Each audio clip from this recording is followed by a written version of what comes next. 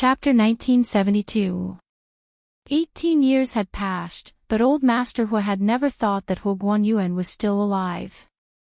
In addition, she had just woken up and had made a scene of great joy and sorrow. Her physical and mental strength were a little overwhelmed.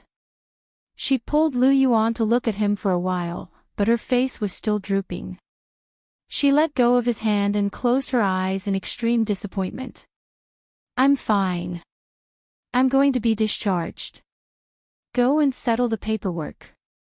Zhang Baochen couldn't care less about being pinched by Lu Yuan. He quickly rushed over and said to old Master Hua, "Dad, don't worry. I'll go handle the procedures now." "Stop.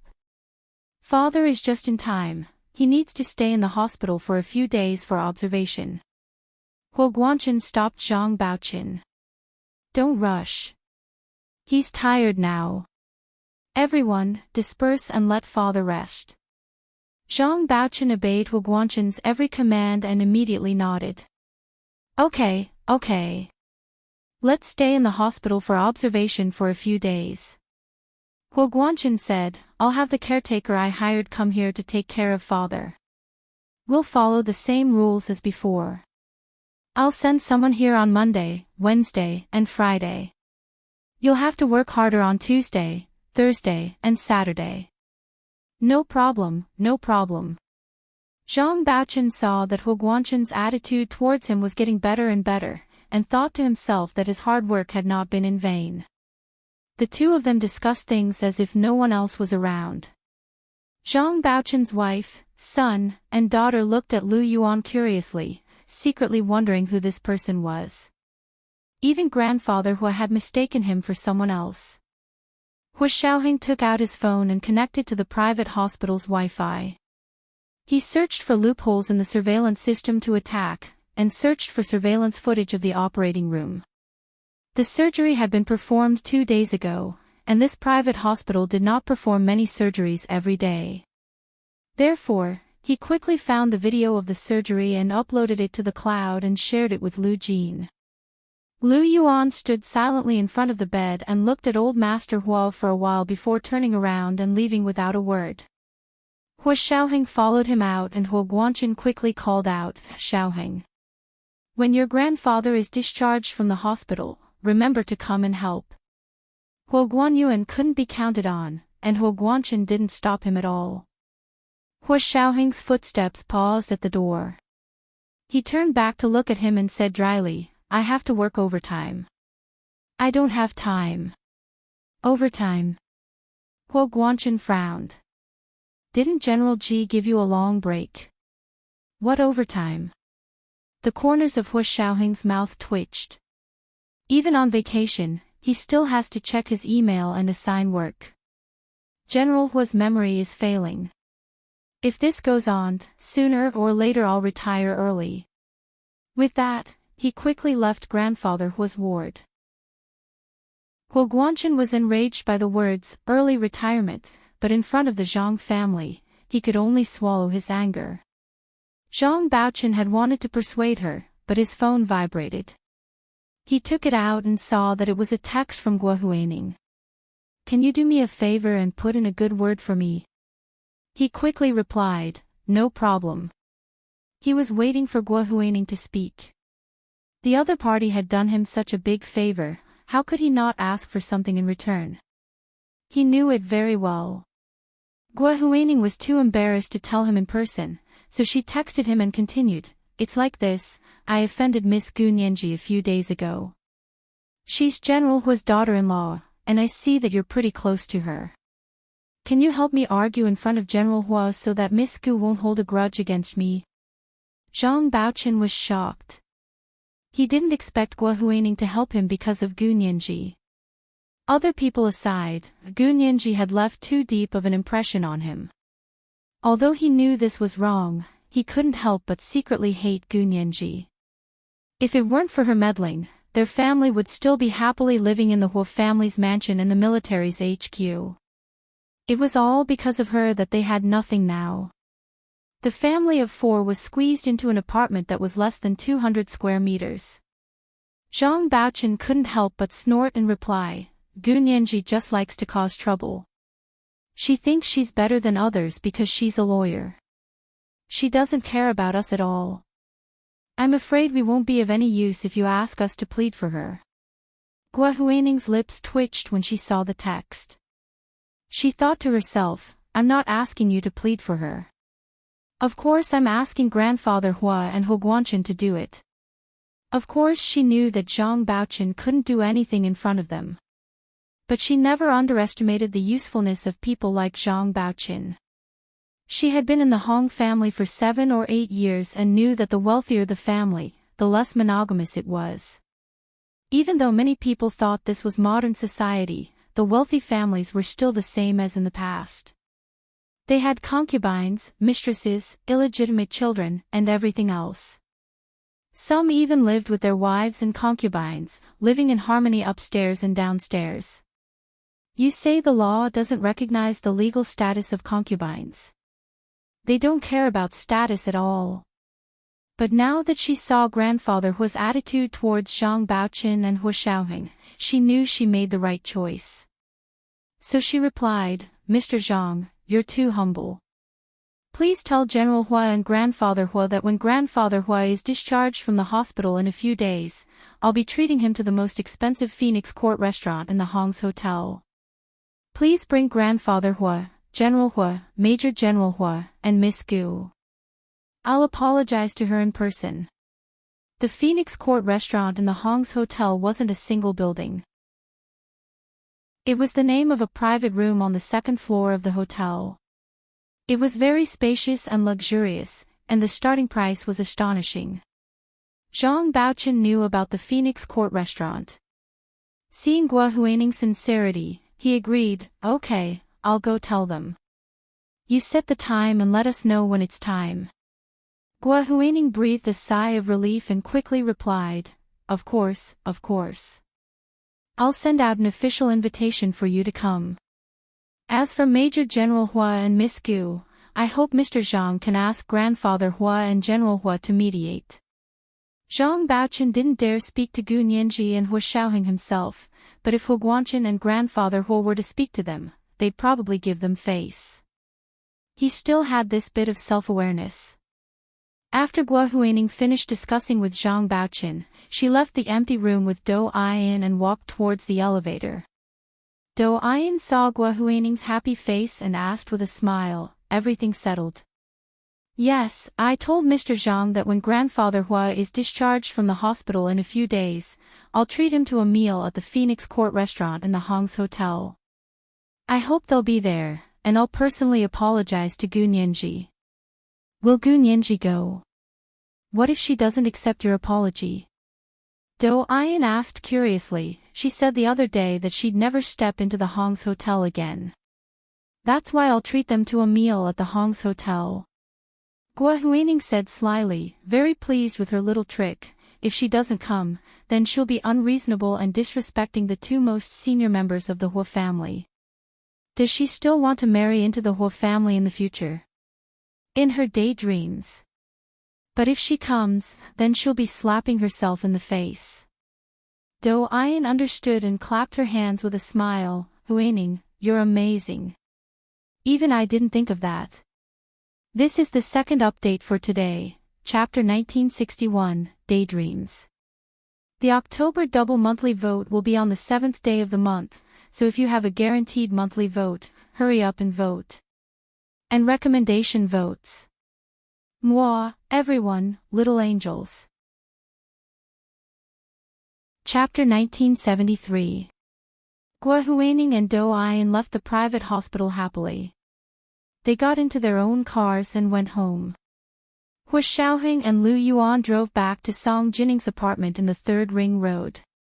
The 2 of them had been called out during dinner. Now that they had returned, the dining table had already been cleaned up. Song Jinning sat alone in the living room looking at the materials. She looked up and saw Lu Yuan and Hua Xiaoheng come in.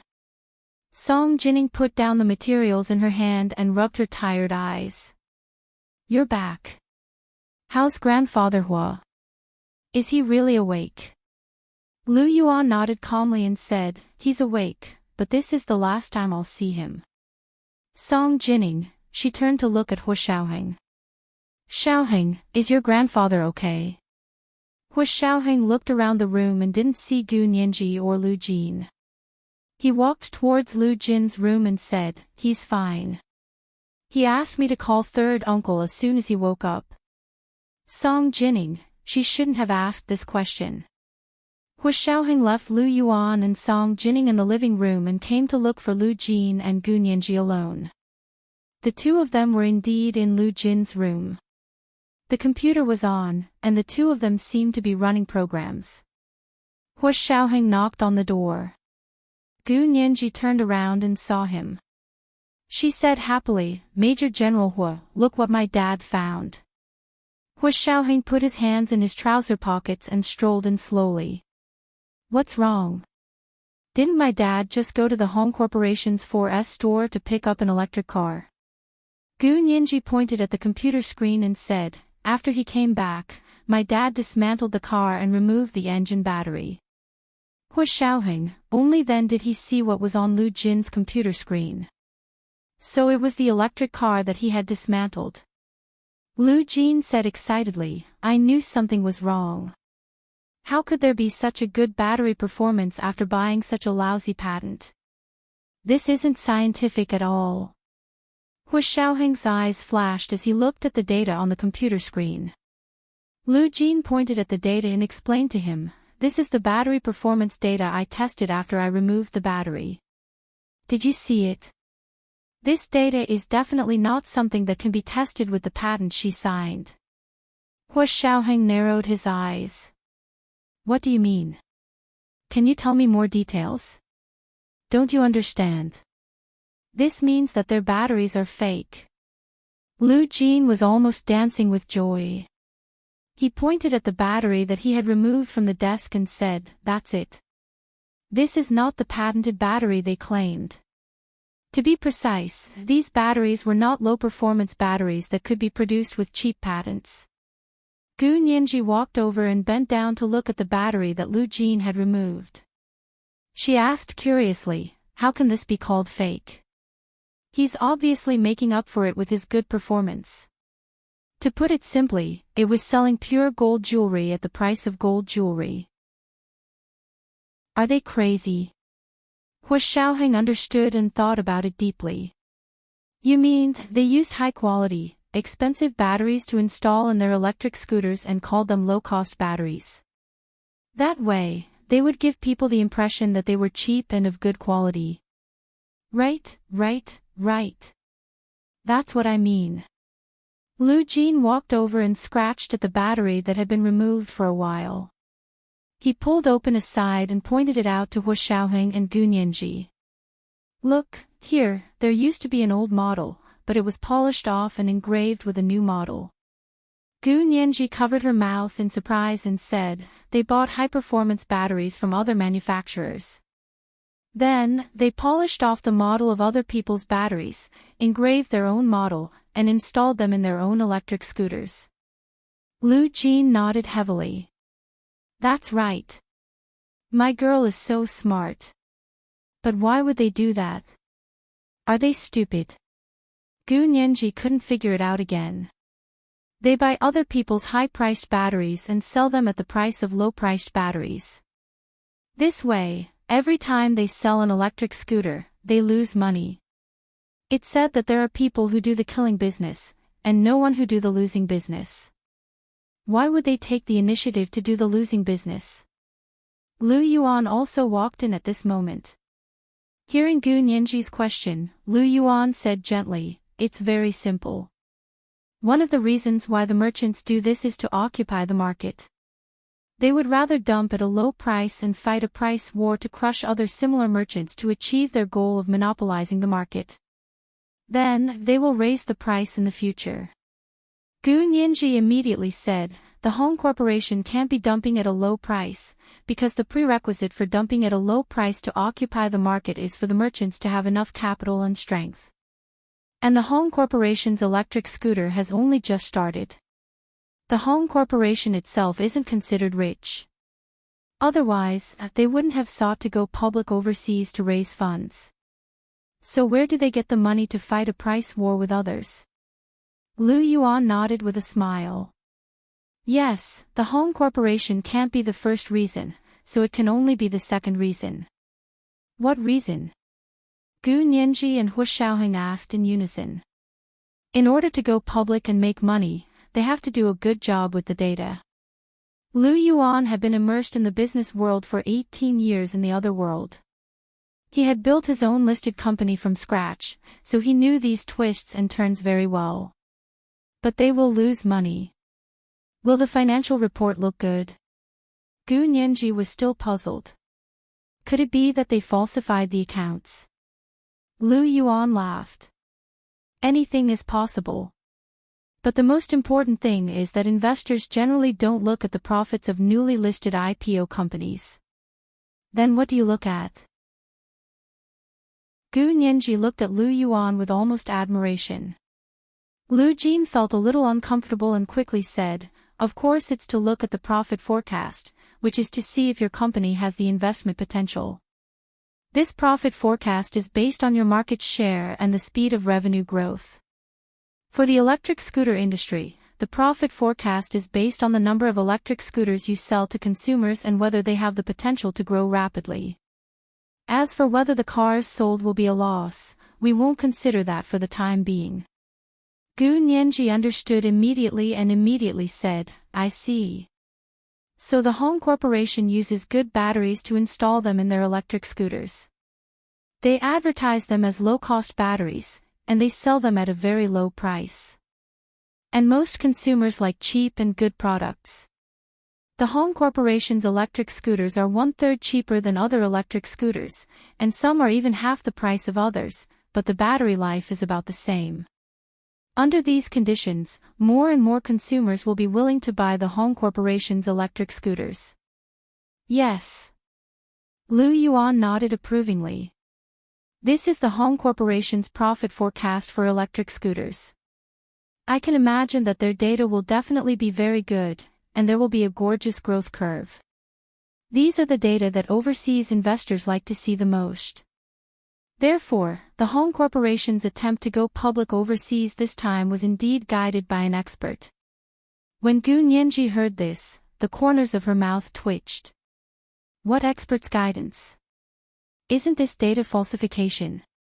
This was today's first update, Chapter 1962, Expert's Guidance. October double monthly votes will be on the 7th day of the month. Dear friends, if you have guaranteed monthly votes, hurry up and vote.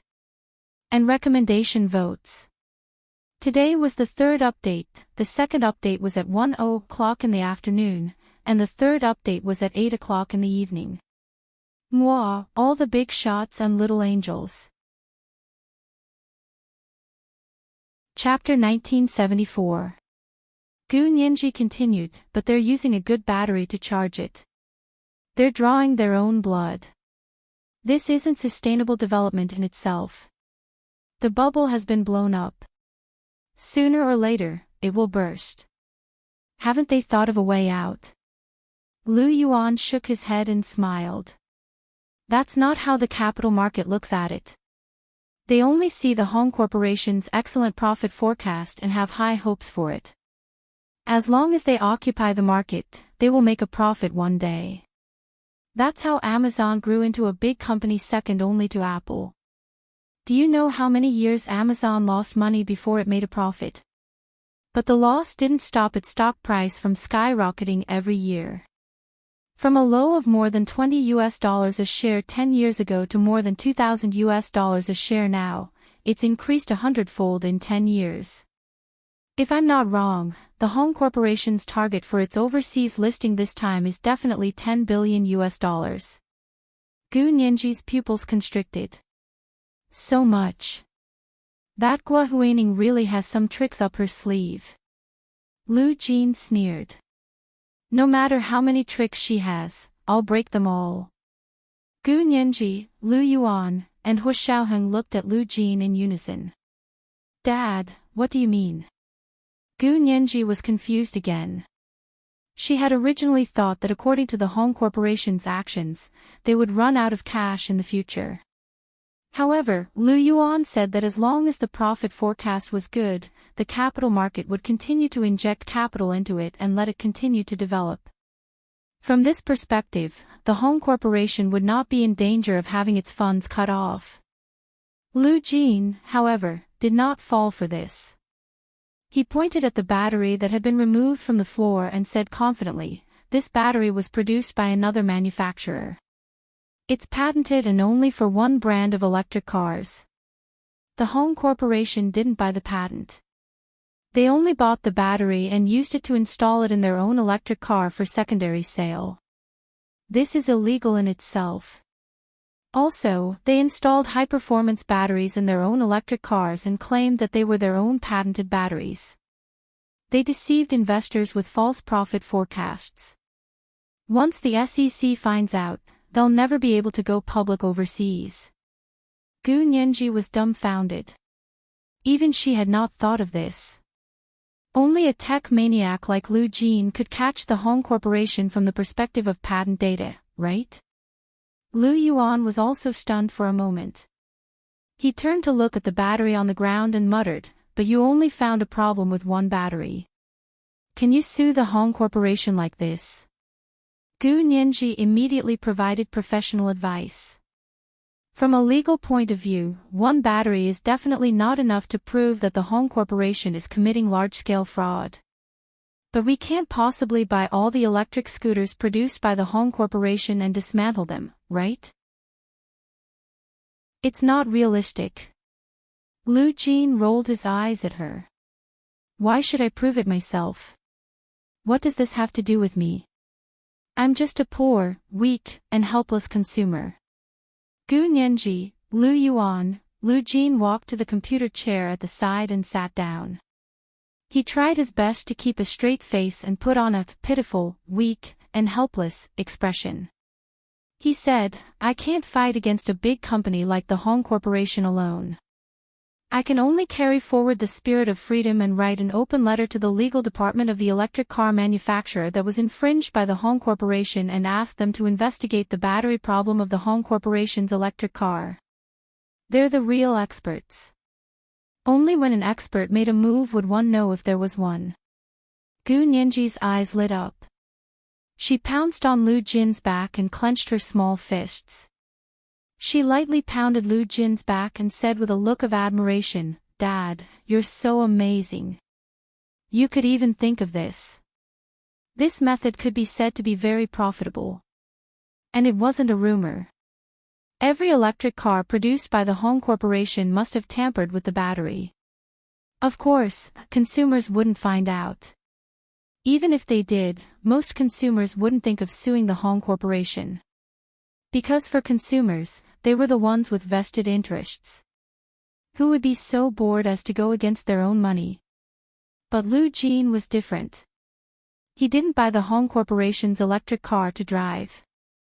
In other words, he didn't buy it for consumption. His main purpose was to find fault. Of course, this fault wasn't randomly found. It was a conclusion that Lu Jin had come to after careful data analysis and scientific reasoning. He pointed directly at the Hong Corporation's biggest shortcoming, the performance of the electric car batteries. Gu Nianji said emotionally, "Dad, what was Guo Huining thinking? Why didn't she sign the better patents? Anyway, she had to spend money. Could it be that she didn't spend money just because she bought the batteries that others had produced and sold them in the car at a low price? I don't understand her logic. That's different." Lu Jin typed on his computer and wrote an open letter. He said seriously, "Actually, the cost of the batteries isn't expensive.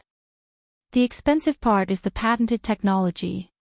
Moreover, the good patents are all exclusive licenses, so the price is astronomical. Of course, it's more cost-effective for the Hong Corporation to buy finished batteries. Moreover, by signing the cheap patent, they can tamper with the cost of the electric scooter even further without anyone knowing.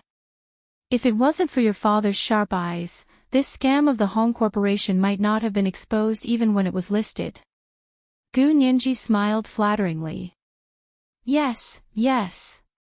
Dad, you're the best. Do you want some water? What do you want to eat tonight?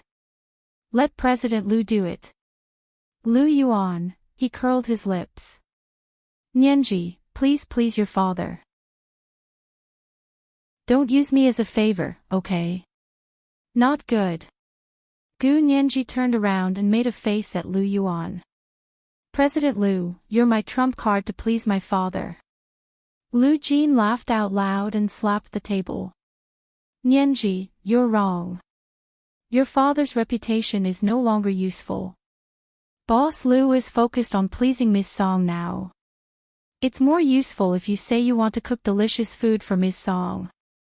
Song Jining, who had just walked in, Gu Nianji turned around with a smile. Just as she was about to tease Lu Yuan, she caught a glimpse of Song Jining coming in from the corner of her eye. She couldn't help feeling embarrassed and quickly changed the topic. Dad, are you going to post this open letter online? Do you want to post a copy on Weibo? I'll use my water army to forward it for you. Gu Nianji winked at Lu Jin and said proudly. This was her territory. Compared to the situation in the other world where her hands and feet were tied, she was like a fish in water here. Lu Jin didn't know that Song Jining had come in, so he joked. I want to eat Spanish seafood fried rice tonight. Nianji, go and tell Boss Lu that Miss Song wants to eat it. He'll definitely cook it. Song Jining rubbed her forehead and said weakly, Professor Lu, I don't want to eat Spanish seafood fried rice. Lu Yuan immediately replied, okay, then let's not cook it. This was the second reward for today, Chapter 1963, The Expert's First Move. For the first 50,000 Chidian dollars that the leader of GU had rewarded in August. The double monthly tickets for October would be on the 7th day of the month.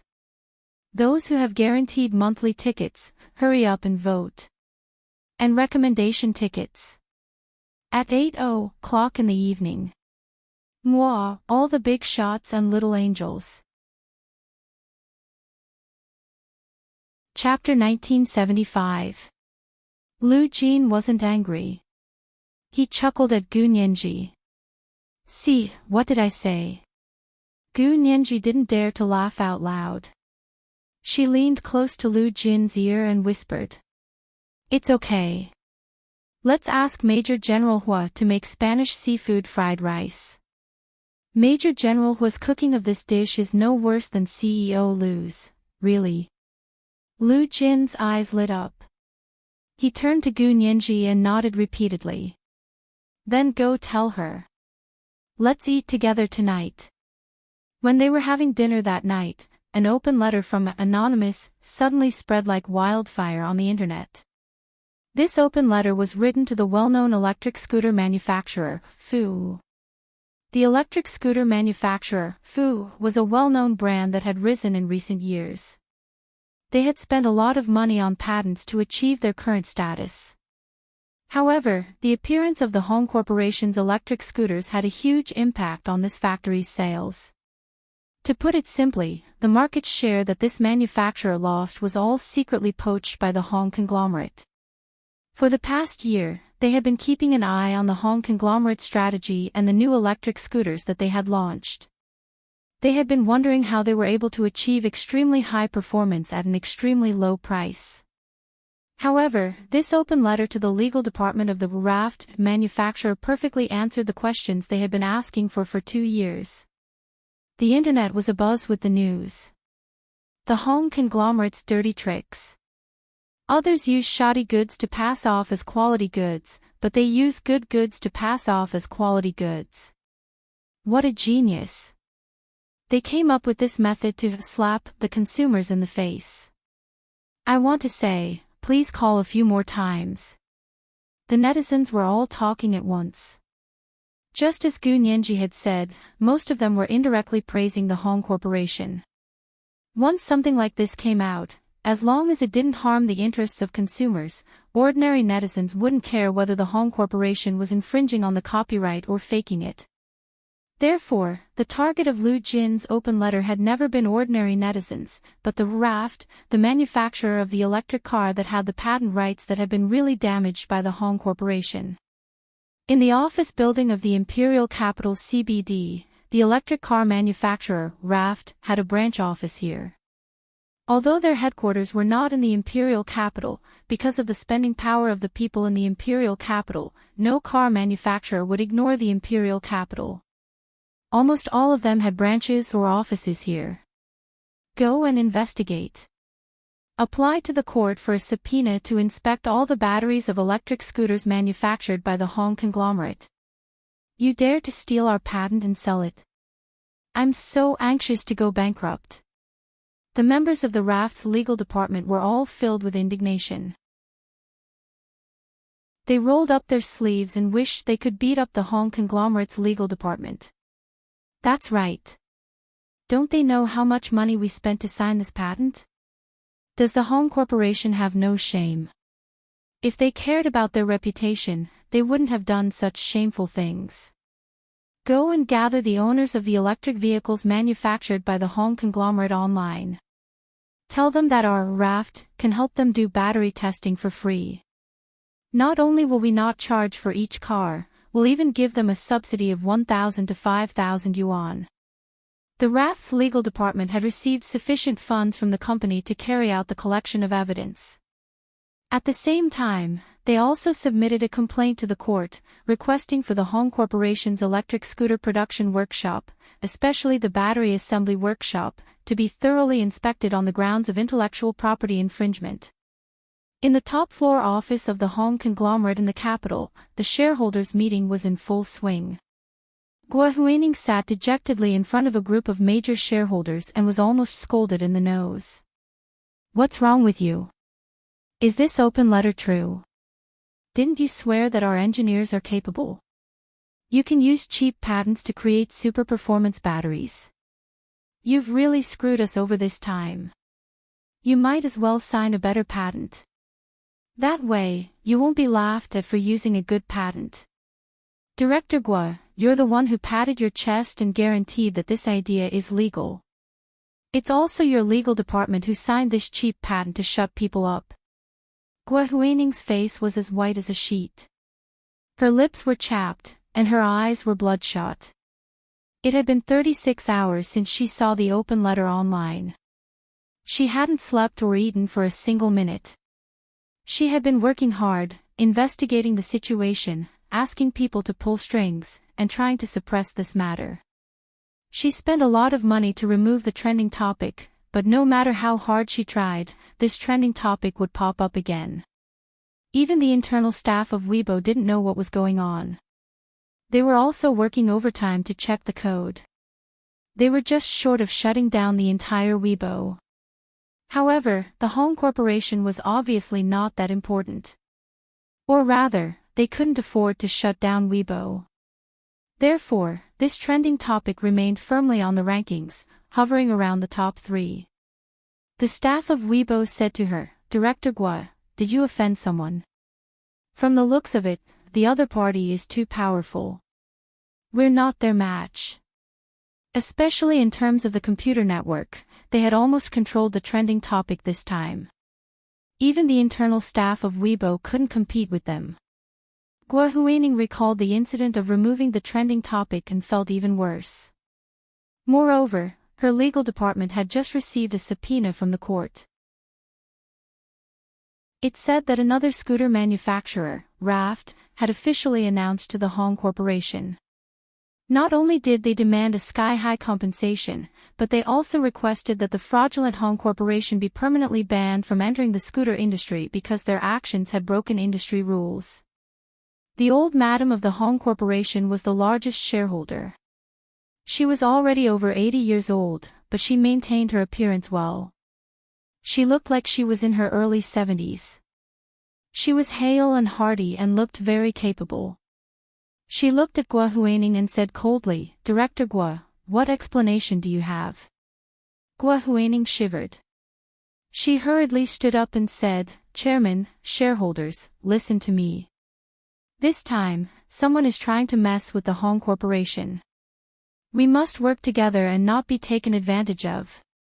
Mess with us. You didn't do anything wrong. Who would mess with us? Who could mess with us? The old madam snorted. How many times have I said that doing business has to be steady and steady? The reputation of the Hong Corporation has been built up for decades, has been destroyed by you. Young people, it's understandable that you want to reach the top in one step. But if you don't have a diamond in the rough, don't do it. I was wondering why the financial report had been losing money every year. So it was you playing tricks. Don't tell me you made an agreement with the battery seller to use our money to subsidize them and then split the profits. How could that be? You're pocketing your own money. The storm this time was completely caused by Director Gua. Does Director Gua have to take responsibility? Gua Huaning's face turned from white to red. She secretly gritted her teeth and couldn't help but say, "But everyone, I'm doing this for the sake of the company's overseas listing. I'm doing this to increase the profit forecast and the scale of the listing. All of you agreed to it. We agreed to the listing, not for you to cheat."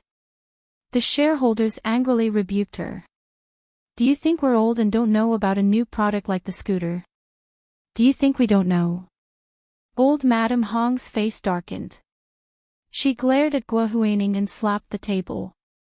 All right, stop arguing. Director Gua, submit a report to the shareholders on this matter.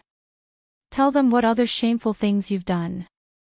Within a day, the accounting department will submit an evaluation report to the board of directors.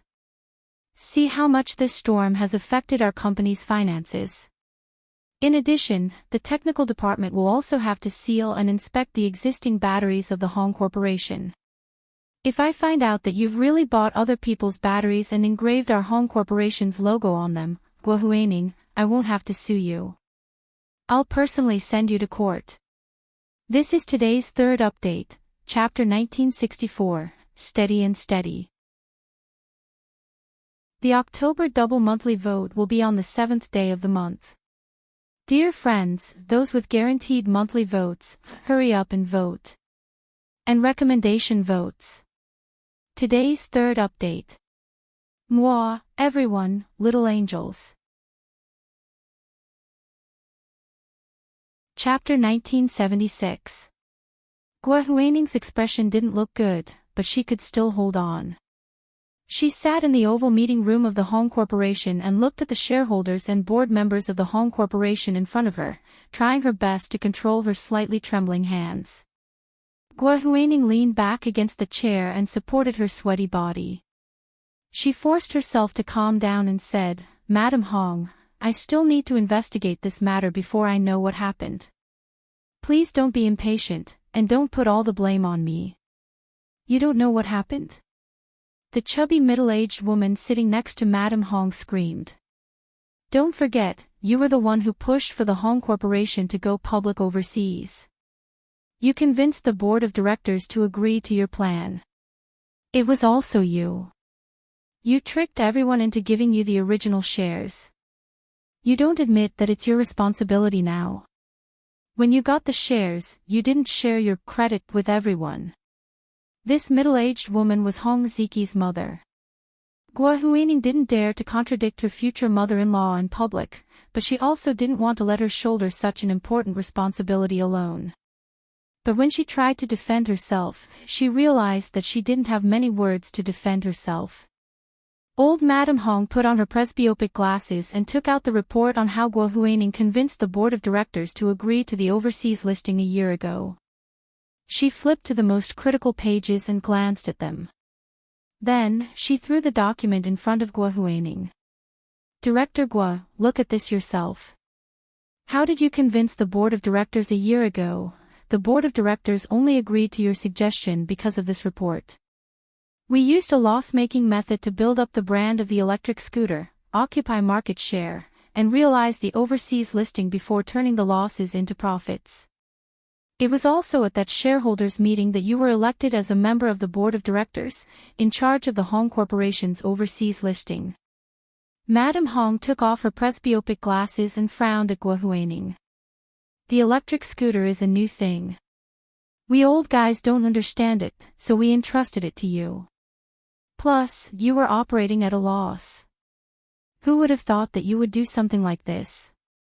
Actually, not many of the major shareholders on the board of directors would look at the financial reports carefully, let alone know that the company would keep losing money. None of them cared about the financial reports. Besides, everyone was waiting to go public and sell their shares to make money. Who would care about the company's small dividends? Cold sweat broke out on Guo Huining's forehead. Back then, she had asked the board of directors for full authority so that it would be easier for her to play tricks. She didn't expect that now that something had happened, it would be her responsibility, but how did this matter get discovered by others? Guo Huining was nervous, but she could not figure it out. Guo Huining pursed her lips and bit her chin tightly. After a while, she said, "Madam is right, but according to the board of directors' share distribution, even if I have to take responsibility, it won't be the main responsibility. The ones who will take full responsibility for the shareholders are the major shareholders. At most, I'm just a small shareholder. At most, it's an administrative fault." In other words, it was impossible to send her to court. Old Madam Hong sneered, "So, you've prepared a move for yourself? Is it because you don't like us old fellows because we don't do anything and only take money? I don't dare." After all, Guo Huining was an expert in law for many years. She nodded slightly. "I just want to make it clear that we are all in the same boat. If something really happens to the Hong Corporation this time, it's useless for you to hand me over alone. Everyone here has to bear their own legal responsibility." "Really?" Old Madam Hong was not scared. "Director Guo is directly related to this matter. I propose to remove Guo Huining from the position of director of the legal department, expel her from the board of directors, and cancel all the original shares allocated to her. At the same time, the company's legal department will file a civil lawsuit against Guo Huining for compensation." Guo Huining's pupils suddenly shrank, and she cried out involuntarily, "Old Madam Hong!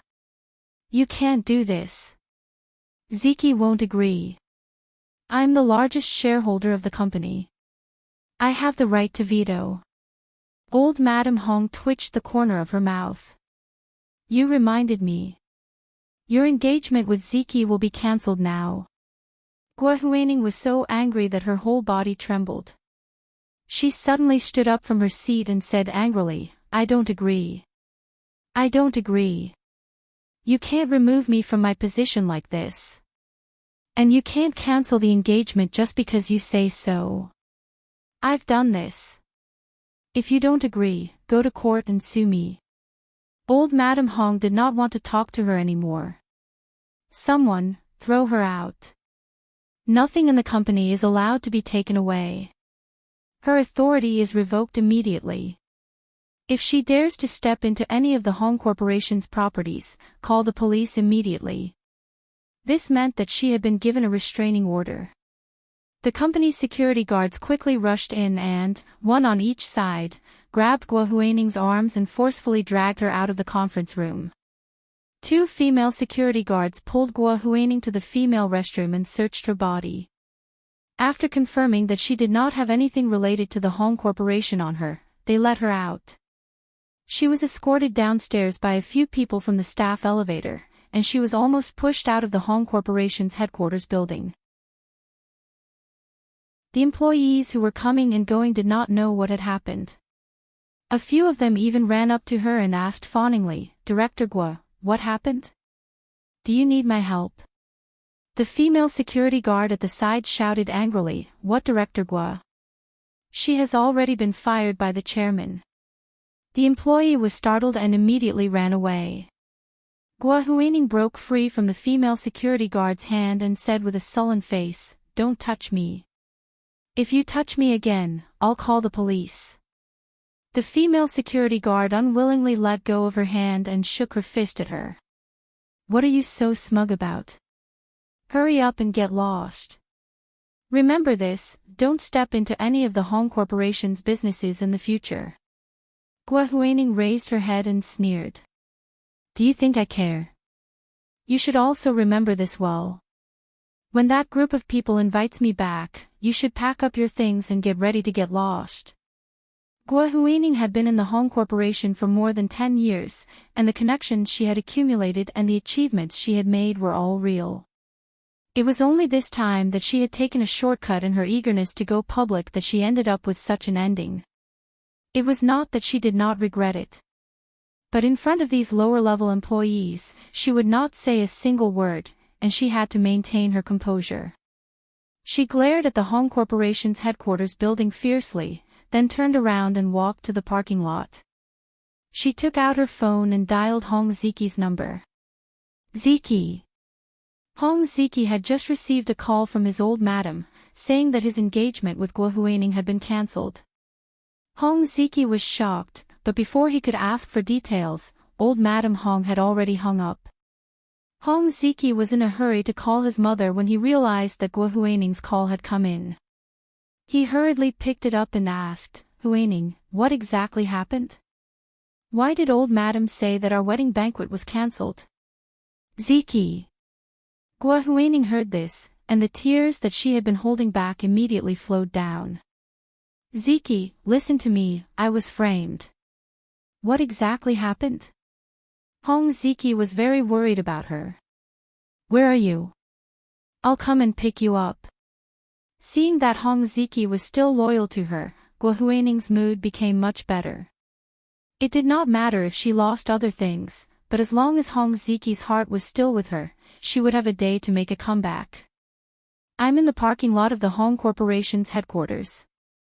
Gua Huaining's voice was very weak. I'm not feeling well now, I can't drive. Don't worry, I'll come and pick you up now.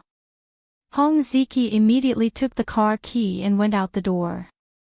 He and Gua Huaining had lived together for 4 to 5 years, and the Hong family had bought the house for him. Originally, they had wanted to renovate it and use it as a wedding house, but Gua Huaining kept saying that they would move back to the Hong family's mansion after they got married. This small house could be used as a place for them to occasionally go out and spend time together. Hong Ziki agreed, but before they got married, Gua Huaining could not live in the Hong family's mansion, so the two of them lived together here. He got into his car and had just started it when he heard his earphone ring. He picked up the call and saw that it was from Xue Jingjiang. He immediately asked, Young Master Xue, why are you calling me? Xue Jingjiang heard his normal tone and sighed. Young Master Hong, you haven't been online recently, have you? Why would I be online? Hong Ziki said with a grin. Is it because the games aren't fun, or the girls in the bars aren't pretty enough? Why would I spend my free time online? That's something only a penniless loser would do. Pfft. Xue Jingjiang scolded him. Nothing good comes out of a filthy mouth. Your brother, I, like to go online. Don't like to play games. Don't like to go to bars to pick up girls. I knew you didn't have to do this. Hong Ziki drove into the heavy traffic of the imperial capital and said proudly, You're so handsome, and your family is rich and powerful, but you're an otaku who likes to surf the internet. Let me tell you, the difference between us rich men and poor men is that they only know how to support internet celebrities, but we're the ones who play with internet celebrities. Xue Jingjiang almost smashed his phone, but when he saw the headlines, he suppressed his anger and said, You don't go online, so you don't know what happened to the Hong Corporation, right? Also, you broke off your engagement with Gua Huaining. She was fired by the Hong Corporation. Hong Ziki's expression changed. Fired? How did you know? What happened to the Hong Corporation? That's what you get for not going online. That's what you get for being an internet celebrity. Xue Jingjiang glanced at his phone in disdain. Your electric car is in trouble. The electric car manufacturer, Fu, that you infringed on, has already submitted a complaint to the court. Hong Ziki instantly understood. The Hong Corporation's electric car project was single-handedly operated by Gua Huaining. No wonder the elder master had personally called to tell him that he had broken off his engagement with Guo Huining. No wonder Guo Huining's tone was so strange just now. Hong Ziki hurriedly stopped his car by the roadside and took out his phone to search for the news. It immediately led to Weibo. 8 of the top 10 trending topics on Weibo were related to the Hong Corporation and Guo Huining. Especially the decision made by the Hong Corporation's board of directors to fire Guo Huining. It was already trending. And the news of Hong Ziki and Guo Huining breaking off their engagement was also trending under the hashtag husband and wife are birds in the same forest, they fly apart when disaster strikes hashtag. Such a big thing actually happened. Hong Ziki slammed his foot on the accelerator and sped towards the Hong Corporation's headquarters. After parking the car in the parking lot, he rushed into the elevator without even looking at Guo Huining, who was standing at the side, and went up to the oval meeting room on the top floor. Guo Huining watched Hong Ziki's back view as he left without a care in the world, and her heart sank to the bottom. This is the first update of the day, Chapter 1965, A Sharp Turn. The October double monthly vote will be on the 7th day of the month. Dear friends who have guaranteed monthly votes, hurry up and vote. And recommendation votes. Today is the second update, 8 p.m. on the second update. Moi, everyone, little angels. Chapter 1977. When he arrived at the Oval Conference Room on the top floor of the Hong Corporation headquarters, the board of directors was still in session.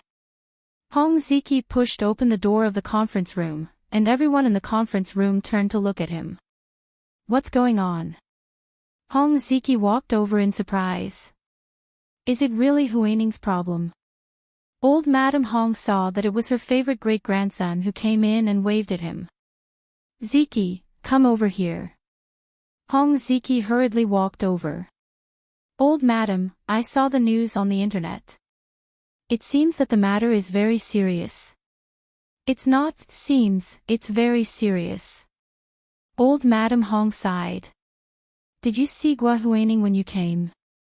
Hong Ziki was surprised. I saw her, but I didn't talk to her. I want to know what's going on from you first. He turned to look at his mother. Mom, do you know? Hong Ziki's father had not returned from abroad, and Hong Ziki's mother was unhappy. She said, Guo Huining is the one who knows the most about this matter.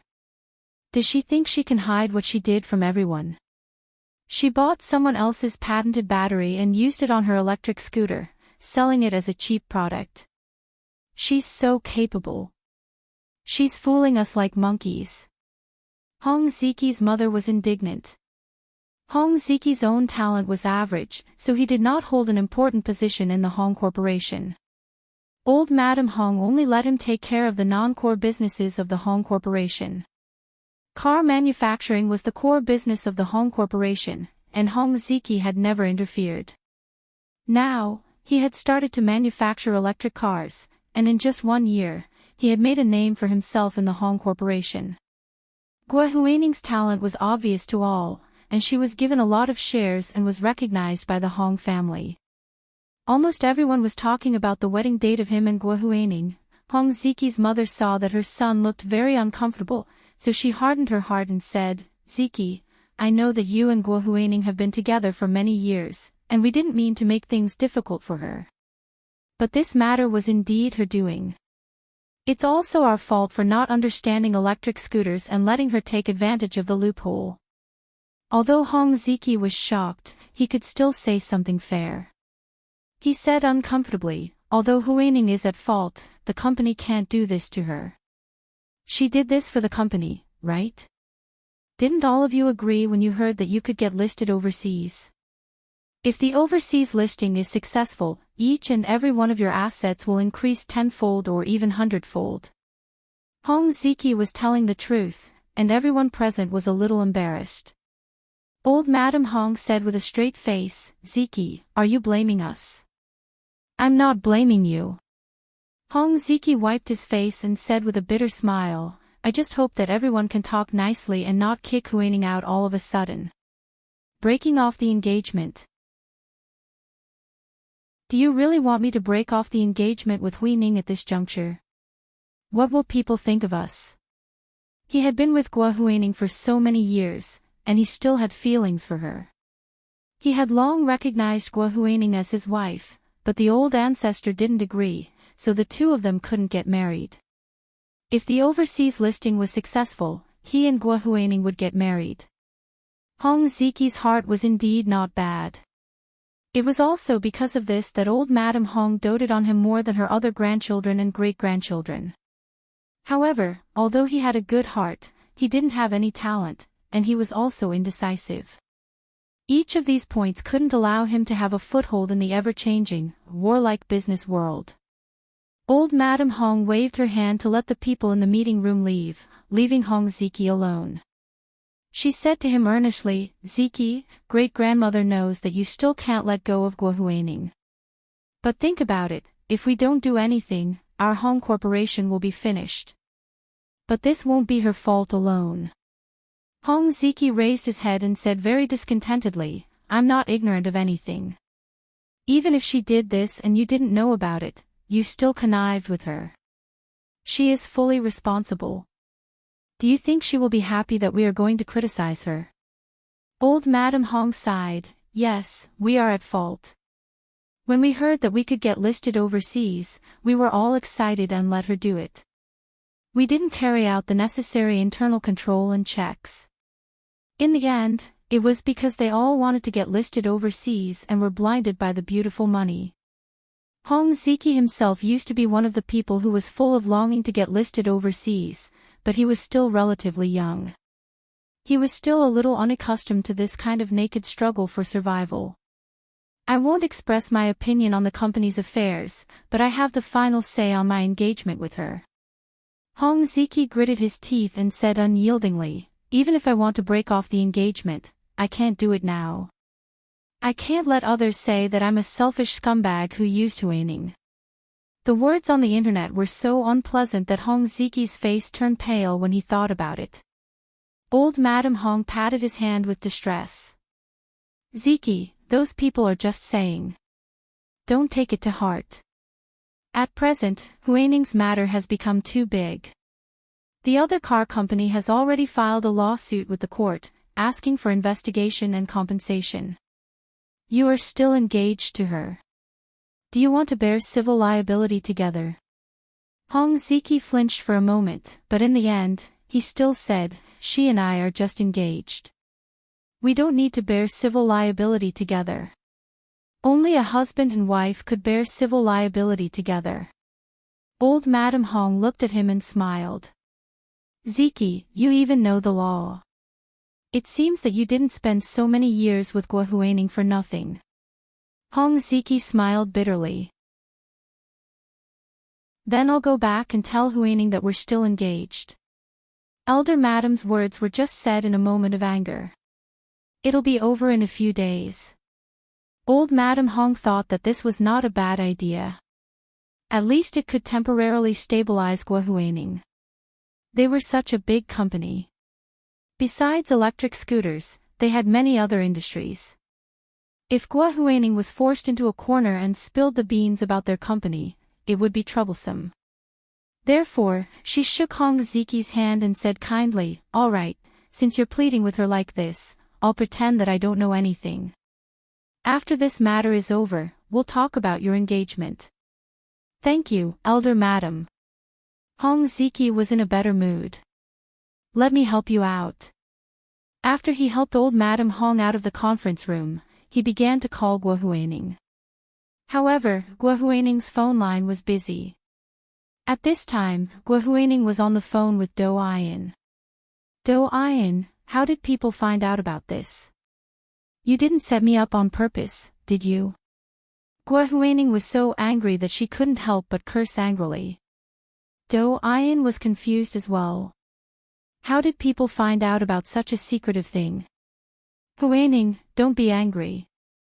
We're in the middle of a meeting." Do Ayan held the phone in her hand as she walked along the corridor. Actually, as an intern, she wasn't qualified to participate in such a high-ranking meeting. What's the point of having a meeting now? Guo Huining sat in her car and was so angry that she wanted to kick someone. There's definitely no problem on my side. I bought the batteries from a third party. This third party was provided by you. It was impossible for the Hong Corporation to directly buy the high-efficiency batteries for the electric motor from the battery manufacturer that supplied the raft. It would be too conspicuous and too easy for people to find out and choke them.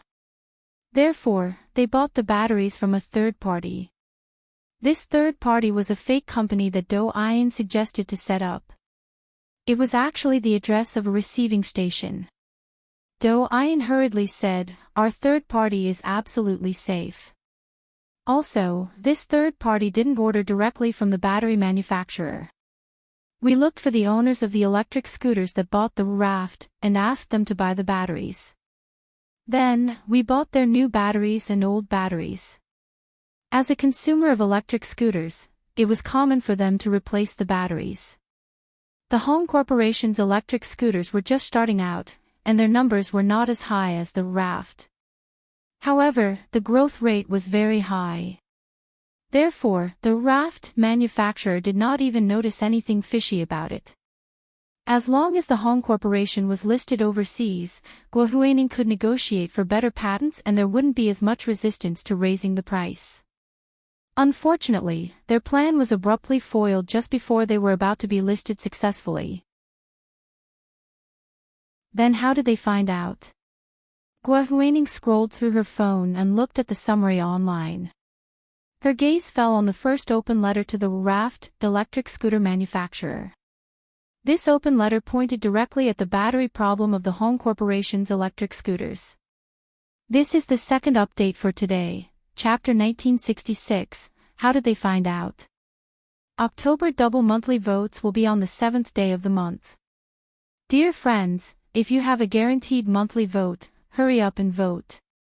And recommendation votes. Moi, everyone, little angels. Chapter 1978. Guo Huining swiped on her phone and finished reading the open letter. She couldn't help but break out in a cold sweat. The open letter was full of data and the argument was brief and powerful. It pointed out the huge difference between price and performance, and almost logically deduced the battery problem. But with Guo Huining's years of experience as a lawyer and the ups and downs of the business world, this open letter was definitely not written by an outsider, because the data was too professional, so professional that Guo Huining didn't believe it was written by an outsider. Guo Huining's face darkened. She picked up her phone and said to Do Ian, "I know. Someone in our company is deliberately messing with me." Then she hung up on Do Ian and dialed old Madam Hong's number. The people around old Madam Hong didn't want to pass Guo Huining a message, but Guo Huining said firmly on the phone, "I have evidence to prove that this incident didn't happen by accident.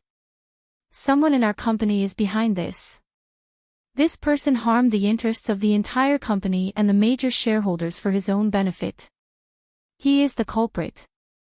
The person heard Guo Huining's words and said that she had evidence. In addition, she also had some options of the Hong Corporation. Of course, she wanted the Hong Corporation to be well and didn't want it to be destroyed because of this incident. So she softened her tone and said, "I'll go talk to old madam." "Please wait a moment, Miss Guo." The person put down the phone and came to old Madam Hong's side. She bent down and whispered what Guo Huining had just said in her ear. In the end, she said, "Miss Guo must have done something wrong in this incident. But if this is really done by someone in our company who betrayed the interests of the entire company, shouldn't we find this person? How can we achieve great things in the future if we keep such a traitor?" Old Madam Hong's eyelids twitched. She hugged the snow-white Persian cat in her arms and thought for a while. Then she said, "Huining said she has evidence. Proof that it was done by someone inside." "Yes.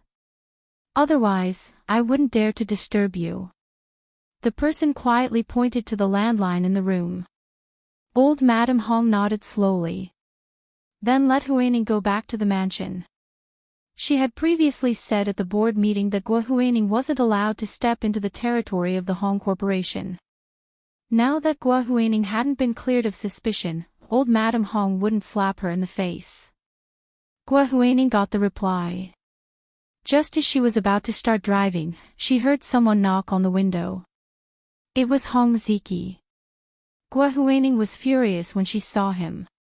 She lowered the window with a straight face and said, "What are you doing here? We are no longer engaged." Old ancestors said those words out of anger. How can an engagement be annulled so easily? Hong Ziki comforted her. Where are you going now? Let's go home and think about it.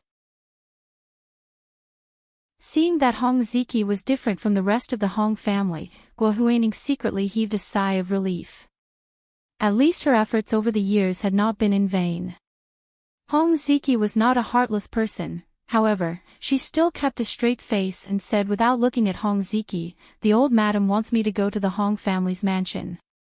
There are some things we need to discuss." You want to go back to the mansion? Hong Ziki was a little surprised. Did the ancestor ask you to go back? Guo Huining nodded. I'm leaving.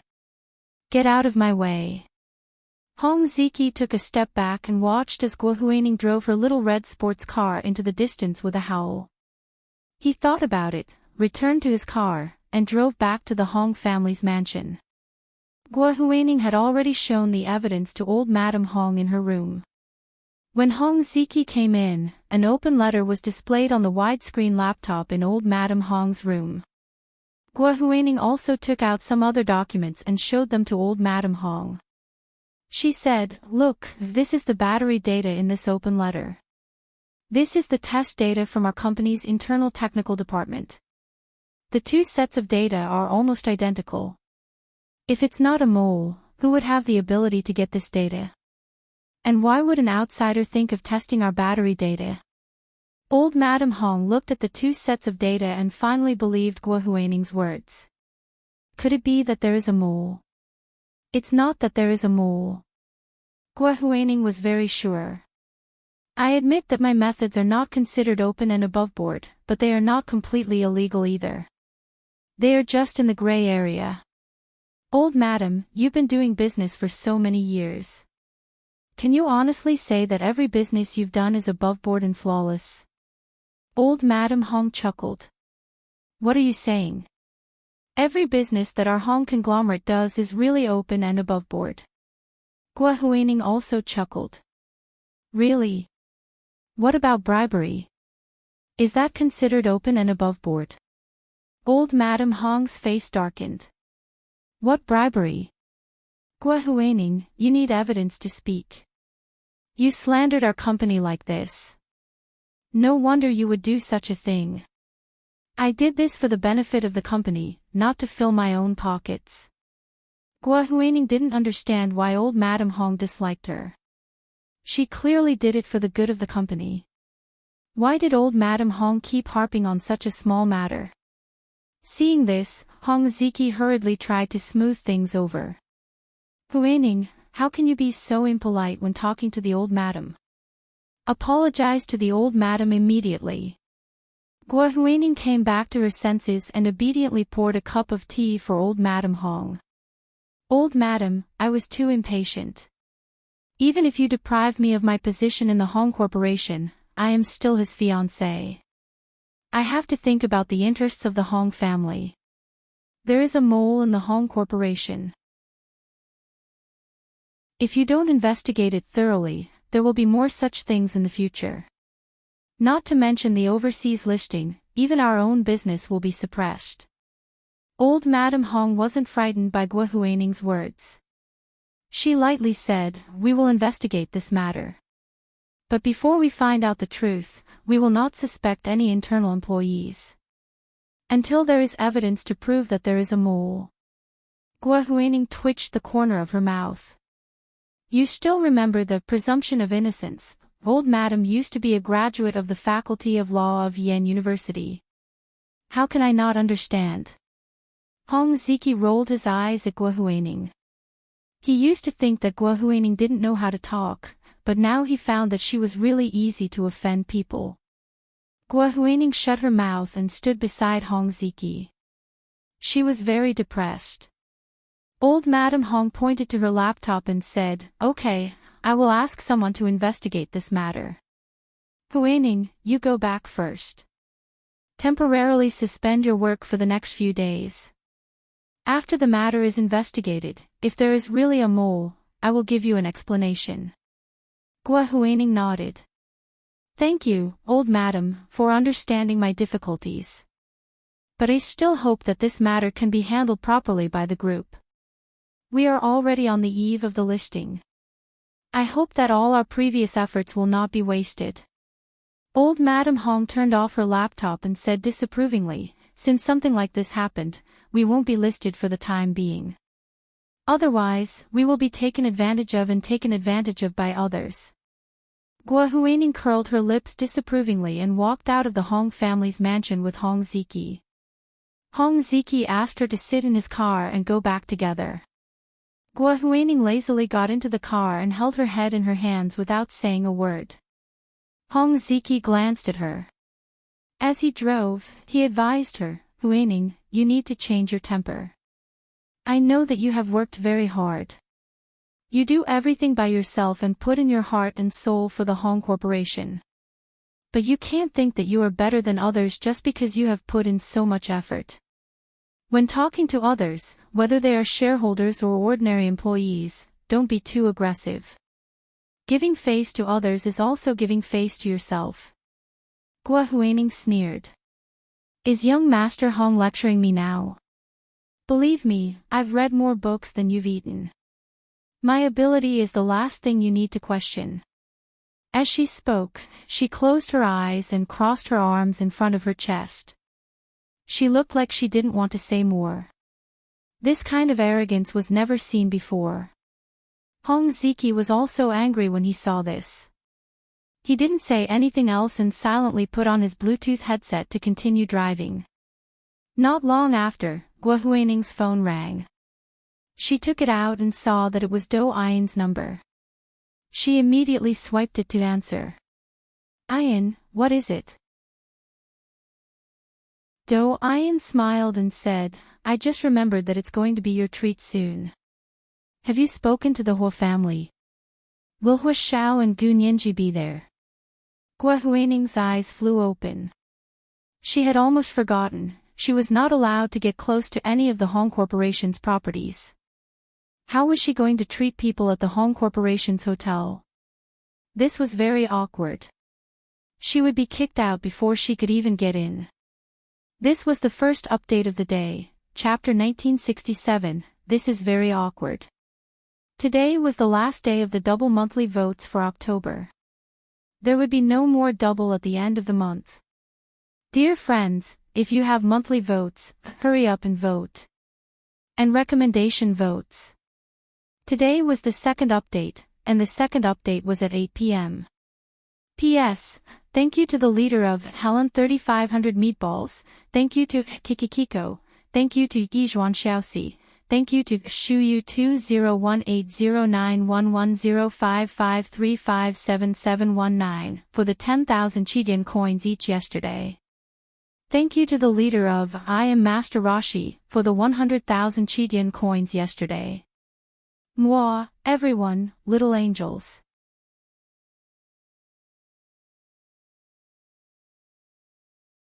Chapter 1979. What should she do? Gua Huining's gaze naturally fell on Hong Ziki, who was sitting next to her. Oh right, Hong Ziki was in charge of the Hong Corporation's hotel. As long as Hong Ziki still recognized her, she could enter, right? Gua Huining's eyes flashed as she hung up. Her tone softened as she said to Hong Ziki, "Ziki, I want to treat everyone at the Hong Corporation's hotel. I booked it a few days ago. I want to invite General Hua, Grandfather Hua, Major General Hua, and his fiancée, Miss Gu." Hong Ziki was driving when he remembered the unpleasant scene with Gu Nianji and Hua Xiaohing that day. He quickly said, you should treat them to a meal. Everyone should talk nicely. You should apologize and let them cool down. Gua Huaining was a bit unhappy. If they were happy, then she would be unhappy, but now she was under someone else's roof. Apologizing to Gu Nianji was a small matter. She wanted to use her relationship with General Hua to return to the Hong family. Last time she listened to Do Ain's words and saved grandfather Hua. It was a stroke of luck. Good things come to good people. Gua Huaining gradually cheered up and nodded. Yes, but you have to do me a favor. What favor? Tell me. Hong Ziki laughed. I'm still your fiancé. You don't have to be so polite. TSK, just now you told me not to be so overbearing. Now you're telling me not to be polite. You're the god, you're the ghost, you're the only one who's reasonable, right? Hong Ziki was annoyed. Gua Huaining didn't understand what he meant. He smirked. Huaining, being overbearing and not being polite are two different things. I could tell a long time ago that you have a problem with your attitude towards people. You either put yourself too low or think too highly of yourself. You're too extreme.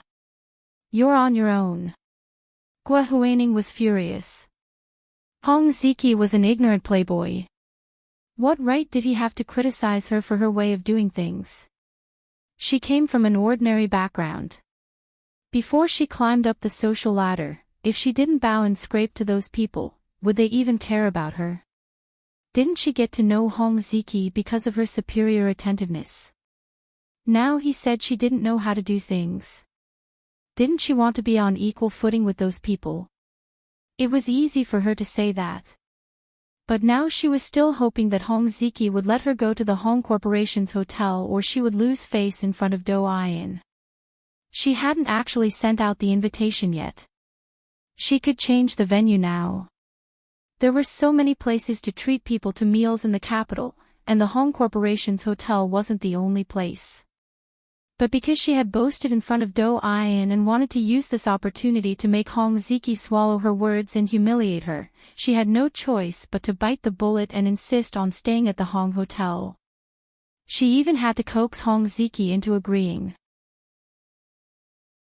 Gua Huaining was annoyed just thinking about it, but in order to see Gu Nianji's swollen face, she felt that it was worth it even if she had to suffer in front of Hong Ziki and the Hong family.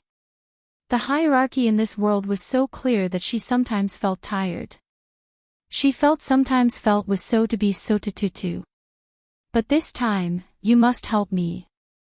Gua Huaining pouted and begged, I've already told people, General Hua, Major General Hua, and Grandfather Hua, they're all people of high status.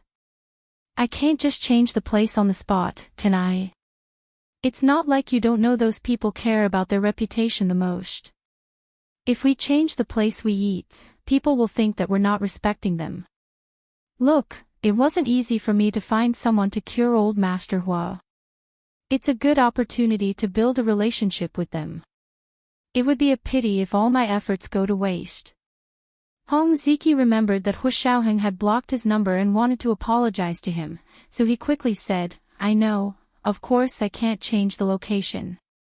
But what does this have to do with my help? Of course. Gua Huaining blushed. It's like this. I told them that the place was the Hong Conglomerate's hotel, but Old Master said that I'm not allowed to step into the Hong Conglomerate. Hong Ziki was stunned for a moment. He turned his head and said, Did Elder Ancestor really say that? Gua Huaining nodded. In the oval conference room on the top floor of the headquarters, in front of the board members. In that case. Hong Ziki thought for a moment.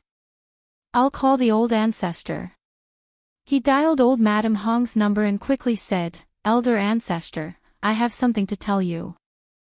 Huaining wants to invite General Hu Guanqin and Major General Hu Xiaoheng to our hotel, as well as their grandfather, as well as Major General Hu Xiaoheng's fiancée, Miss Gu.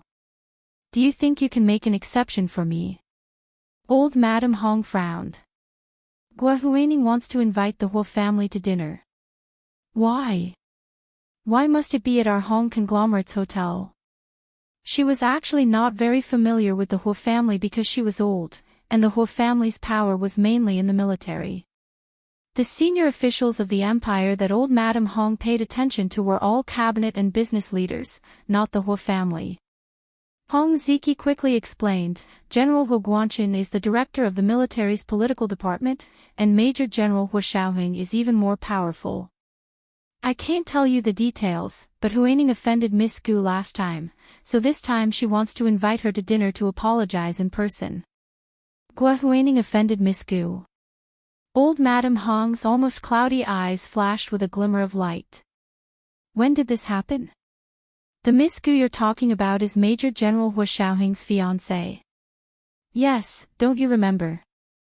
Their engagement ceremony was broadcasted live on TV. It was hosted by Russian President Vladimir Putin. Hong Ziki avoided the topic and changed the topic with a smile. You also praised Miss Gu for being delicate and beautiful, old Madame Hong suddenly remembered. This Miss Gu is called Gu Nianji. And she's a lawyer. Yes, yes. You know her. Hong Ziki was even happier. Why don't you come on the day of the dinner? Old Madame Hong's frown deepened. She was keenly aware that something was wrong. Although she was not familiar with the Hua family, she was very familiar with the power structure of the upper echelons of the empire. Then when did Gua Huaining offend Miss Gu? What did she do to offend her? Old Madame Hong was not so easy to fool, so she persistently asked. Hong Ziki hesitated a few times, but couldn't resist old Madame Hong's sharpness. In the end, he confessed everything. That's it. It's actually not a big deal. It's just for a reserved seat. Old Madame Hong was so angry that she wanted to laugh. Just for a seat. Ziki, do you really think she thinks the same way? Did Gua Huaining ask you to make this call? I told her not to enter the Hong Corporation, so she asked you for help. I really can't hide anything from you, old lady. Hong Ziki smiled mischievously. Dear old lady, dear old lady. Just promise me this once. This time is really important. He accidentally blurted out. Hua Xiao already blocked my number. I still have to ask Xue Jingjiang to help. Xue Jingjiang. He's very close to Major General Hua. Old Madame Hong stood up, her hand trembling as she held her walking stick. She knew Xue Jingjiang. He was the favorite of the two elders of the Xue family. Yes, Hua Xiao is Xue Jingjiang's childhood friend. They've known each other since they were young. And Xue Jingjiang has always listened to Hua Xiao and followed his lead. Old Madame Hong's heart sank. The Xue family had a much deeper foundation than the Hong family, and Hua Xiaoheng was Xue Jingjiang's childhood friend. Moreover, Xue Jingjiang followed his lead. That was no ordinary background. This is today's second update, chapter 1968, No Ordinary Background. Today is the last day of the double monthly votes for October. There won't be any more double at the end of the month. Dear friends, if you have monthly votes, hurry up and vote. There are also recommendation votes. P.S. Thank you, only reading makes people happy in life, for your 50,000 Qidian coins today. Thank you, Beth1211, for your 100,000 Qidian coins today. Mwah, everyone, little angels. Chapter 1980. Old Madame Hong immediately asked, Ziki, where are you now? Gua Huaining. Is she with you? It had to be Gua Huaining for Hong Ziki to call and plead for her. Hong Ziki thought old Madame Hong had agreed and giggled. Ancestor, Huaining is with me, you two go back to the mansion immediately. I have something to ask you. Old Madame Hong put down the phone and rubbed her temples. She felt her head throbbing with pain. No wonder the situation was so strange this time. Someone must have gotten into trouble and didn't know it. She wanted to find out what was going on. While waiting for Hong Ziki and Guo Huining to return, she sent someone to the Hong Group Hotel to get the surveillance footage from that day. Hong Ziki told Guo Huining about old Madame Hong's words. Guo Huining was delighted and smiled. So Ancestor isn't angry with me anymore. Can I go to the Hong Corporation? Hong Ziki turned the steering wheel and smiled. I'll ask Ancestor again when I see her. It'll be fine. Didn't she let you go back to the Hong family? Guo Huining breathed a sigh of relief. She was quite relieved that Hong Ziki hadn't broken up with her at that time. She hadn't wasted her youth on this stupid man in vain. Guo Huining smiled and returned to the Hong family's mansion with Hong Ziki. This time, old Madame Hong was sitting in her study and waiting for them to come in. Before Hong Ziki and Guo Huining came in, old Madame Hong had already obtained the surveillance footage of Guo Huining arguing with Gu Nianji that day. Unfortunately, there was no sound in the video, only the image. But even from the image, old Madame Hong could tell that Gu Nianji's group had gone there first. They had already ordered food and eaten for a while before Guo Huining sent someone to greet them. First was the waiter in the red vest, then Guo Huining herself. There was also a girl who looked somewhat familiar. Old Madame Hong squinted and put on her reading glasses for a long time before she barely recognized her as the youngest daughter of the Dou family. Old Madame Hong had paid close attention to the two daughters of the former Prime Minister Dou's family. Because of Dou Qingyan, old Madame Hong had planned to introduce her to her great-grandson, Hong Ziki. The two of them were about the same age, and Hong Ziki got along well with Xue Jingjiang. Xue Jingjiang and Dou Qingyan were also childhood friends. Relying on this relationship, old Madame Hong wanted them to be childhood sweethearts. However, Dou Qingyan soon joined the army and disappeared from the circle of the imperial capital's rich and powerful second generation. Guo Huining began to hang out with Hong Ziki, so Dou Qingyan didn't say anything more. When Dou Qingyan reappeared a few years later, she was embroiled in a huge storm. Even Prime Minister Dou was implicated.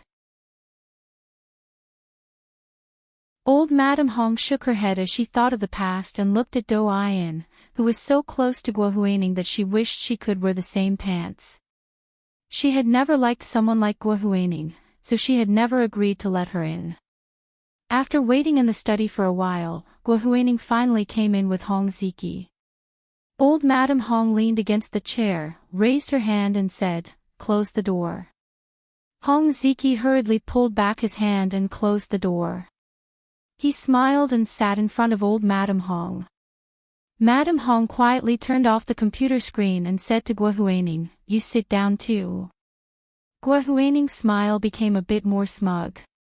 She sat down properly and said with a smile, "Old Madame Hong, does this mean you agree?"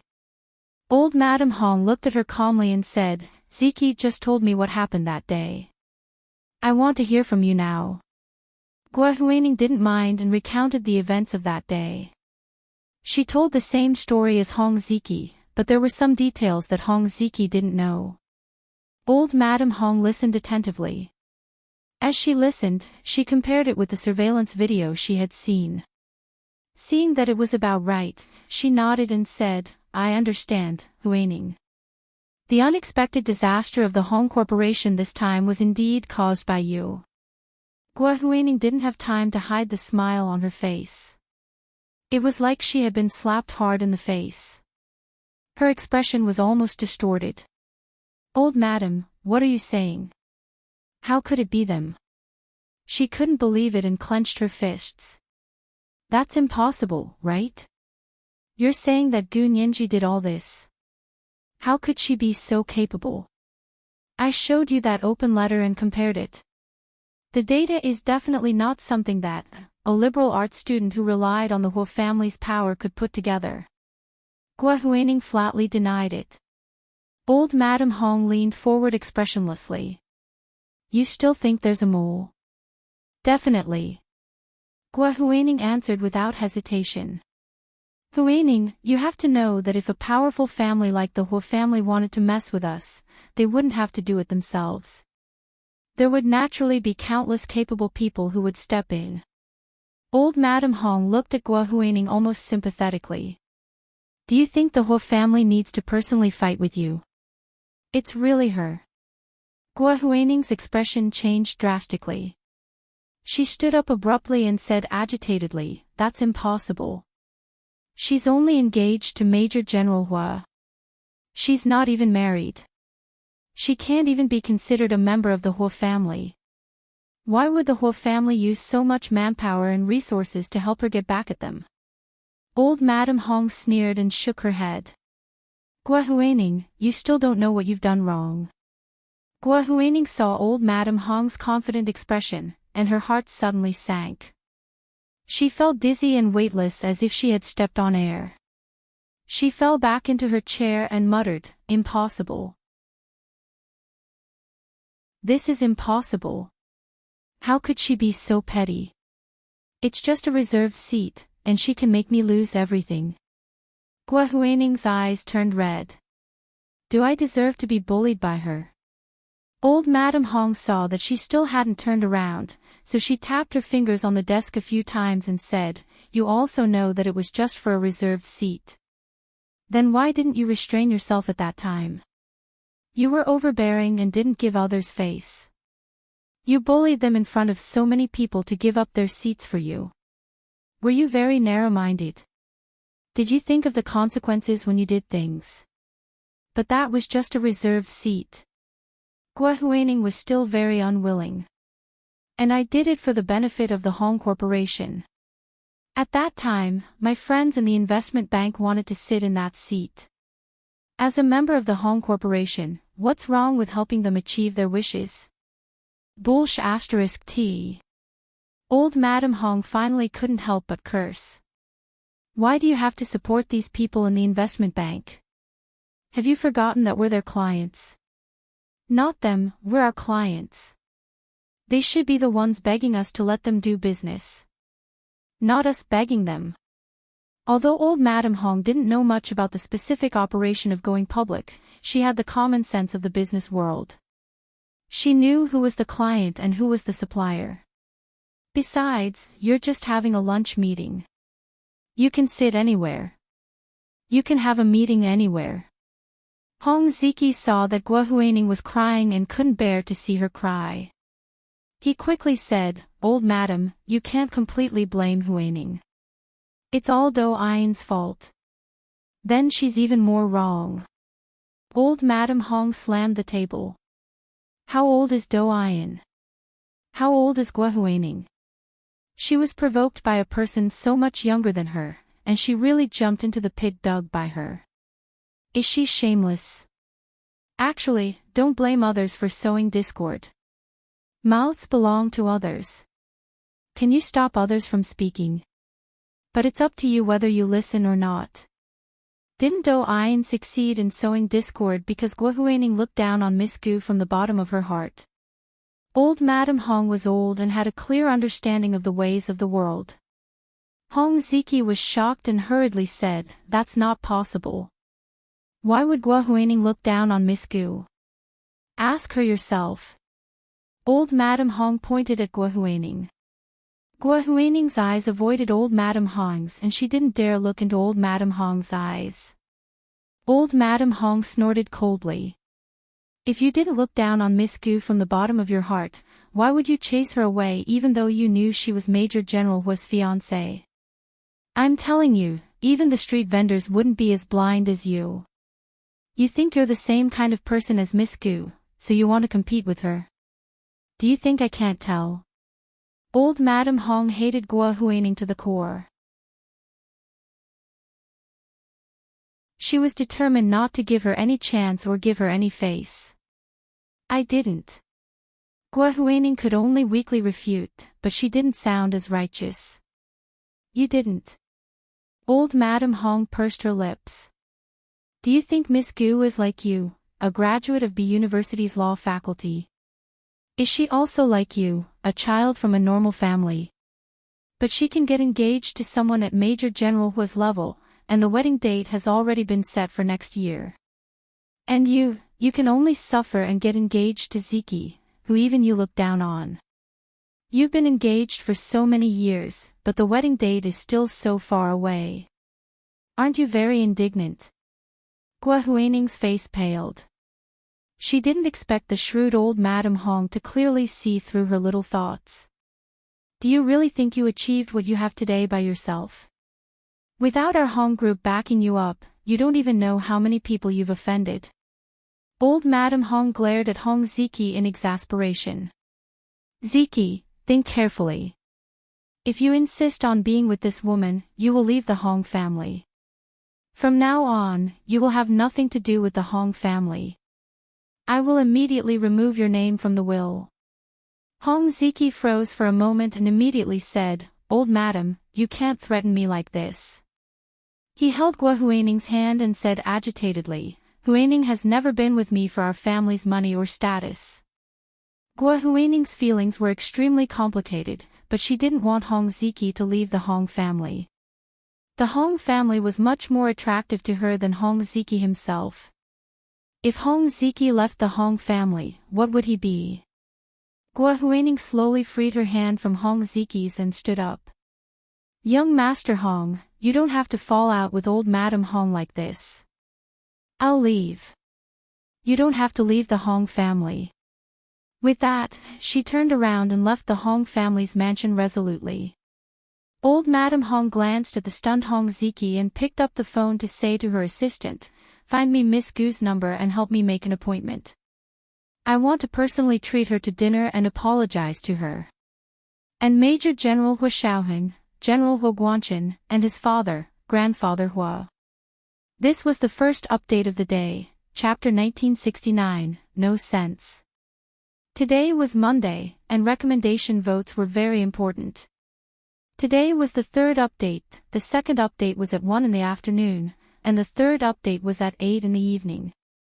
Moi, everyone, little angels.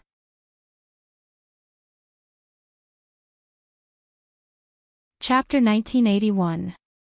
Hong Ziki came back to his senses and hurriedly said, Huining helped find a very good doctor to wake up Mr. Hua in a vegetative state. You already know that, right? Old Madame Hong nodded and glared at him. I know, but I just found out. After that, she reprimanded Hong Ziki. Why didn't you tell me earlier? What if he didn't wake up? What would you have done? What a bunch of ignorant and fearless idiots. Hong Ziki was used to being scolded by old Madame Hong, so he didn't think much of it. He even wanted to speak up for Gua Huining. Old Madam, look at this matter. Huining didn't make any contributions, but she did work hard. Can't you let her go? All these years, she has done so much for our Hong family. No. Old Madame Hong's face turned serious.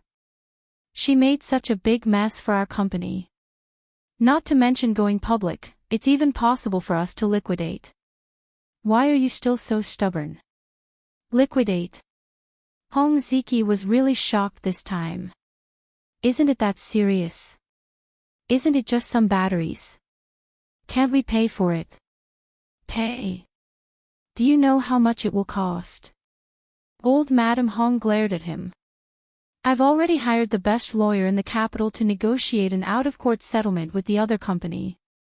Do you know what an out-of-court settlement means? It means to stretch out your neck to be slaughtered by the other party. Hong Ziki subconsciously touched his neck. His face was pale as he murmured. Will we pay a lot of money? What do you think? Although I don't know much about electric scooters, I know that the battery of the electric scooter is definitely the key. Old Madame Hong knew more about the traditional automobile industry. The electric scooter was purely a gimmick to sell it overseas at a good price. It was commonly known as a concept stock. Unfortunately, the concept wasn't played well and was replaced with a phantom. Then what can we do? What can we do? Old Madame Hong sighed. If the other party demands an exorbitant price, then we can only continue the lawsuit. The worst outcome is to liquidate and close down. There were faint tears in her eyes. Our home group started from your great-grandfather and I repairing people's cars on the side of the road. Do you think we relied on luck to develop into the big enterprise we are now? That's the result of our family's hardships and hardships. When Hong Ziki was born, he was already the fourth generation of the Hong family, so he couldn't empathize with old Madame Hong's reminiscing about bitterness and longing for sweetness. However, he knew how difficult it was to run a business. Being a boss didn't mean that he could just lie at home and count his money. Ancestor, it's all my fault. Hong Ziki felt guilty. If the Hong Corporation was really destroyed because of Guo Huining's decision, Hong Ziki knew that he would not be able to escape the blame. Madame Hong smiled bitterly and shook her head. It's not entirely your fault. We old fellows were greedy and wanted to get listed overseas, which led to such a disaster. She waved her hand and said, "You can leave now. I need to plan properly. I hope I can appease Miss Gu and the Huo family before I think about settling out of court." Madame Hong had an intuition that the price asked by the other company might be closely related to her apology this time.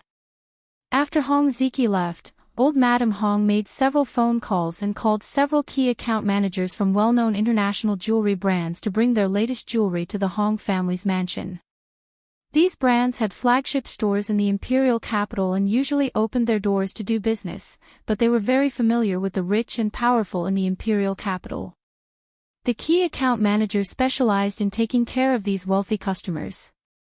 Old Madame Hong rarely bought jewelry, but with her reputation, no key account manager would ignore her. Old Madame Hong called a few young girls from the Hong family over and had them pick a few pieces of jewelry suitable for young girls.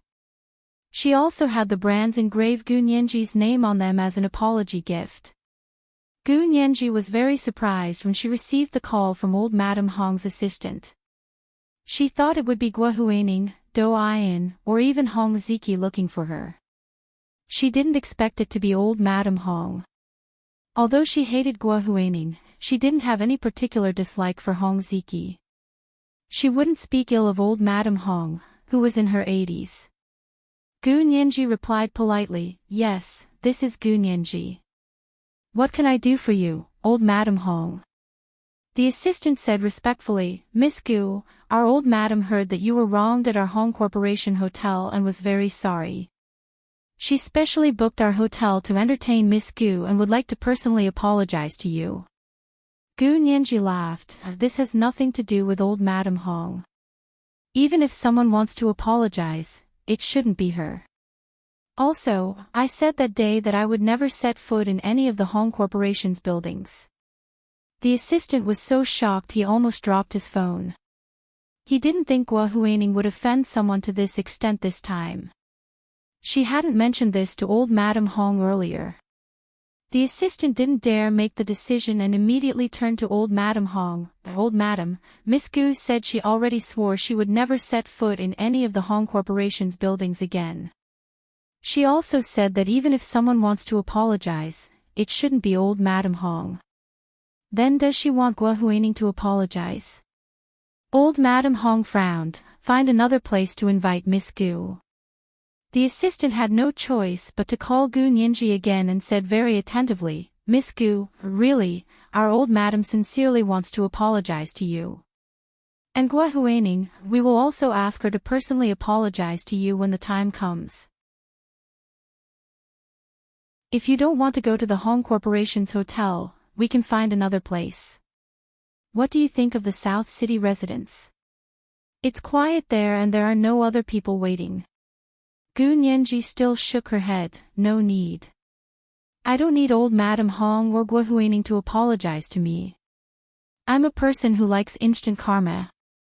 Usually, if someone doesn't apologize to me on the spot, they won't accept it later." After that, he hung up the phone and blocked the assistant's number. The assistant dialed for a long time and realized she had been blocked by Gu Nianji when she couldn't get through. She braced herself and reported to old Madame Hong, "Old Madam, Miss Gu still doesn't want to come.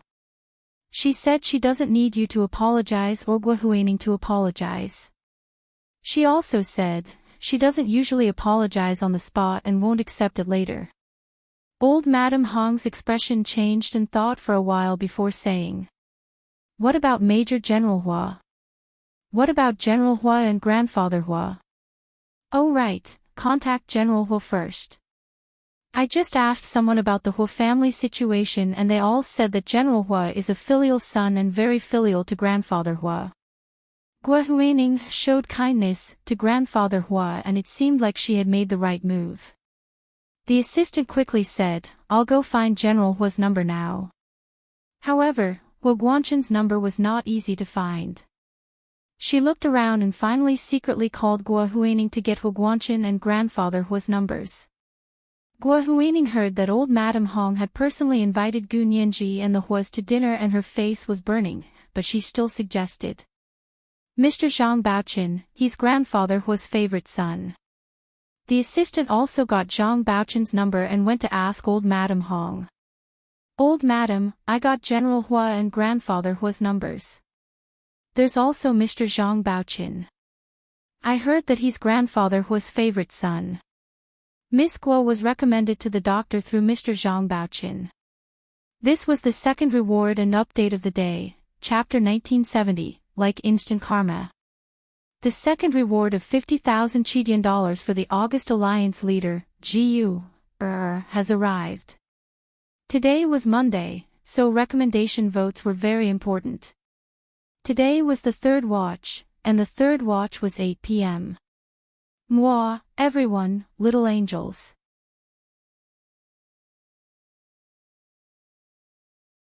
Chapter 1982. Zhang Baochen. Old Madam Hong looked down at the information she had just gathered on the Hua family. This is Grandfather Hua's illegitimate child. Her information showed that Grandfather Hua had an extramarital child with his head nurse, Zhang Feng. Zhang Feng was currently in jail, and had been sent there by the two of them. Due to the short time frame, the information was not complete, but the basic facts were there. Old Madam Hong's assistant froze, then remembered that Zhang Baochen's surname was Zhang, not Hua. She hesitated. "I think so. Old Madam, I can confirm it again." "No need."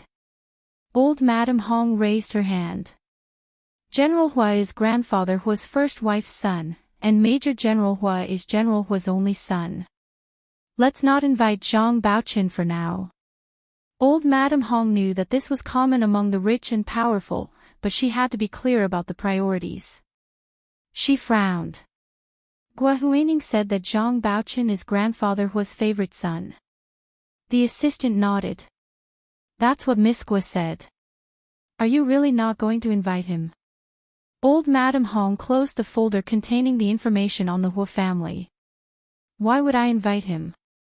To make Major General Hua unhappy?" Gua Huining could only rely on Zhang Baochen. "I overestimated her." The assistant shrank back. If it wasn't for Zhang Baochen, Gua Huining probably wouldn't even be able to reach the Hua family's doorstep. How could she recommend a doctor? But seeing that old Madam Hong was furious, the assistant didn't dare to argue and quickly agreed. "Call General Hua and Grandfather Hua. Also, ask young Master Shui about Major General Hua's number. He's good friends with Ziki, and Ziki also said he grew up with Major General Hua. He should have a way to contact him." The assistant nodded and returned to her small office to continue calling the Hua family. She called Grandfather Hua first. The one who answered the phone was a middle-aged man. He asked curiously, "May I know who you are looking for?" The assistant quickly replied, "Hello, is Grandfather Hua Xuanong there?" The man replied, "Yes, Grandfather Hua is my father." "Why are you looking for him?" "He just took his medicine and went to sleep." After Grandfather Hua was discharged from the hospital, Zhang Baochen took him to his home to take care of him personally. Hua Guanchen had originally wanted to take Grandfather Hua back to the Hua mansion, but Grandfather Hua wanted to stay with Zhang Baochen and his family, so he didn't insist. Anyway, Zhang Baochen and his wife didn't have a job now. They had all the time in the world. Huo Guangchen was busy with work. Even if he brought her back to the Huo mansion, he wouldn't be able to take care of her himself. Needless to say, Huo Xiaoheng didn't return to the Huo mansion at all. The assistant smiled and said, "It's like this. I'm the assistant of old Madam Hong, the chairman of the Hong Group. Our old madam would like to invite old Master Hua to dinner at the newly opened South City Mansion in the capital. Please do come." The person who picked up the phone was Zhang Baoqin. His heart skipped a beat when he heard about the South City Mansion and old Madam Hong. Treat my father to a meal. Why? It's like this. Our old madam found out that Miss Gu was wronged at our Hong Group Hotel a few days ago and felt very bad about it. She wanted to treat Miss Gu and Major General Hua to a meal and apologize in person. And old Master Hua and General Hua, our old madam would also like to invite them to a meal to express our sincerity in apologizing. Zhang Baoqin listened for a long time and still didn't see his name mentioned. He couldn't help but ask. Only my father and second brother. The assistant smiled brightly. Mr. Zhang, right? Don't worry. We're only inviting old Master Hua and General Hua for now because they are Miss Gu and Major General Hua's elders. What he meant was that Zhang Baoqin couldn't be considered their elder, so his words didn't count. Zhang Baoqin understood what the assistant meant and felt very upset. Because of this, he was even more determined to borrow grandfather Hua's power to return to the top of the imperial capital. Okay, I'll ask my father when he wakes up. Send me the location and time of the banquet. Just send it to my phone. After sending the information, the assistant dialed Huo Guangchen's number. Of course, Huo Guangchen didn't pick up himself, but his personal secretary. Hello, this is General Hua's office. May I know who you are? Old Madam Hong's assistant quickly replied, I am the assistant of old Madam Hong, the chairman of the Hong Corporation. We would like to invite General Hua to a meal at the newly opened Qingnan residence in the imperial capital. No need, General Hua is very busy. It's like this, old madam is treating on behalf of Miss Gu and Major General Hua. Miss Gu and Major General Hua will both be coming, along with old Master Hua. The personal secretary heard it was Huo Guangchen's personal matter and quickly went in to report. Huo Guangchen thought for a while. Will father be going too? If he's going, I'll go. He recalled Zhang Baoqin's call yesterday, saying that he would help Guo Huaining. Now that old Madam Hong, the chairman of the Hong Corporation, was personally attending, she was even more important than Guo Huaining and very sincere. The personal secretary quickly replied, the assistant said he would go. Huo Guangchen picked up his phone and called Zhang Baoqin. Baoqin, is father going to the meal? Old Madam Hong is treating. Zhang Baoqin nodded. Yes, they just called to invite him. He sounded a little depressed. Huo Guangchen ignored it and put down his phone. He said to the personal secretary, then go, but my time is limited. I can only stay for half an hour. For someone of Huo Guangchen's status, taking half an hour to attend the Hong family's banquet was already giving him face. Old Madam Hong's assistant was overjoyed. Thank you, I'll have someone deliver the invitation right away. After dealing with Huo Guangchen and grandfather Hua, the assistant called Gu Nianji again. This time, she changed her number because the previous number had probably been blocked by Gu Nianji.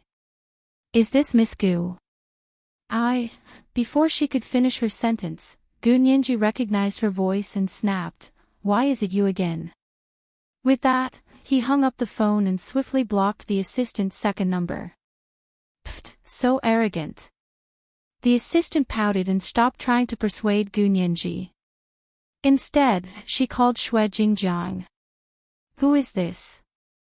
Xue Jingjiang sat at the bar, swirling the cocktail in his hand as he asked nonchalantly.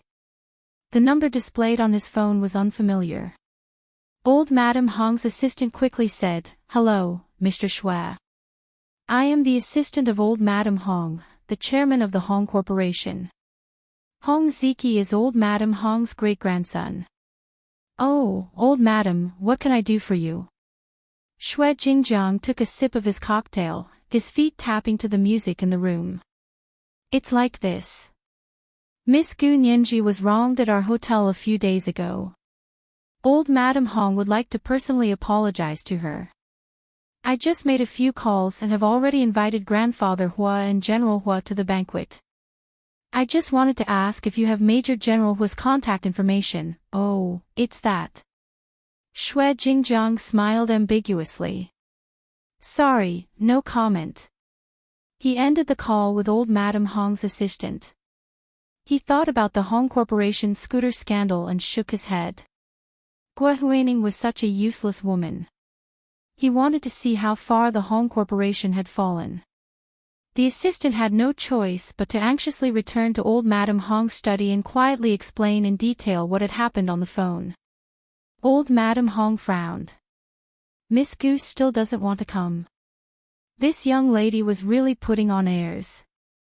But they had been rude to her first, so it was understandable that the young lady would feel uncomfortable and refuse their apology. You can't have the final say in everything, can you? You offended her and now you want an apology, but she has to accept it. She looked at the computer screen in front of her in silence. Even Grandfather Hua and General Hua had accepted the invitation, but Gu Nianji still flatly refused. She was so strong-willed. What did she have to rely on? After thinking about it, she could only think of Hua Xiaoheng. Gu Nianji was Hua Xiaoheng's fiancé, and old Madam Hong's assistant had yet to speak to Hua Xiaoheng. Old Madam Hong felt a little uneasy. After thinking for a while, old Madam Hong stood up with the help of her walking stick. Pack my things. I want to visit Miss Gu in person. Bring the gift. Also, do you know Miss Gu's address? This was the third watch of the day, chapter 1970, Her Reliance. Today was Monday. Recommendation votes were very important. It was the third watch of the day. Moi moi, everyone, little angel.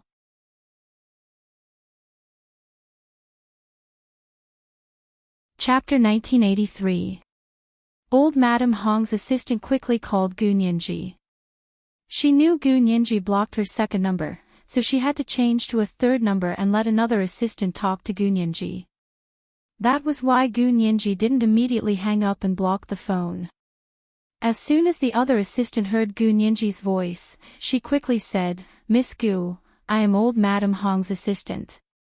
Old Madam Hong wants to visit you personally to apologize. May I know your address? If it's convenient, old Madam will visit you immediately. She said it in one breath without stopping. Gu Nianji heard it was the Hong family's call again and wanted to immediately hang up.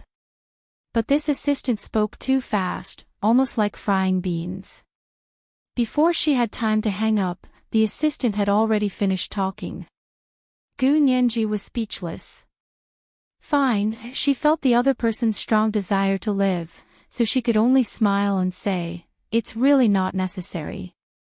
I already said, it's not like old Madam Hong offended anyone. Your old madam shouldn't be at home enjoying her life. Why is she running around for her children and grandchildren? Old Madam Hong took the phone and said in a low voice, Miss Gu.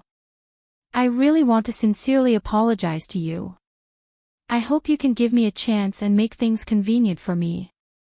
If your home is not suitable, we can meet outside. Although I am old, I don't dare to take advantage of my seniority. We are two different things. Gu Nianji didn't dislike old Madam Hong's way of doing things.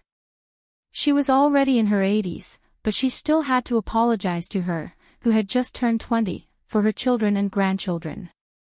It was indeed not easy. But she didn't want Guo Huining to hide from this at all. Gu Nianji took a deep breath and said sincerely, Old Madam Hong, whoever started the trouble should untie it. I don't need to say more about this. Also, Guo Huining isn't even the daughter-in-law of the Hong family. If you value her so much, why don't you let her enter the Hong family? Hearing Gu Nianji's tone, old Madame Hong felt that she was quite reasonable. Could it be that the person who attacked the Hong Corporation actually had nothing to do with Gu Nianji? Old Madame Hong was confused again. But after thinking about it, she decided to comfort Gu Nianji first. The exposure of the battery of the Hong Corporation's electric car was most likely related to Gu Nianji. Of course, she could not rule out the possibility that it had nothing to do with her. Old Madame Hong personally called, but Gu Nianji still refused to meet. Of course, she wouldn't let old Madame Hong come to her house to apologize. Old Madame Hong had no choice but to say, "Miss Gu, I understand your concerns. This matter is indeed our fault. I hope you can give me a chance. I sincerely apologize to you." Gu Nianji laughed. "Old Madame Hong, you're exaggerating. I'm hanging up. I hope you won't call me again with different numbers." Gu Nianji hung up the phone and threw it on the sofa speechlessly. This phone number was a number she used to contact the outside world. It was not her private number, so many people knew about it. She decided not to use this phone for the time being. Old Madame Hong refused to give up. She asked her assistant to contact Gu Nianji, but she couldn't get in touch with her anymore. However, not long after, old Madame Hong couldn't be bothered to contact Gu Nianji anymore, because the terms of the out-of-court settlement with the other company were out. What? They want so much cash compensation. Old Madame Hong was shocked and angry. Did they see our account books? The money the other party wanted was exactly all of the Hong Corporation's liquid cash, plus the amount of the loan they had just negotiated with the bank. If they really lost this sum of money, the Hong Corporation would be insolvent and would be waiting to be liquidated. They couldn't pay their employees' salaries. Because the battery company was ordered by the court not to continue infringing on intellectual property rights, they couldn't produce electric cars either. Even traditional car sales were declining because of the impact of this incident. Without income, the fixed monthly expenses were a large sum of money. The Hong family was using their private property to subsidize the company. A month had passed, and the other company wasn't willing to give up a single cent. They even said that their goal was to bankrupt companies like the Hong Corporation that infringed on intellectual property rights. There were all kinds of discussions on the internet. Some sympathized with the Hong Corporation. They said that electric cars were originally only a small part of the Hong Corporation's business, but because of this rat poop, the whole pot of soup was ruined. Some said that the Hong Corporation only had themselves to blame. Who asked them to forge documents in order to get listed overseas? Now that they were exposed, they deserved it. Old Madame Hong had been scheming and running around for the past month. She was very old, but the Hong Corporation's business continued to deteriorate day by day. That night, the Hong Corporation's shareholders, who were also the members of the Hong family, returned to the Hong family's mansion for dinner. Tomorrow was the deadline for the other party's company to ask them to pay. If they didn't pay, the settlement would collapse, and both parties would continue to fight in court. Once the trial started, the Hong Corporation would be monitored by the court. To prevent them from transferring assets, the other party even hired the best accounting firm to monitor the Hong Corporation's accounts. Old Madame Hong sat at the head of the table and looked at the 5 big round tables in the dining room. But everyone's expressions were very ugly. A month ago, they were still smug, thinking that once the company got listed, their assets would increase exponentially. By then, they could even visit the list of the richest people in the country. Ironically, a month later, they were gathered together for a farewell dinner. Hong Ziki shrank in the corner, not daring to make a sound. It was all because of him that Guo Huining was so daring and got into such a big trouble. Everyone, let's eat. Don't look like the sky is falling. Old Madame Hong smiled and said, even if the Hong Corporation collapses, you still have your own house and your own life. It's much better than when your great-grandfather and I were. At that time, we didn't have our own house, so we rented someone else's basement to live. Every day, we would wake up early and go dark to do business outside. Sun and rain, wind and rain, you don't have to endure that kind of suffering anymore. She said with a smile, but the Hong family members in the room couldn't help but wipe their tears. After a while, one of Hong Ziki's uncles whispered, "Grandmother, actually, it's not that there's no way." "Oh. What way?" Old Madam Hong said lightly, "Tell me about it." This person stood up and said boldly, "Actually, our Hong Corporation has always been a high-quality industry. This time, the electric scooter business had a problem, but it didn't affect our other production lines. There are also many people who think highly of us." Old Madam Hong raised her eyes and looked over. "Yes, continue." Seeing that Old Madam didn't reject him outright, this person became bolder and said, "Since grandmother doesn't object, I'll say it. We all have Hong Corporation's shares in our hands. Why don't we sell some of the shares we have and get the cash to solve the emergency?" "That won't do. Even if we sell the shares we have, the money will belong to us. How can we fill this hole?" Many of the Hong family members shouted in disagreement. They didn't have many shares in their hands, and most of them were free shares, so they couldn't participate in the decision-making. Currently, it wasn't listed, so these shares would only be useful during the year-end dividends.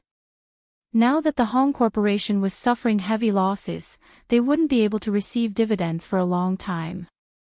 Another member of the Hong family stood up, drank a glass of wine, and said boldly, "Old Madam, I heard that someone is interested in the Hong Corporation. Why don't we quickly sell the company while the Hong Corporation's brand is still useful?" "Yes, since it can't be listed, and now it has negative assets, it's better to sell it." With that said, many people in the Hong family echoed. Old Madam Hong didn't take it to heart at all. Most of the company's shares were in her hands. She alone owned 95% of the shares, and the other 5% was scattered among the Hong family and some private equity funds. It wasn't a big deal.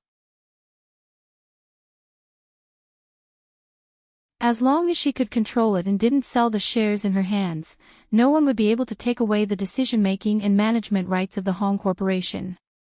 But now, the shares in her hands were no longer useful. Under the pressure of the outside world, these people had already begun to rebel. Old Madam Hong sat at the seat of honor and watched coldly as these people shouted.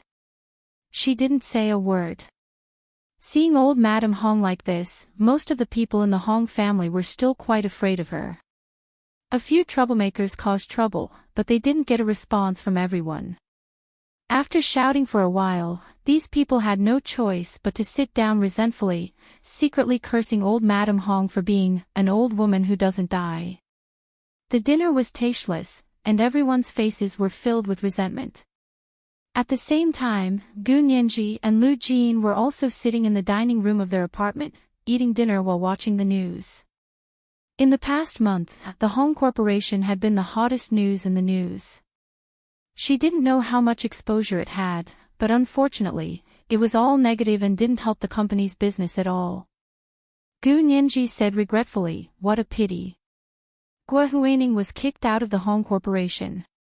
She's probably secretly happy now." Lu Jin smiled as he scooped a bowl of soup for her and said, "Don't worry, the good show is yet to come." "What else can she do?" Gu Nianji pursed her lips. Actually, Old Madam Hong still gave Guo Huining a chance. She didn't send her to court for doing such a thing. She just chased her away from the Hong family. "I'm not convinced. The Hong Corporation is now discussing an out-of-court settlement with the Raft. I heard that they'll be announcing the amount tomorrow.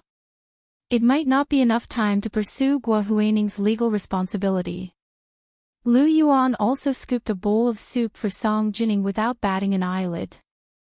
Song Jining and Gu Nianji looked at each other and buried their heads in the soup. They listened to Lu Yuan and Lu Jin discuss business matters. Hu Xiaoheng was called away by General Ji that night, so he couldn't have dinner with them. Lu Jin saw that Gu Nianji kept looking in the direction of the door and knew that she was looking forward to Hu Xiaoheng's return. He said sourly, "What are you looking at? Eat properly and don't multitask. Be careful of indigestion." Gu Nianji came back to her senses and quickly scooped a bowl of soup for Lu Jin. She smiled and held it up with both hands. She said sweetly, "Dad, have some soup." Lu Jin was finally happy. He smiled and said, "The amount of the out-of-court settlement just happened to empty the Hong Corporation's liquidity, as well as a loan they just negotiated. Nianji, come with Dad to watch the show tomorrow. Watch Dad perform a magic trick for you." This was the first watch of the day, Chapter 1972, A Strong Desire to Survive.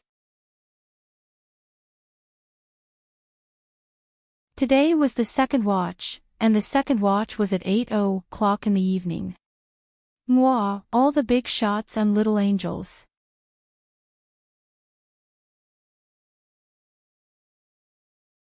Chapter 1984.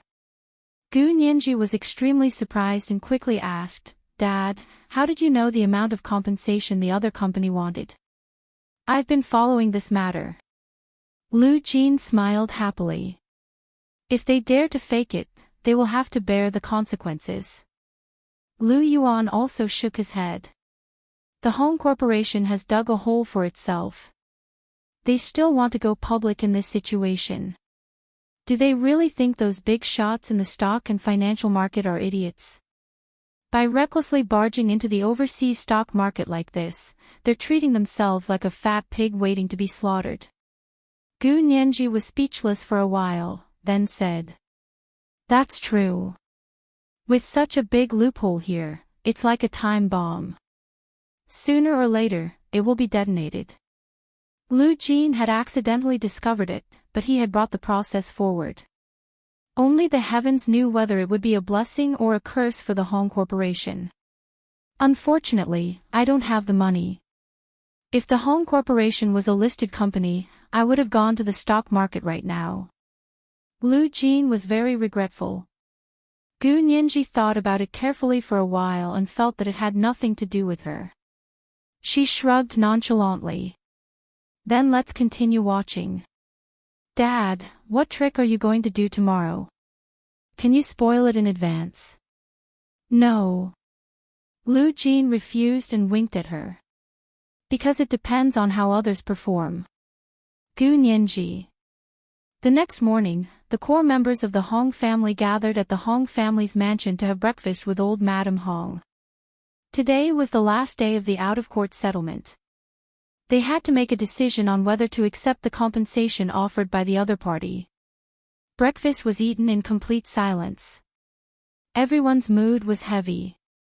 After breakfast, they went to the court location agreed upon with the other party's company for the last out-of-court settlement negotiation. The other party's company had been beaten back by the Hong Corporation for the past year, and they had long hated them. Now that they found out that the Hong Corporation was taking advantage of them and using the patents they had bought at a high price to build their own cars, they were definitely going to beat them to death. The Hong Corporation knew that they were in the wrong, so they chose to settle out of court. An old man sitting next to old Madame Hong sighed and said, "In the past, I thought that problems that could be solved with money weren't problems. Now I know that it was just because the other party didn't ask for much money." Old Madame Hong didn't say anything, but she was thinking of a solution. She had been in business for so many years, what had she not seen? However, this was the first time he had seen something of this scale. As time passed, more and more people came in. Other than the reporters, there were also quite a number of onlookers. Although the court limited the number of people, the entire room was filled in the end. However, the executives and major shareholders of the Raft company had yet to arrive. When Gu Nianji and Lu Jin went out in the morning, Hu Xiaoheng and Lu Yuan pulled them to do something to their faces to change their appearances. It was only now that he could sit comfortably in the spectator seats and look at the core members of the Hong family not far away with interest. In the middle, an old lady with a head full of silver hair, but a resolute expression, and a straight back, attracted her attention. "Dad, is that old Madam Hong?" Lu Jin nodded. "The old lady is in good health and in good spirits. It's just that she's old and hasn't chosen a suitable successor."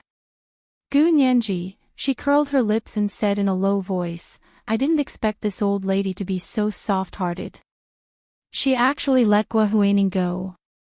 Lu Jin smiled and patted Gu Nianji's head. "Don't worry, let's continue watching." Not long after, the door to the courtroom opened again. Gua Huaning, wearing a professional black suit and carrying an LV briefcase, walked up to the Hong family with a smile on her face. "Good morning, everyone. I'm Gua Huaning. Everyone knows me, so I won't introduce myself." Hong Ziqi's mother was furious when she saw her. She stood up and pointed at her. "Gua Huaning. You still have the face to come in. We haven't settled the score with you yet. It's all your fault. That's why we're in such a predicament. How can you blame me?" Gua Huaning tucked her hair, which she had just spent a lot of money on, behind her ear. "If you want to blame someone, blame the person who wrote the open letter. If he hadn't exposed this matter, how would the other company have known? If it weren't for him, your Hong Corporation would have gone public by now, and you would all be lying at home counting your money." Gu Nianji had been paying attention to the movements of the members of the Hong family. When she saw Gua Huaning walk over and heard her giggling as she talked to the members of the Hong family and pushed all the blame to the person who wrote the open letter, Gu Nianji was furious. She wasn't sitting far from the Hong family members, so she said loudly, "TSK, how interesting. You're a thief, but instead of reflecting on yourself, you're blaming the person who reported you. If no one reported you, would you be able to continue being a thief with a clear conscience?" In order to save Gu Nianji's face, Lu Jin had only written a letter of complaint. After that, the other company had seized on the loophole and pursued them relentlessly. What did it have to do with them? Gu Nianji didn't want to forgive Gua Huaning, and it had nothing to do with the Hong Corporation. However, if the Hong family didn't reflect on themselves and find the real culprit, but blamed the person who reported them, it could only be said that they had brought this upon themselves. Gu Nianji's last trace of sympathy disappeared. Her words were extremely harsh and incisive. There were indeed people in the Hong family who complained about the person who wrote the open letter, but when Gu Nianji said that, their faces turned red, and all their anger was transferred to Gua Huaning. If she hadn't faked it, how could they have been reported? Gua Huaning's face darkened slightly. She looked in the direction of the voice and saw that it was an ordinary-looking woman, but she didn't care. There were gossipers everywhere, so there was no need to pay attention to these small fry. Therefore, Gua Huaning only glared at her and looked at the materials in her hands. She didn't want to complicate matters. She lowered her head and opened her briefcase. She placed a document in front of old Madam Hong and said with a smile, "Old Madam, I respect you as the founder of the Hong Corporation. This is a share acquisition agreement. Please take a look. As long as you sign here, you don't have to worry about the amount of the out-of-court settlement today or the deadline," she said confidently. The Hong family members' faces were gloomy, as if they had lost their parents. Gua Huaning looked at these people's faces, and a sense of revenge rose in her heart. Old Madam Hong looked down at the party on the share acquisition agreement, Pacific Rim Private Equity Fund. She suddenly felt as if she had fallen into an ice cellar. She understood, this was a trap.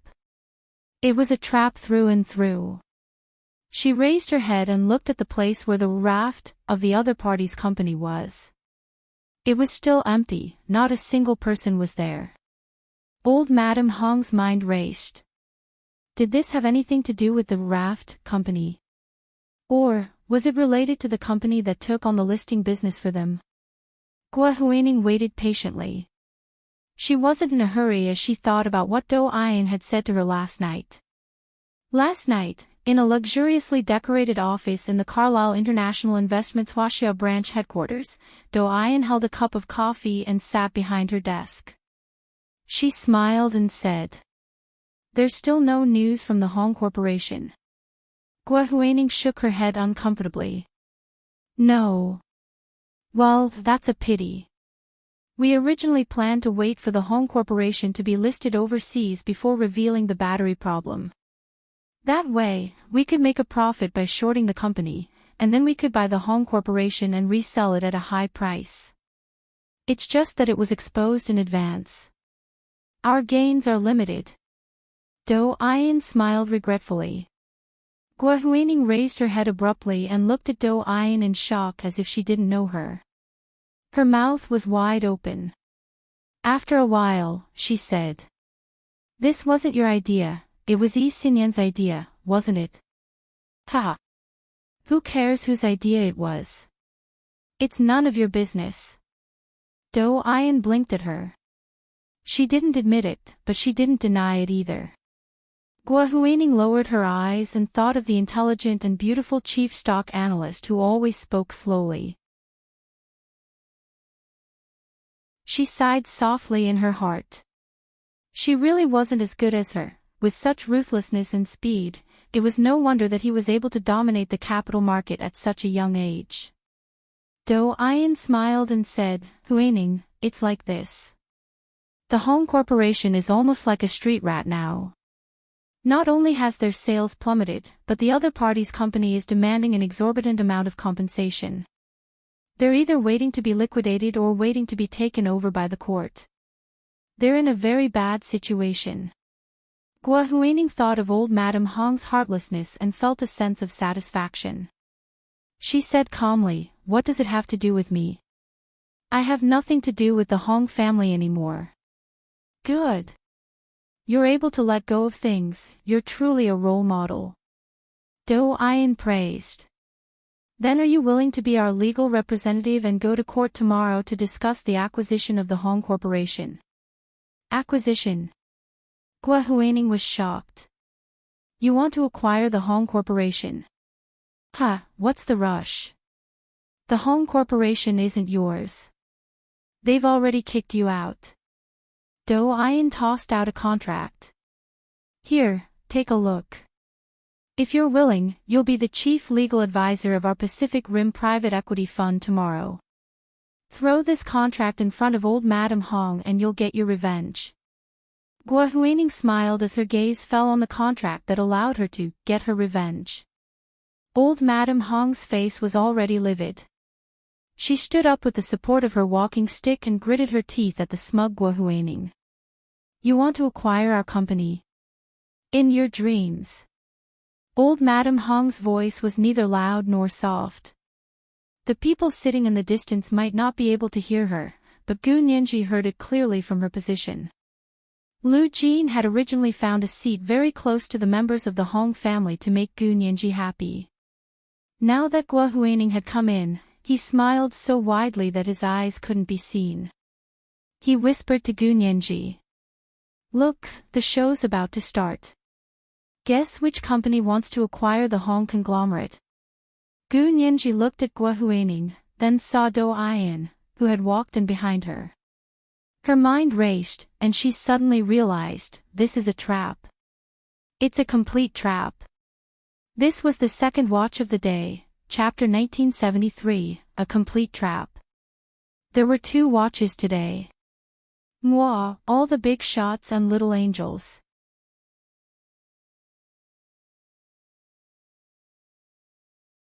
Chapter 1985. The core members of the Hong family surrounded old Madame Hong and looked down at the share purchase agreement. They were slightly tempted by the numbers on the agreement. Although the price was nothing compared to the Hong Corporation's valuation a month ago, it was probably less than 1%. But after a month of bloodshed, the Hong Corporation's sales plummeted, and its valuation shrank. Coupled with the looming lawsuit, the Hong Corporation was indeed on the verge of bankruptcy. Seeing such a share purchase agreement was like sending charcoal in a snowy day, and many people found it hard to resist the temptation. Gua Huaining. You're a traitor. How dare you collude with outsiders to frame the Hong Corporation? I won't let you get away with it. Old Madam Hong was furious and threw the share purchase agreement. The white A4 paper was scattered in the courtroom and fluttered to the gallery not far away. Gu Nianji reached out and caught a few purchase agreements. She looked at them curiously. Gua Huaining tilted her head and dodged the sharp A4 papers. Her smile didn't change as she said, "Old Madam Hong, don't say such old-fashioned words. What era is it now? Colluding with outsiders. Do you think you're still an old feudal lord from the feudal era?" She used to be very envious of old Madam Hong's ability and grandeur, and she used to fantasize about becoming someone like her. Unfortunately, old Madam Hong mercilessly kicked her out of the Hong Corporation, which she had worked for many years, and shattered her beautiful dreams. You flatter me. Old Madam Hong's face darkened. Gua Huaining, don't you know what you've done in the Hong Corporation? We didn't have time to deal with you, and you really think nothing happened? Gua Huaining laughed. Old Madam Hong, I'll wait for you to deal with me. But before you deal with me, you should first pay the compensation they claim. Her eyes danced with the joy of victory, and her relatively plain facial features became lively. The core members of the Hong family suddenly became nervous at the mention of the compensation. They all began to persuade old Madam Hong. Old Madam, let's sell the shares. At least we can get some money back. Look here. As long as we sell 80% of the shares, the other party will bear all our debts. We can take cash and still hold 20% of the shares. Yes, yes. Old ancestor, if you continue to be stubborn, you will really have to liquidate and go bankrupt. At that time, the shares in our hands are just a few pieces of scrap paper. Gua Huaining clasped her hands behind her back and listened with interest. These people's actions were exactly what she had expected. She had already said that most of the core members of the Hong conglomerate were idiots, except for old Madam Hong, who was extraordinarily shrewd. However, old Madam Hong's shrewdness alone could not resist the stupidity of the entire family. Even though she was in her 80s, she still had to continue working. Whenever there was a major decision, she still had to make the final decision. This time, the electric car project was too new. Old Madam Hong really couldn't handle it, so she completely delegated it to Gua Huaining. It wasn't that Gua Huaining didn't feel regretful. She didn't want this to happen either.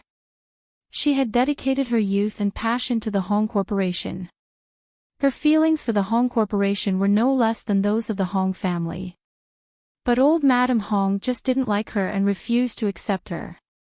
Under the watchful eyes of everyone, old Madam Hong's shriveled body became more and more stooped, like a pine tree that was finally bent by the heavy snow. Only her old appearance was left, and she no longer looked vigorous. The joy in Gua Huaining's heart couldn't be described in words.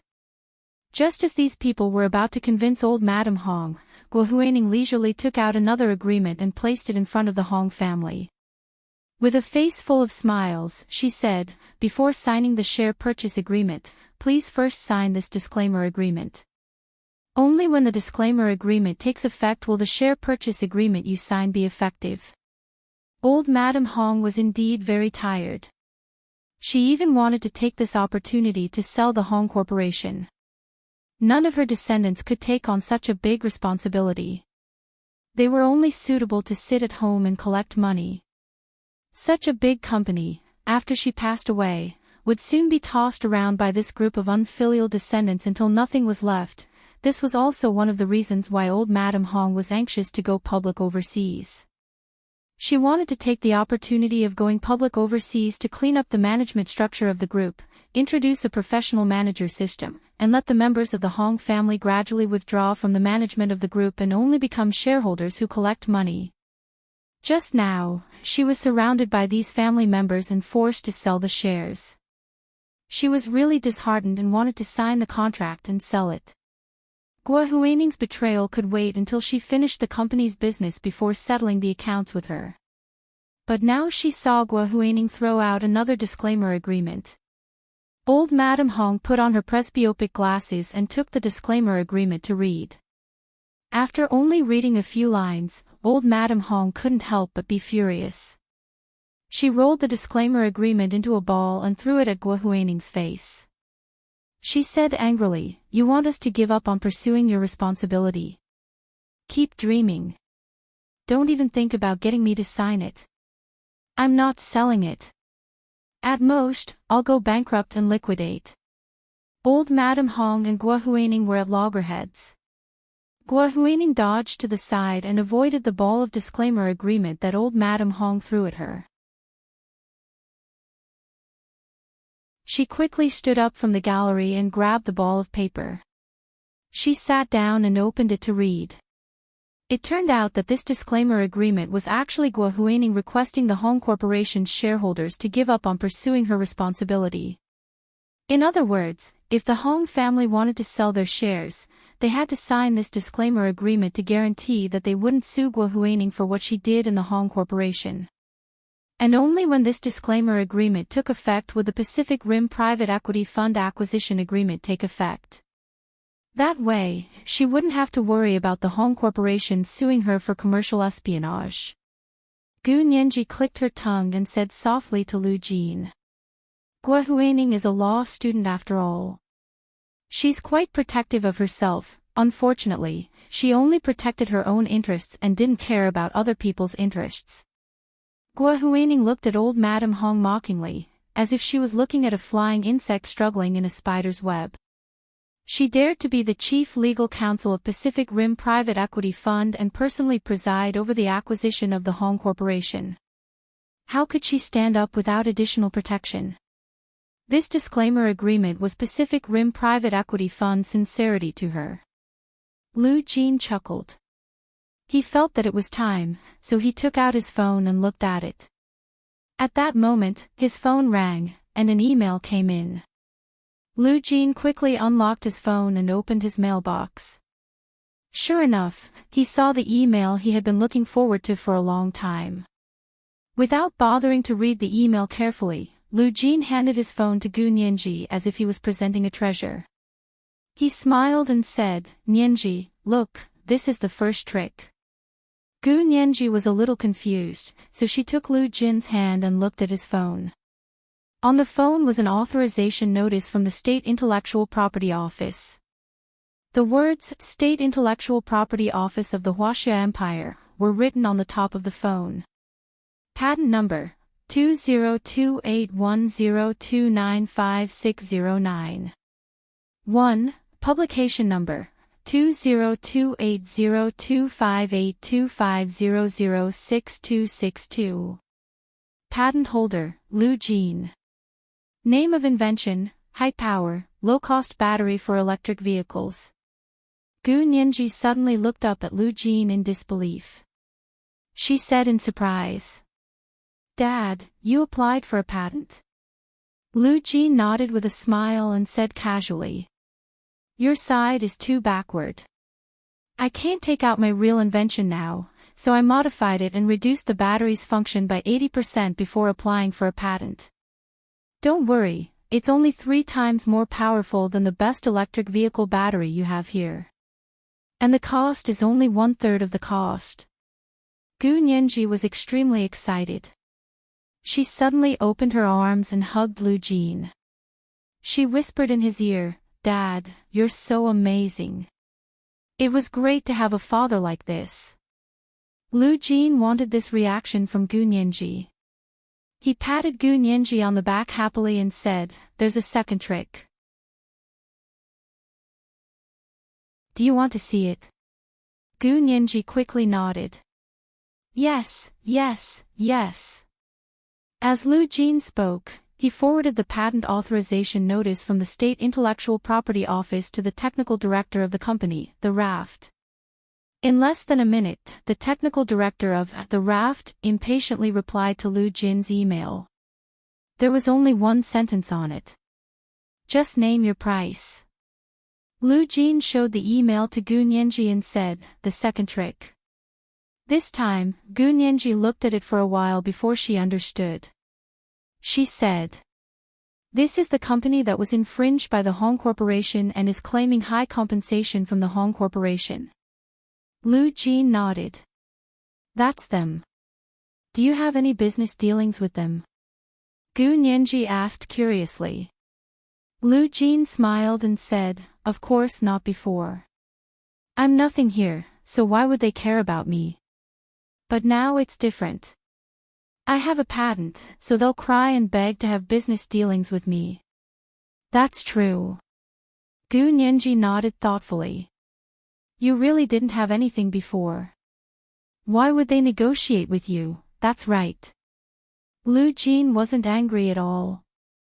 He said frankly, you have to be capable to be valued by others. I didn't bring any of those things with me. The only thing I brought was my own mind and knowledge. Now I'm going to use my knowledge to create wealth.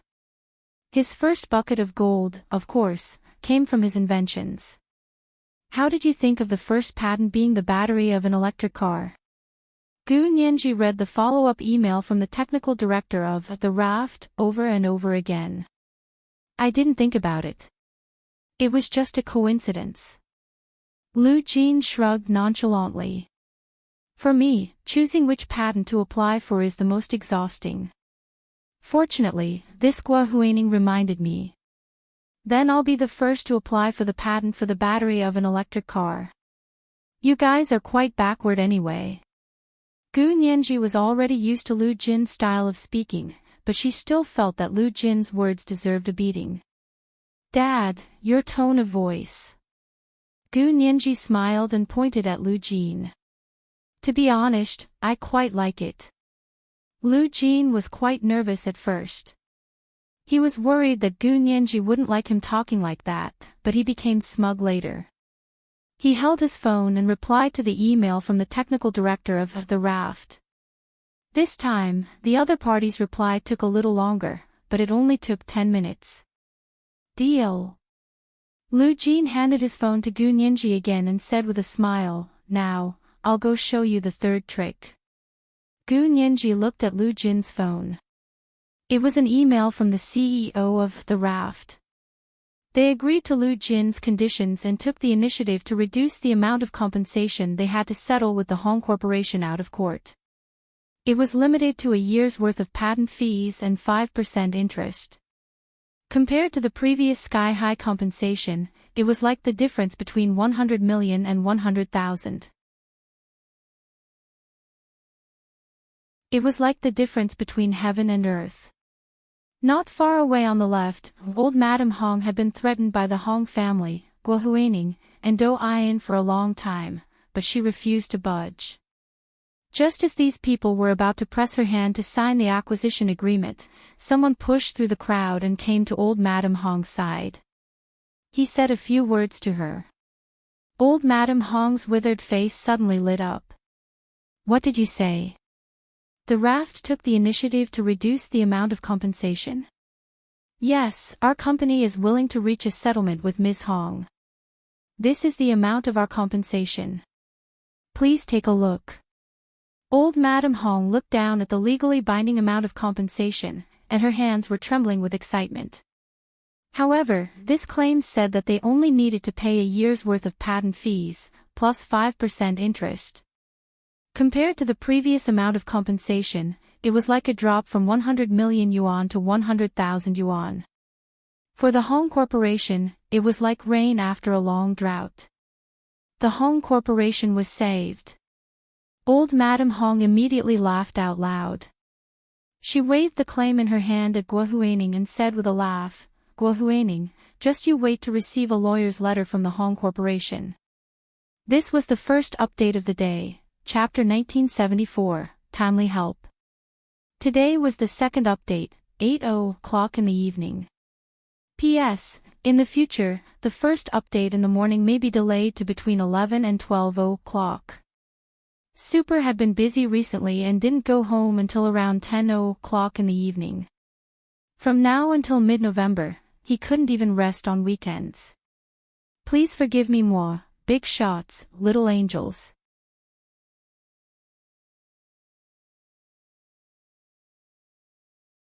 Chapter 1986.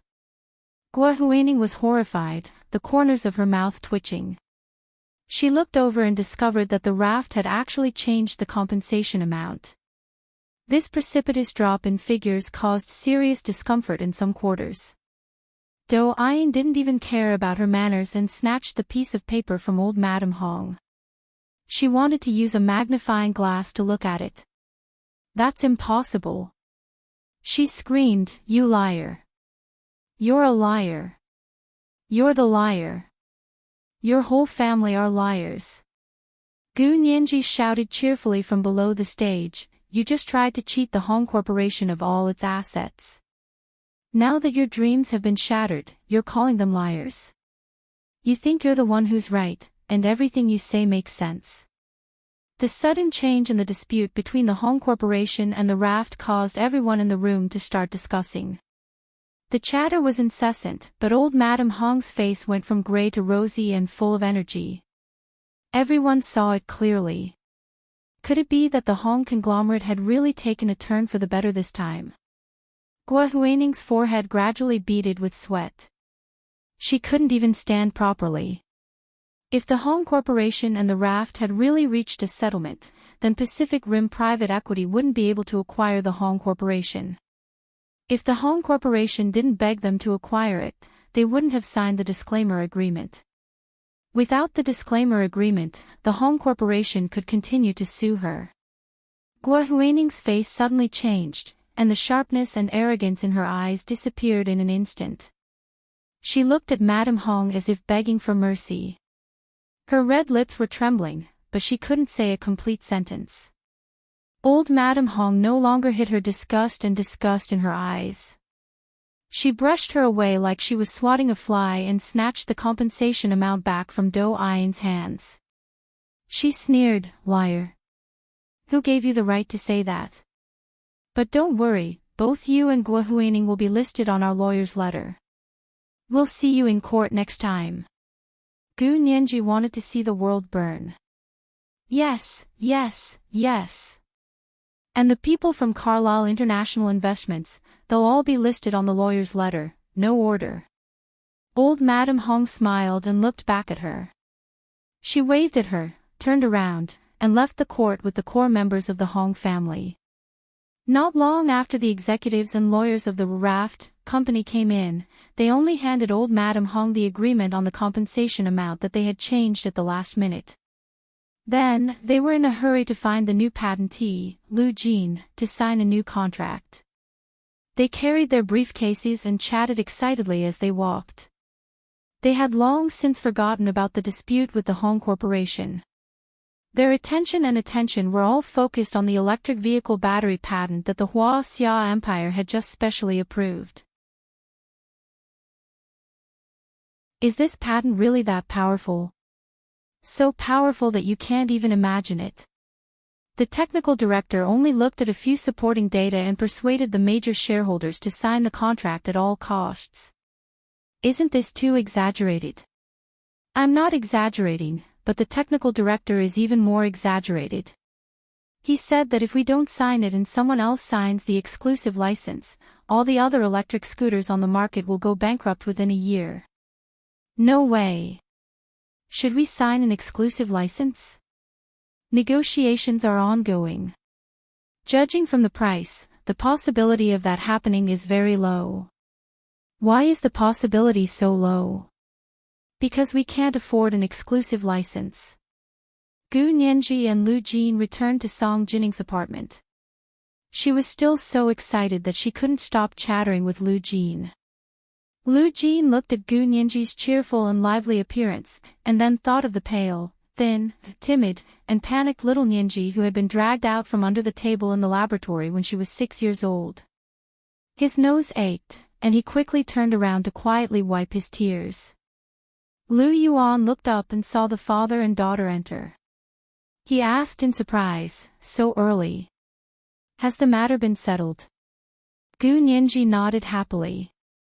It's settled. Is there anything that can't be done with my dad's help? Lu Yuan understood and smiled at Lu Jin. The patent has been approved. Lu Jin had already returned to normal and nodded. It's been approved. It's just been approved.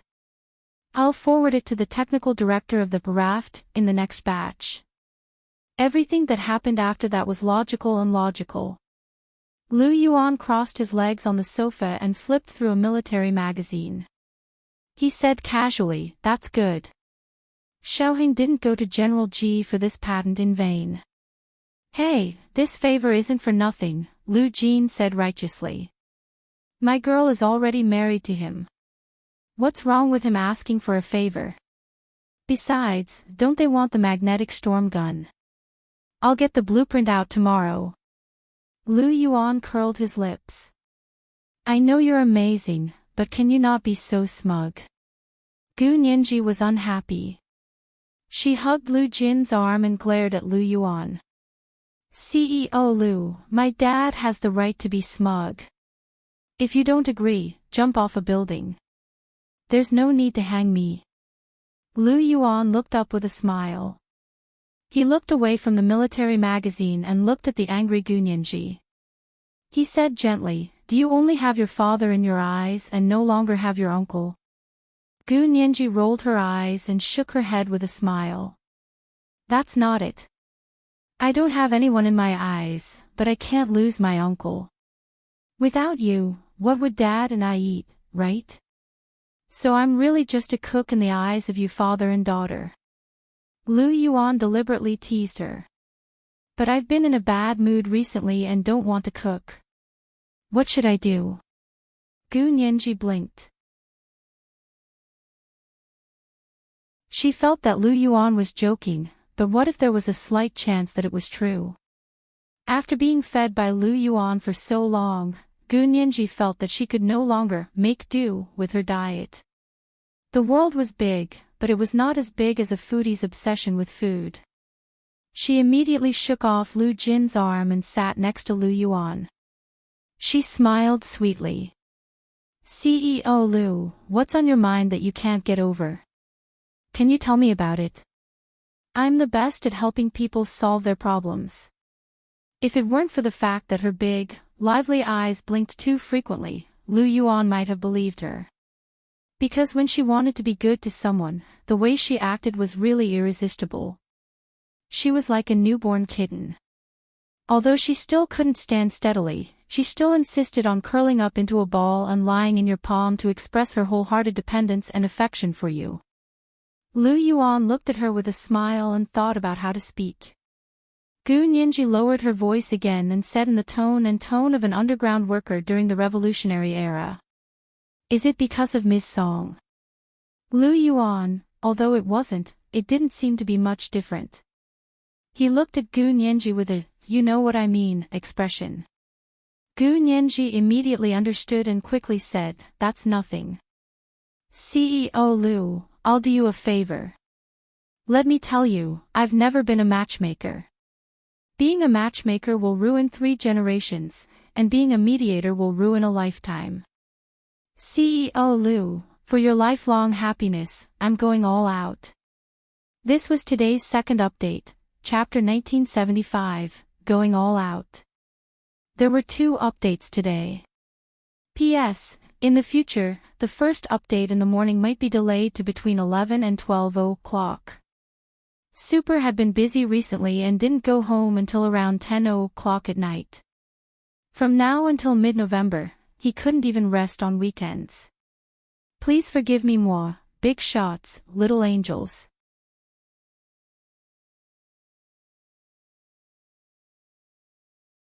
Chapter 1987. Lu Yuan smiled. The lines at the corners of his eyes were deep and clear, but he didn't look old. Instead, he had a different kind of charm. How could anyone have the heart to reject such a man? Gu Nianji rested her chin on her hand and tilted her head to look at Lu Yuan for a while. She smiled and said, "CEO Lu, why don't I treat everyone to dinner today?" As she spoke, she winked. Lu Yuan placed the magazine on the coffee table in front of him and said calmly, "Is this your idea? What's wrong? Are you looking down on me? The idea isn't new. As long as it works." Gu Nianji snapped her fingers. "Then everyone will go to the movies tonight. I'll buy tickets online now." Gu Nianji took out her phone and bought 5 movie tickets without waiting for Lu Yuan to refuse. This is the new movie that was released recently, The Past Again. Not bad, not bad. Just right for the occasion. Gu Nianji beamed with joy. She used her phone to search again and found a chic and small restaurant. The House on the Lake. Yes, this is it. It specializes in Huaiyang cuisine. It suits Ms. Song's taste. Gu Nianji immediately booked another private room. She specially stated that she wanted a private room with a view of the lake. After booking a room at the restaurant, Gu Nianji called Song Jining. "Miss Song. This is Nianji." Gu Nianji smiled as she walked to the balcony with her phone. She leaned against the balcony railing and spoke to Song Jining.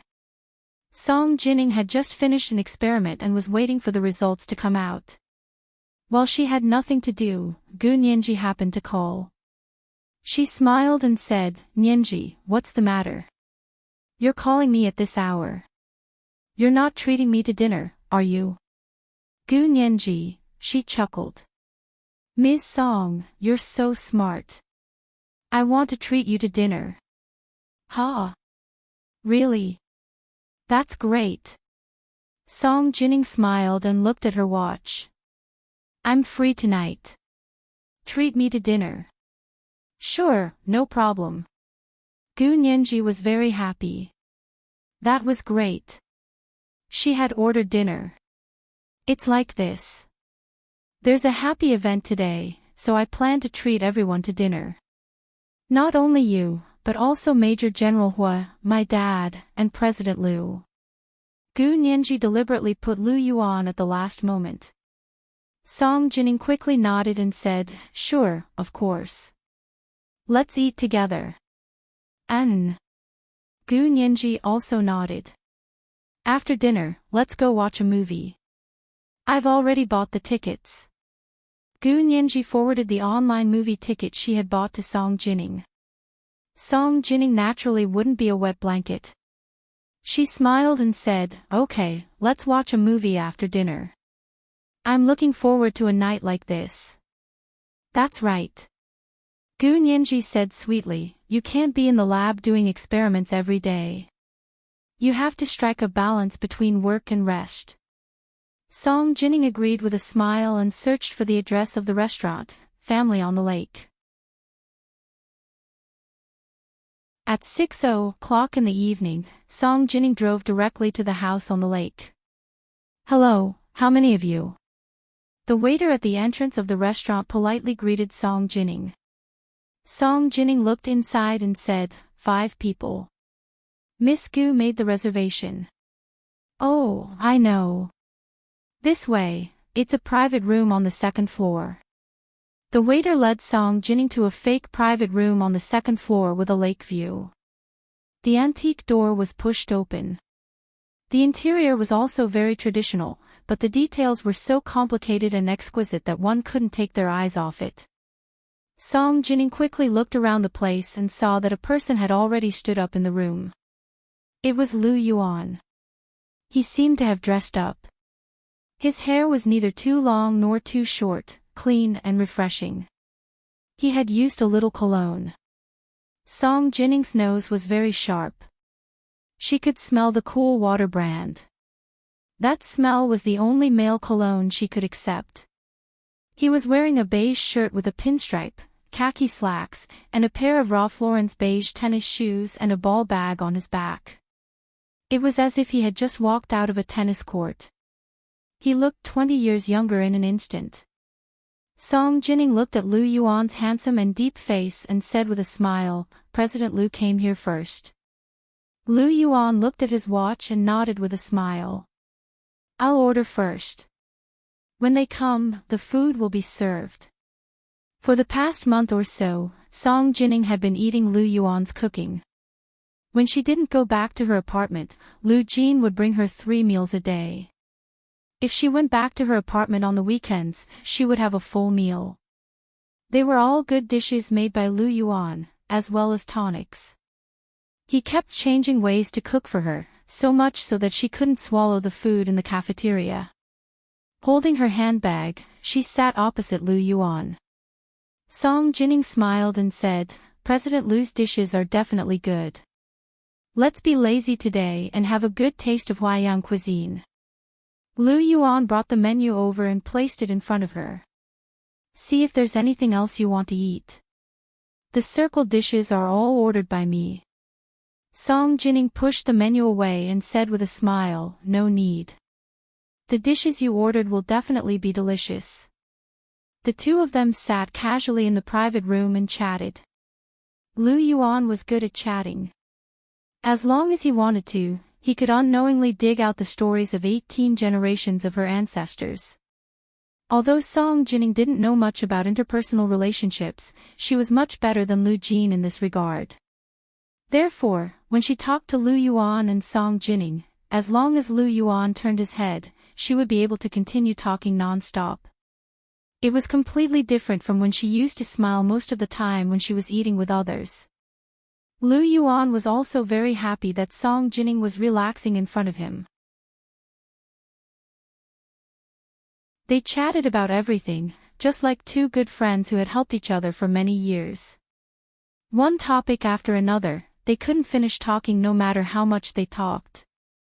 The two of them were so carried away that they didn't notice the time. The waiter knocked on the door and said, "It's been half an hour. Do you want to serve the dishes? Are your friends still here?"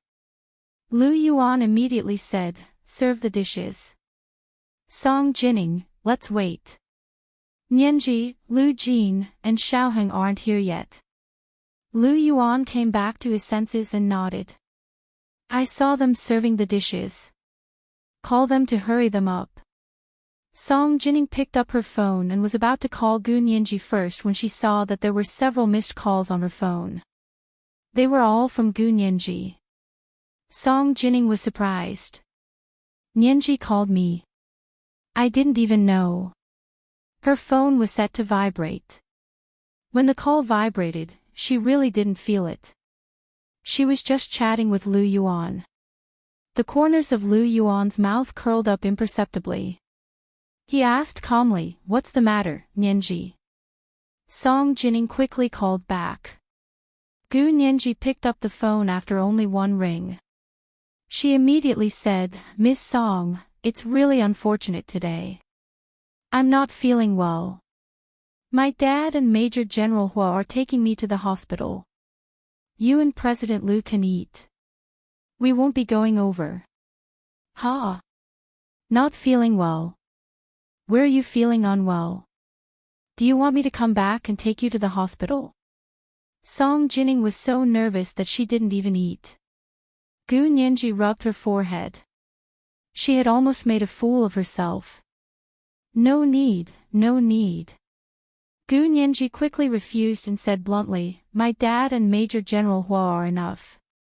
Miss Song, you'll be causing trouble if you come back. Aren't I just concerned about you?" Song Jining laughed. Gu Nianji could still be funny, which meant that her illness wasn't serious. "Then I'll come see you after dinner?" Song Jining asked with concern. Of course not. If Hua Xiaoheng hadn't held her on his lap and sat on the sofa, Gu Nianji would have jumped up. "I even bought movie tickets. If you and President Lu don't go, I'll have bought the movie tickets for nothing." "Miss Song, I can't go to the banquet today. You have to eat more. It's best if you eat my share too." Gu Nianji smiled. "Also, I can't go to the movie. You have to watch it too. Tell me about it when you come back tonight." Song Jining smiled. "You child." After hanging up the phone, she smoothed her hair and looked at her phone for a while. She smiled and shook her head. Nianji really has a lot of ideas. Lu Yuan's face was slightly red, but he still said calmly, "Then let's eat first and then go to the movies. Nianji is treating anyway. She gave me all the money for the treat." Song Jining instinctively wanted to nod, but on second thought, it was just the two of them. It was too much like a date to watch a movie after dinner. This was the first watch of the day, chapter 1976, date. Today was the second watch, and the second watch was 8 p.m. P.S. I'll catch bugs in 2 days. Moi, everyone, little angels.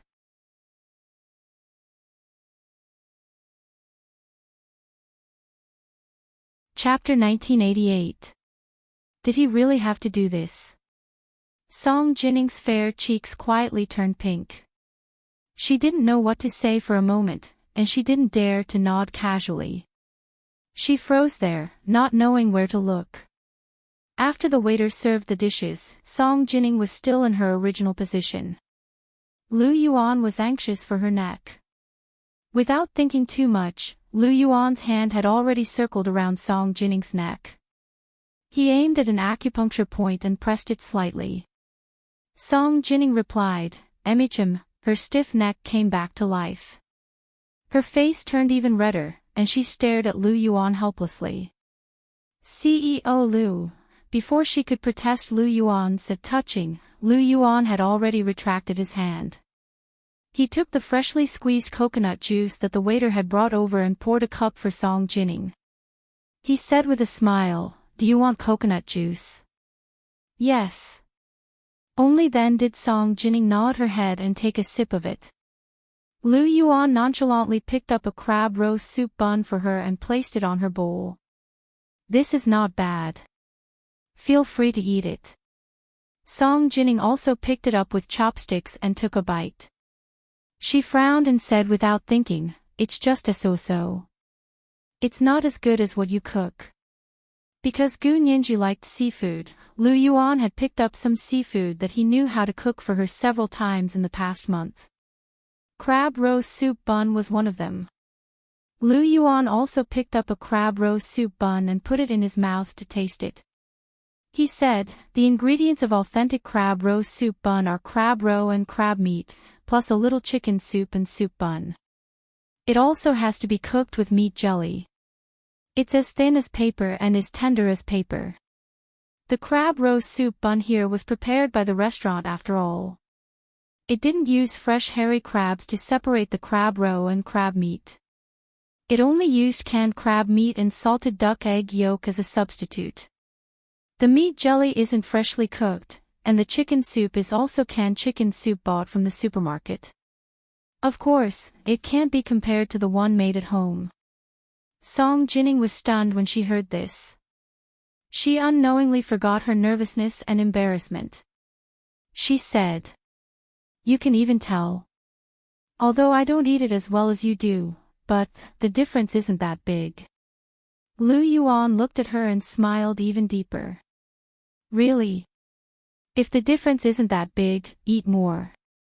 As he spoke, he placed another crab roast soup dumpling on her plate. Then, he took the serving chopsticks and picked up the steamed shad. After removing the bones, he placed it on her plate and said, "The shad here is still fresh." Song Jining rarely ate fish because she hated fish bones. However, Lu Yuan actually noticed that the shad that he had picked up from her plate had all been removed. A shad without bones was delicious. Song Jining ate it so much that she almost swallowed her tongue. She smiled and said, "If Nianji found out, she would be furious. She can't eat such delicious food." As she spoke, Song Jining suddenly had an idea. She took out her phone and took a picture. After taking the picture, she posted it on her WeChat Moments with a caption, "Some people can't make it to dinner tonight. It's a pity. The shad is so delicious and there are no bones." In less than a minute, Song Jining saw that someone had replied to her post. It was Gu Nianji. He mischievously replied to the post she had just posted, I have to repeat the important thing 3 times. Shed have no bones. A shad has no bones. A shad has no bones. How could a shed have no bones? Of course, someone had picked the thorns. Look at the hand that's faintly visible in the mirror. I've already taken a screenshot, it's useless to delete it. Song Jinning's eyes widened as she searched the 9-palace map. Sure enough, she saw that she had accidentally slapped Lu Yuan's hand in. I'm sorry.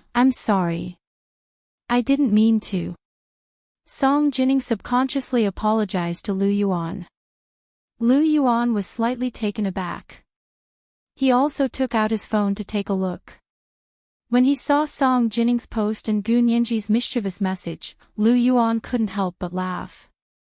Lu Yuan swiped his phone a few times and replied to Gu Nianji, "It's really delicious. Have you recovered from your illness? You can already take screenshots." Gu Nianji was currently in the kitchen of Hua Xiaoheng's official residence. She watched Hua Xiaoheng cook seafood fried rice for her as she played on her phone. Gu Nianji noticed that someone had replied to her post on WeChat, so she quickly opened it to check. TSK, Chairman Lu is really going all out. Even a simple sentence could contain a faint, killing intent. How dare you threaten and bribe your girlfriend when you're wooing her?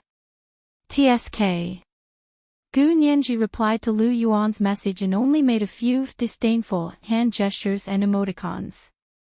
Lu Yuan smiled and put away his phone. He said to Song Jinning, "Nianji is a mischievous person.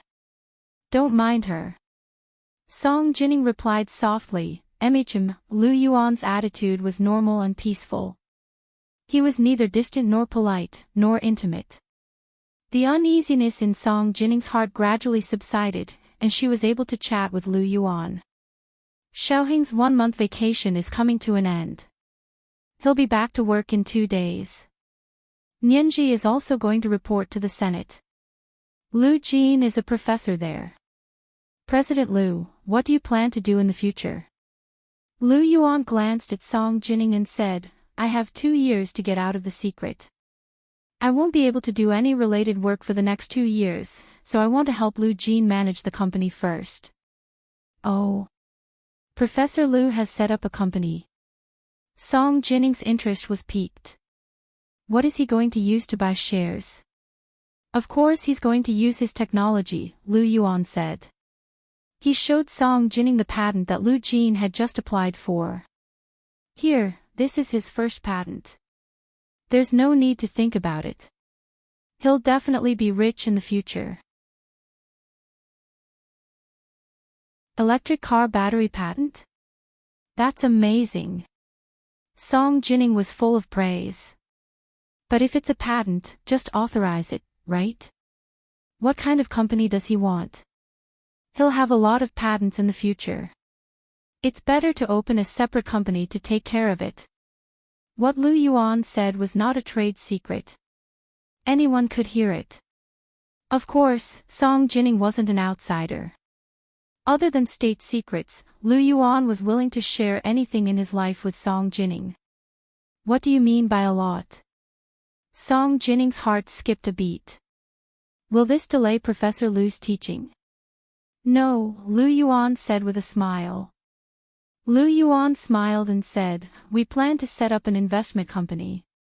At present, his patented technology is his biggest asset. If he wants to cooperate with us, we don't want cash. We want the other party's shares." Song Jinning didn't understand these business things very well. She could only nod and give him a look of admiration when she heard Lu Yuan's words. Lu Yuan was elated, but he could still maintain his composure. The meal lasted from 6:00 to 8:00. The waiter came over and walked back and forth between their seats several times. Lu Yuan and Song Jinning finally paid the bill and left. "Let's go watch a movie." When they arrived at the parking lot, Lu Yuan naturally walked to Song Jinning's car. "I didn't drive. I'll be your driver." Song Jinning handed over the car keys and asked curiously, "Why didn't you drive?" Is it too congested? It's fine today. There wasn't much traffic when I came over from work. Lu Yuan smiled faintly and said, it's more convenient to take a taxi. Song Jining couldn't figure out why taking a taxi was more convenient than driving herself, but she wisely didn't ask. She opened the door on the other side and sat in. Lu Yuan had just left in Song Jining's car when He Guanchen got out of his own car. He looked at the familiar car with an obscure gaze. Naturally, he also saw the situation when Lu Yuan got into the car. Second brother, what are you looking at? Zhang Baochen got out of the car behind him. He didn't see Lu Yuan and Song Jining leave together. He Guanchen came back to his senses and said lightly, nothing much. I saw an acquaintance, 2 acquaintances. Zhang Baochen didn't mind. Go in. Miss Gua is already waiting inside. What a coincidence. Gua Huining suddenly asked the 2 of them out for a meal today. It was also at the Lake family. This was today's second update, chapter 1977, Should Have No Bones. P.S. I'll catch worms in 2 days. Moi, all the big shots and little angels.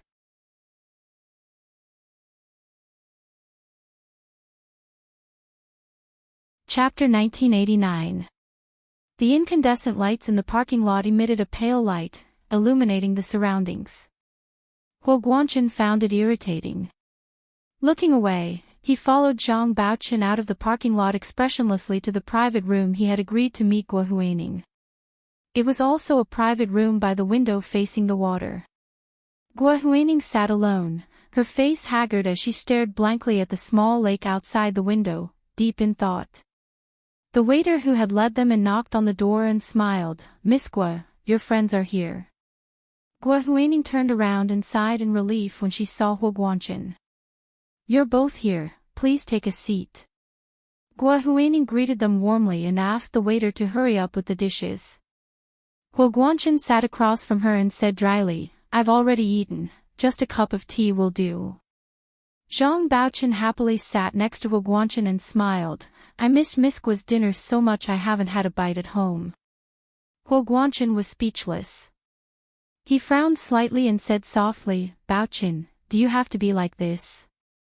Second brother, you're a full man who doesn't know the hunger of a hungry man. Ever since we left the He mansion, we haven't dared to eat freely outside. Who knows if we'll offend someone one day and lose our last job. Zhang Baochen spoke calmly and didn't care about his pride at all. Gua Huining knew a thing or 2 about the Zhang family situation and didn't take it to heart. Her goal was only to establish a relationship with He Guanchen through Zhang Baochen, including grandfather Hu's illness. Her ultimate goal was He Guanchen. He had a high status and was Hu Xiaoheng's biological father, Gu Nianji's future husband. If she wanted to marry into the Hu family, there was no way she wouldn't value He Guanchen. Gua Huining heard from Do Ayan that He Guanchen wasn't satisfied with her as a daughter-in-law and thought she came from an ordinary family. However, Hu Xiaoheng liked her so he didn't object. Gua Huining couldn't help pouting in disdain. She was not optimistic about Gu Nianji and Hu Xiaoheng's prospects at all. So what if they were engaged? She had been engaged to Hong Ziki for so many years and was still kicked out. Thinking of Hong Ziki, Gua Huining couldn't help but think of the conflict with the Hong Corporation. She waved for the waiter to refill He Guanchen's cup of tea. After the dishes were served, Gua Huining asked the waiter to close the door before raising her glass to Zhang Baochen and He Guanchen. I'm very grateful that the 2 of you could come today. She had only decided to invite He Guanchen and Zhang Baochen over for dinner when she received the news in the afternoon. He had purposely chosen this time. It had to be said that the timing she picked was too coincidental. He Guanchen was a busy man. He would never go to such last-minute invitations. But Gua Huining's case was special. The doctor she had hired had cured grandfather Hu, so He Guanchen had to give her face and help her. He raised his teacup and said calmly, Miss Gua invited us to dinner today to apologize to Gu Nianji. More than a month ago, Guohuaning had said that she had offended Gu Nianji and wanted to treat them to a meal. She would personally apologize to Gu Nianji during the meal. Huo Guanchen had already promised her, but after waiting for a month, there was still no dinner. Guohuaning finally couldn't sit still today, right? Guohuaning was even more embarrassed. She stammered for a while before saying, "It's like this. The incident with Miss Gu is already in the past. Don't mention it again." "Oh. She accepted your apology."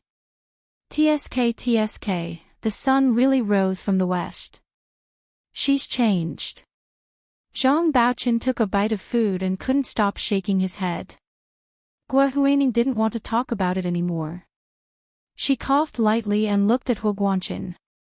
Using the most tactful and pleasant voice, she said softly, "General Hua, I really don't have a choice. I'm at my wit's end. That's why I want to ask you for a favor." "What favor?" Huo Guanchen put down his teacup. "As long as it's not against the law or our rules, I'll definitely help if I can." It was just a favor. Did she really have to add so many attributes in front of it? Guohuaning looked down. Her fingers fiddled with a white napkin anxiously.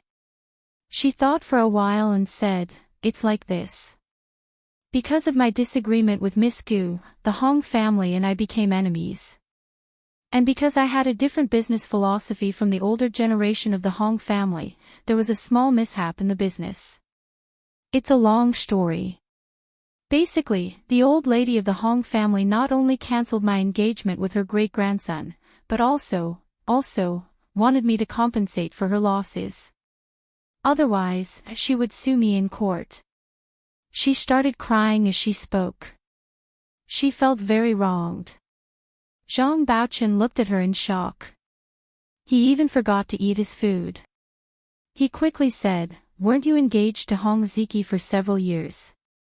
7 or 8 years. Guohuaning smiled bitterly. "I'm already in my 30s. I've spent my entire youth on the Hong Corporation and Hong Ziki. Now, they're asking me to leave just like that, kicking me out without any mercy." Her eyes reddened as she spoke of her heartbreak. She didn't need to pretend to feel this pain. She really was in so much pain that she couldn't control her emotions. Huo Guanchen and Zhang Baochen looked at each other. They couldn't bear to see her like this.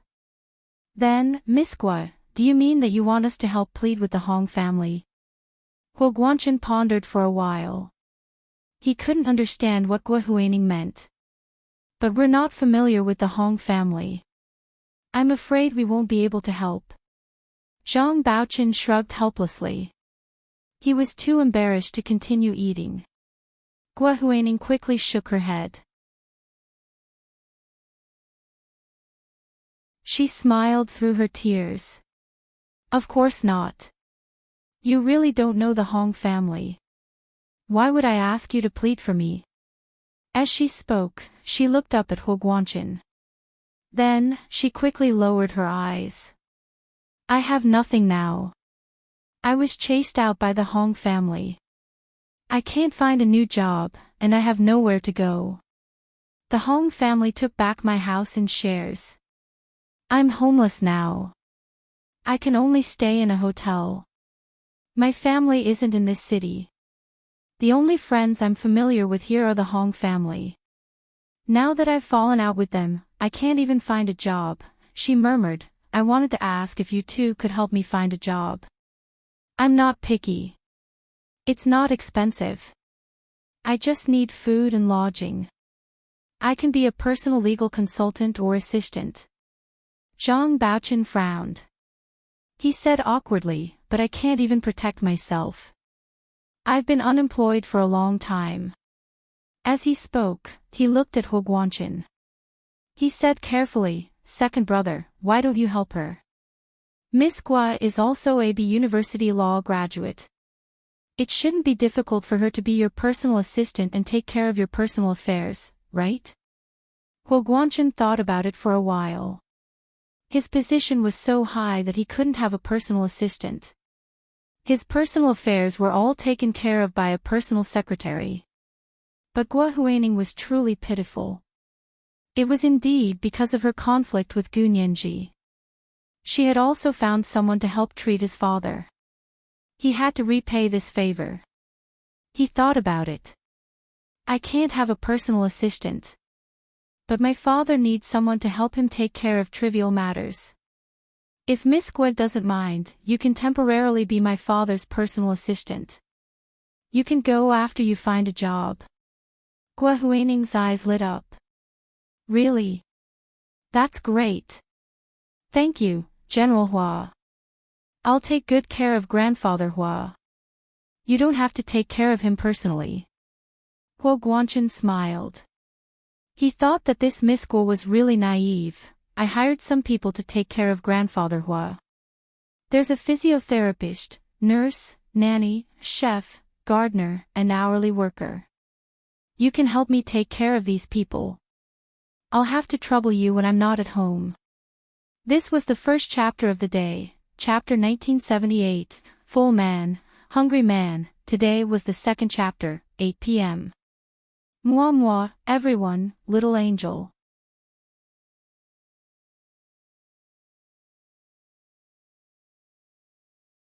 Chapter 1990. Gua Huining felt relieved and gratefully grasped Huo Guanchen's hand. Her worry quickly turned to joy and she shook Huo Guanchen's hand excitedly. Thank you, General Hua. Thank you, General Hua.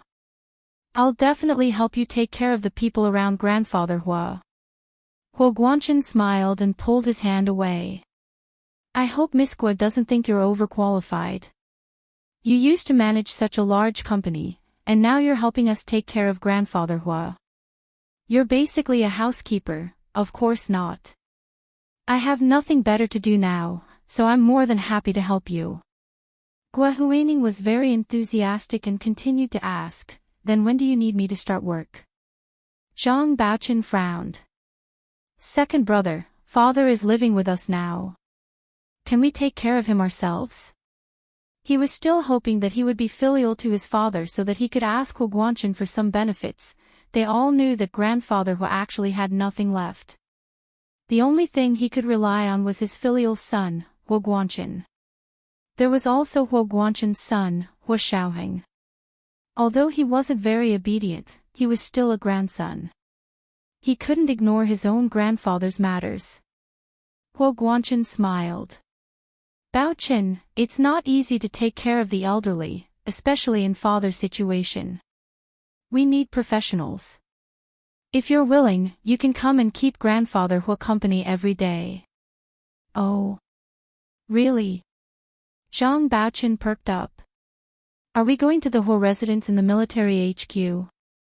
Did this mean that their family could go back like this? As long as they could return to the Hua residence in the military HQ, at least Zhang Wenna and Zhang Wenjie wouldn't have to worry about their jobs anymore. The departments that had fired them would definitely regret it now. Gua Huining was also a little excited. She didn't expect someone of Huo Guanchen's status to be so easy to deal with. He was much easier than Madame Hong. Her eyes widened and her entire face lit up. Where is the military HQ? General Hua, this is my cell phone number. Please send me your address. I'll go to your house tomorrow to help you take care of Grandfather Hua. Huo Guanchen raised his hand slightly to calm Zhang Baochen and Gua Huining down as he said, my grandfather's condition isn't suitable for him to return to the military compound for the time being. I have an apartment outside, and I've already renovated it over the past month. In a few days, I'll send a physiotherapist and nurse to Baochen's place to pick him up. Ah. Father, aren't you going back to the military compound? Zhang Baochen blurted out, unable to hide his disappointment. Huo Guanchen smiled nonchalantly. The military compound has very high security requirements. There are too many people taking care of the old man, so the background check would take too long. It's not practical. Besides, I'm busy with work now and don't have time to stay at home. It doesn't matter if you stay in the military compound or not. How could it be the same? Guo Huining and Zhang Baochen screamed in their hearts at the same time. However, in front of Huo Guanchen, neither of them dared to say a word. Guo Huining was the first to react. She smiled bitterly and said, "That's good too. With my current condition, I don't think I'll be able to pass the background check." "What happened to you?" Huo Guanchen asked with concern. "If it's not serious, I can think of something." Guo Huining didn't dare to hide anything. She told him about the incident with the Hong Corporation and said, "I shouldn't have kept the battery from them, but it was an expedient measure for the sake of going public. Now, the other company is no longer pursuing the matter and has reached an agreement with the Hong Corporation to use the battery as long as they pay the patent fees and some interest. Damn it, old Madam Hong always looked down on me and wanted to kill me," Guo Huining said as she wiped her tears and sobbed. "I've worked hard for so many years, even if I don't have any merits. In the end, not only did they chase me out, but they also took back my apartment. Her luxurious penthouse apartment, old Madam Hong is really cunning." Guo Huining gritted her teeth at the thought of it. "How could they take back your apartment?" Even Zhang Baochen was confused. "Isn't your name on the property ownership certificate?" Guo Huining choked and blushed. She said vaguely, "It was bought under the company's name. I'm a senior executive and also the fiancé of the young master of the Hong Corporation. They said it was for me and that I'd transfer ownership after I got married." Huo Guanchen understood and nodded. He smiled and said, "Then the Hong Corporation is really being unkind. Although you're not married, you've been engaged to the young master of the Hong Corporation for so many years. Even if you break up, you don't have to take back the apartment." Guo Huining had never heard such caring words before. A strange feeling rose in her heart. She knew what she wanted ever since she graduated from university. All these years, she had been aggressive and relied on her own abilities to achieve a breakthrough in social class. Not only did she get engaged to the son of a wealthy family like Hong Ziki, but she also accumulated a considerable amount of wealth. However, all of these things were obtained through her hard work. She thought to herself, she earned every penny by herself, but what was there to be proud of? Those women who weren't as capable as her still had men to spend money on, but what about herself? Guo Huining's heart ached. She looked deeply at Huo Guanchen. There had never been a man who could tug at her heartstrings like Huo Guanchen did. He was powerful, mature, handsome, and as tall as a mountain. He could also take care of her emotions and give her the feeling that she could rely on him. She suddenly wanted to be a little woman. Even if she had to stay at home to take care of her husband and children and not go out to work, she would be happy to do so. "Thank you, General Huo, for being fair." Guo Huining's eyes were red. "I'm sorry, I'm too touched. Don't worry, leave Grandfather Huo to me. I'll help you take care of your other home. Also, I'm still in contact with Dr. Tony. If there's a need, we can get Dr. Tony to do regular checkups for Grandfather Huo." Huo Guanchen nodded slightly. "Then I'll have to trouble Miss Guo." "Oh yes, how much is the surgery fee for Dr. Tony? Can Miss Guo give us a copy of the bill?" Zhang Baochen's heart tightened and his face contorted. He knew Huo Guanchen had money, but he couldn't even compare to Huo Guanchen. Fortunately, Huo Guanchen was considerate of Zhang Baochen's family situation. He added, "I'll pay." Guo Huining smiled. "You don't have to worry about that." When Dr. Tony came to the Huaxia Empire for a collaboration, the charity organization covered all the expenses. Grandfather Huo's surgery fee was included. "That won't do. I'm a public official, I can't use the charity organization's donations." Huo Guanchen became serious. "If Miss Guo doesn't bring the bill, then give me Dr. Tony's contact details. I'll get my personal secretary to contact him for the bill. General Huo is so selfless." Gua Huaining smiled sheepishly. Her eyes flickered. I'll ask Dr. Tony when I get back and see how the charity organization handles the bill. Okay, the money paid by the charity organization can be returned. I can pay Dr. Tony's bill myself. Gua Huaining nodded and sent a text to Do Ayin. Do Ayin received the text and quickly discussed the arrangements with her superiors. Huo Guanchen didn't stay long. He left after finishing a cup of tea, leaving Zhang Baoqin and Gua Huaining to continue eating dinner. Huo Guanchen leaned against the back seat of the car after coming out of house on the lake. He closed his eyes and thought for a while. He said to his personal secretary, "Get someone to check on Gua Huaining's situation. See if she's telling the truth." Although Huo Guanchen didn't need to bring his personal secretary to a private dinner, he always brought other communication devices with him. Not only could he record the conversation, but he could also record it. This was so that the security personnel and personal secretary who didn't go in could keep track of the situation inside. If anything happened, they could deal with it immediately. Huo Guanchen's people had seen and heard what happened in the private room of the restaurant. Of course, they knew what Gua Huaining had said about her experience. Okay, Chief. We've already checked. Huo Guanchen's personal secretary showed him the information. Huo Guanchen nodded. He looked out the window and thought about what he saw earlier. His elder brother and his ex-wife got into the same car and drove away. Are they on a date? And then. This is today's second chapter, chapter 1979, Easy to Talk to. Moi moi, everyone, little angels.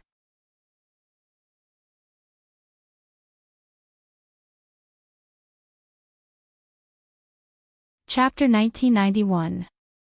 Huo Guanchen clenched his fists involuntarily. Taking a deep breath, he said, "Let's go." In the parking lot, several custom-made bulletproof cars quietly drove out of the gate and onto the road in front of the restaurant. Zhang Baoqin and Gua Huaining came out of the private room and stood by the window on the other side of the second floor to watch Huo Guanchen's motorcade drive away. The two did not speak for a long time. After a long time, Gua Huaining asked quietly, "Mr. Zhang, does General Huo always make such a big show every time he goes out?" Although she had been engaged to Hong Ziki for so many years, she hadn't seen many real bigwigs. She had met Huo Xiaoheng twice in the past, but Huo Xiaoheng had never been surrounded like this in front of friends. It was difficult for Gua Huaining to connect Huo Xiaoheng's image with Huo Guanchen, a high-ranking official who had guards everywhere and had cars clearing the way for him. No wonder Mr. Huo Guanchen was a general. This was the grandeur he deserved, Gua Huaining grumbled in her heart. Zhang Baoqin also looked enviously in the direction of Huo Guanchen's motorcade. He whispered, "What's this?" This was just the most ordinary entourage. If it's a business trip, it'll be even grander. Bigger. Gua Huaining was shocked. How much bigger? Older than the Prime Minister. Of course it has to be big. Zhang Baoqin turned around in disdain. My second brother is the director of the military's political department. Do you know what rank that is? Under the same rank, the director of the political department is half a rank higher than other military officers. Ah. You really know a lot. Gua Huaining suddenly had an idea. She respectfully invited Zhang Baoqin back to the private room and ordered a bottle of fine red wine. She poured him a glass and began to ask about the Huo family, especially Huo Guanchen's military position and rank. Zhang Baoqin had lived in the Huo family for so many years that he was familiar with the basic situation. That was why he could not stop talking. However, Zhang Baoqin had no idea what Huo Guanchen and Huo Xiaoheng's jobs were. He only knew their titles and ranks, and nothing else. However, just this alone was enough to broaden Gua Huaining's horizons. As if she had opened the door to a new world, Gua Huaining couldn't help but secretly plan. After dinner, it was already past 10 o'clock in the evening. Guo Huaining and Zhang Baochen were already tipsy when they came out of the house on the lake. Guo Huaining felt goosebumps all over her arms as the cold night wind blew past her. Both of them were drunk and couldn't drive. However, Zhang Baochen didn't have a car, and Guo Huaining couldn't drive her car out for the time being. Therefore, after saying goodbye at the entrance of the restaurant, both of them called their own cars. Guo Huaining waited for Zhang Baochen to get in the car before she got into her own. After the car drove away, Do Ayan, who was sitting in the front seat, turned around and smiled. Huaining, how was it today? Did they agree to help? Guo Huaining smiled and tucked her medium-length hair behind her ear. She said slowly, General Hua is a good person. He's very compassionate. When he heard how the Hong family treated me, he was filled with indignation. Ah. So he's really going to help you? Do Ayan was overjoyed. How are they going to help?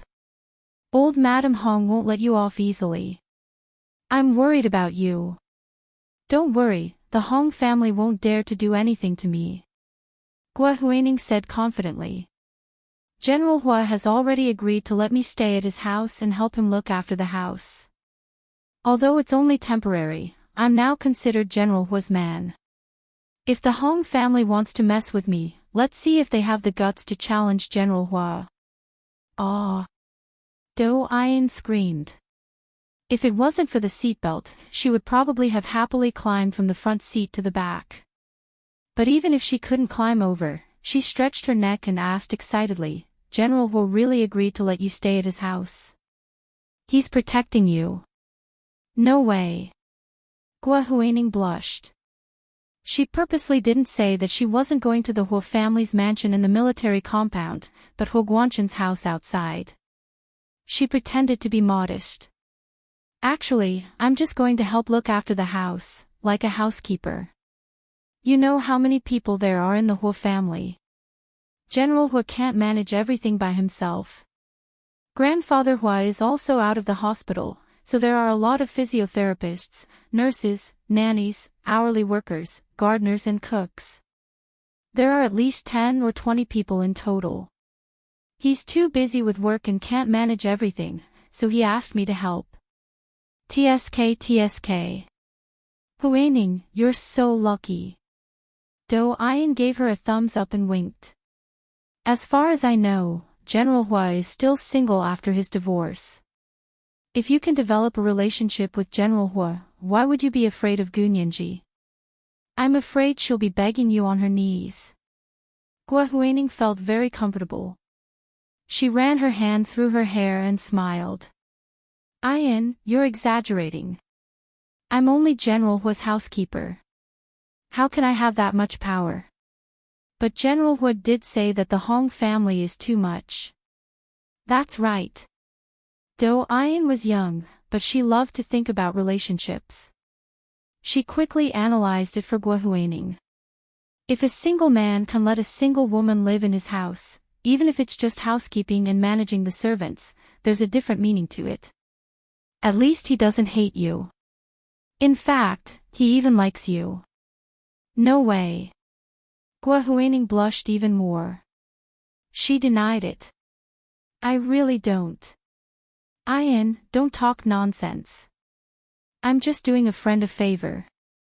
General Hua helped me so much, so I'm returning the favor. Even if he doesn't pay me, I'll still help him take care of the house so he doesn't have to worry about his family. TSK. That's good and virtuous. Do Ayan joked. She deliberately exaggerated.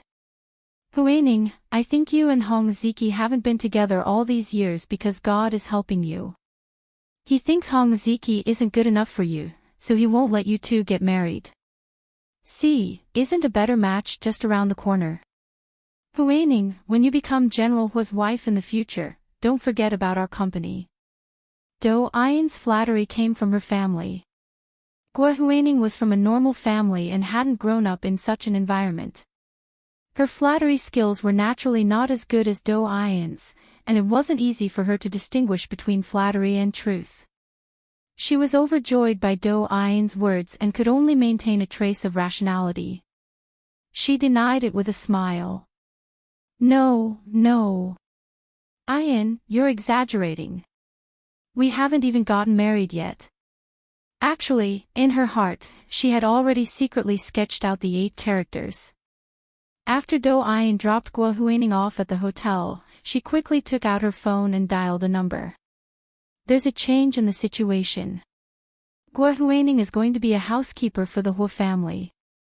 The voice on the other side of the phone seemed to be through a voice changer.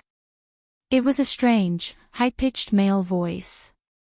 Guo Huining is going to be a housekeeper for the Huo family. Which Huo family? Which Huo family? Of course it's Major General Huo's Huo family. More accurately, it's Huo Xiaoheng's father, Huo Guanchen's family. Do Ian said with certainty.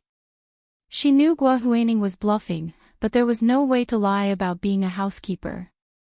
It was most likely true. Really? The person on the other end of the phone also seemed excited. She's really going to be a housekeeper for the Huo family. That Huo Guanchen hasn't remarried after his divorce. Yes, he's still single. He doesn't even have a girlfriend. Do Ian said with slight jealousy towards Guo Huining. She continued, but I don't think she's going to the Huo Manor in the military HQ. It's heavily guarded and she won't be able to get in. It should be one of the Huo family's other residences. This idiot, she hadn't expected her luck to be so good. Other than being slightly older, Huo Guanchen was miles ahead of Hong Ziki in every aspect. The person on the other end of the phone immediately said, then we'll have to change our plans.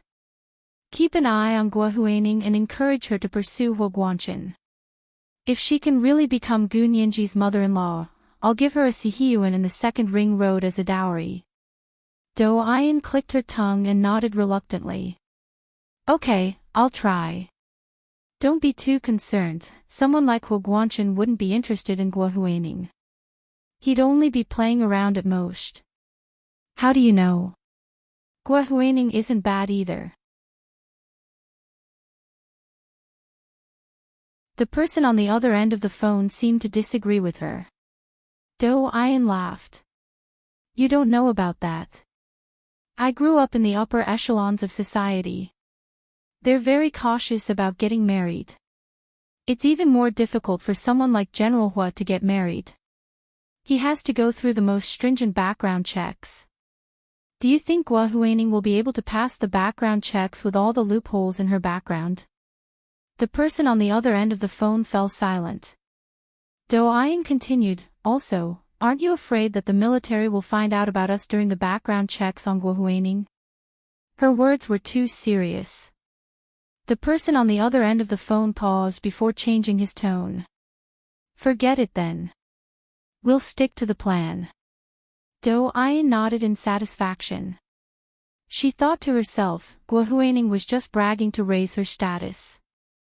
Who would actually believe her? After hanging up the phone, she looked at the night sky outside the car window and suddenly realized that this online character of hers, who had never shown her face, didn't seem to be from a good family. He didn't even know about the tacit rules of the upper class. This was the first chapter of the day, chapter 1980, the stroke of the 8 character. Today is the second watch period. The second watch period is 8 p.m. Moi moi, everyone, little angels.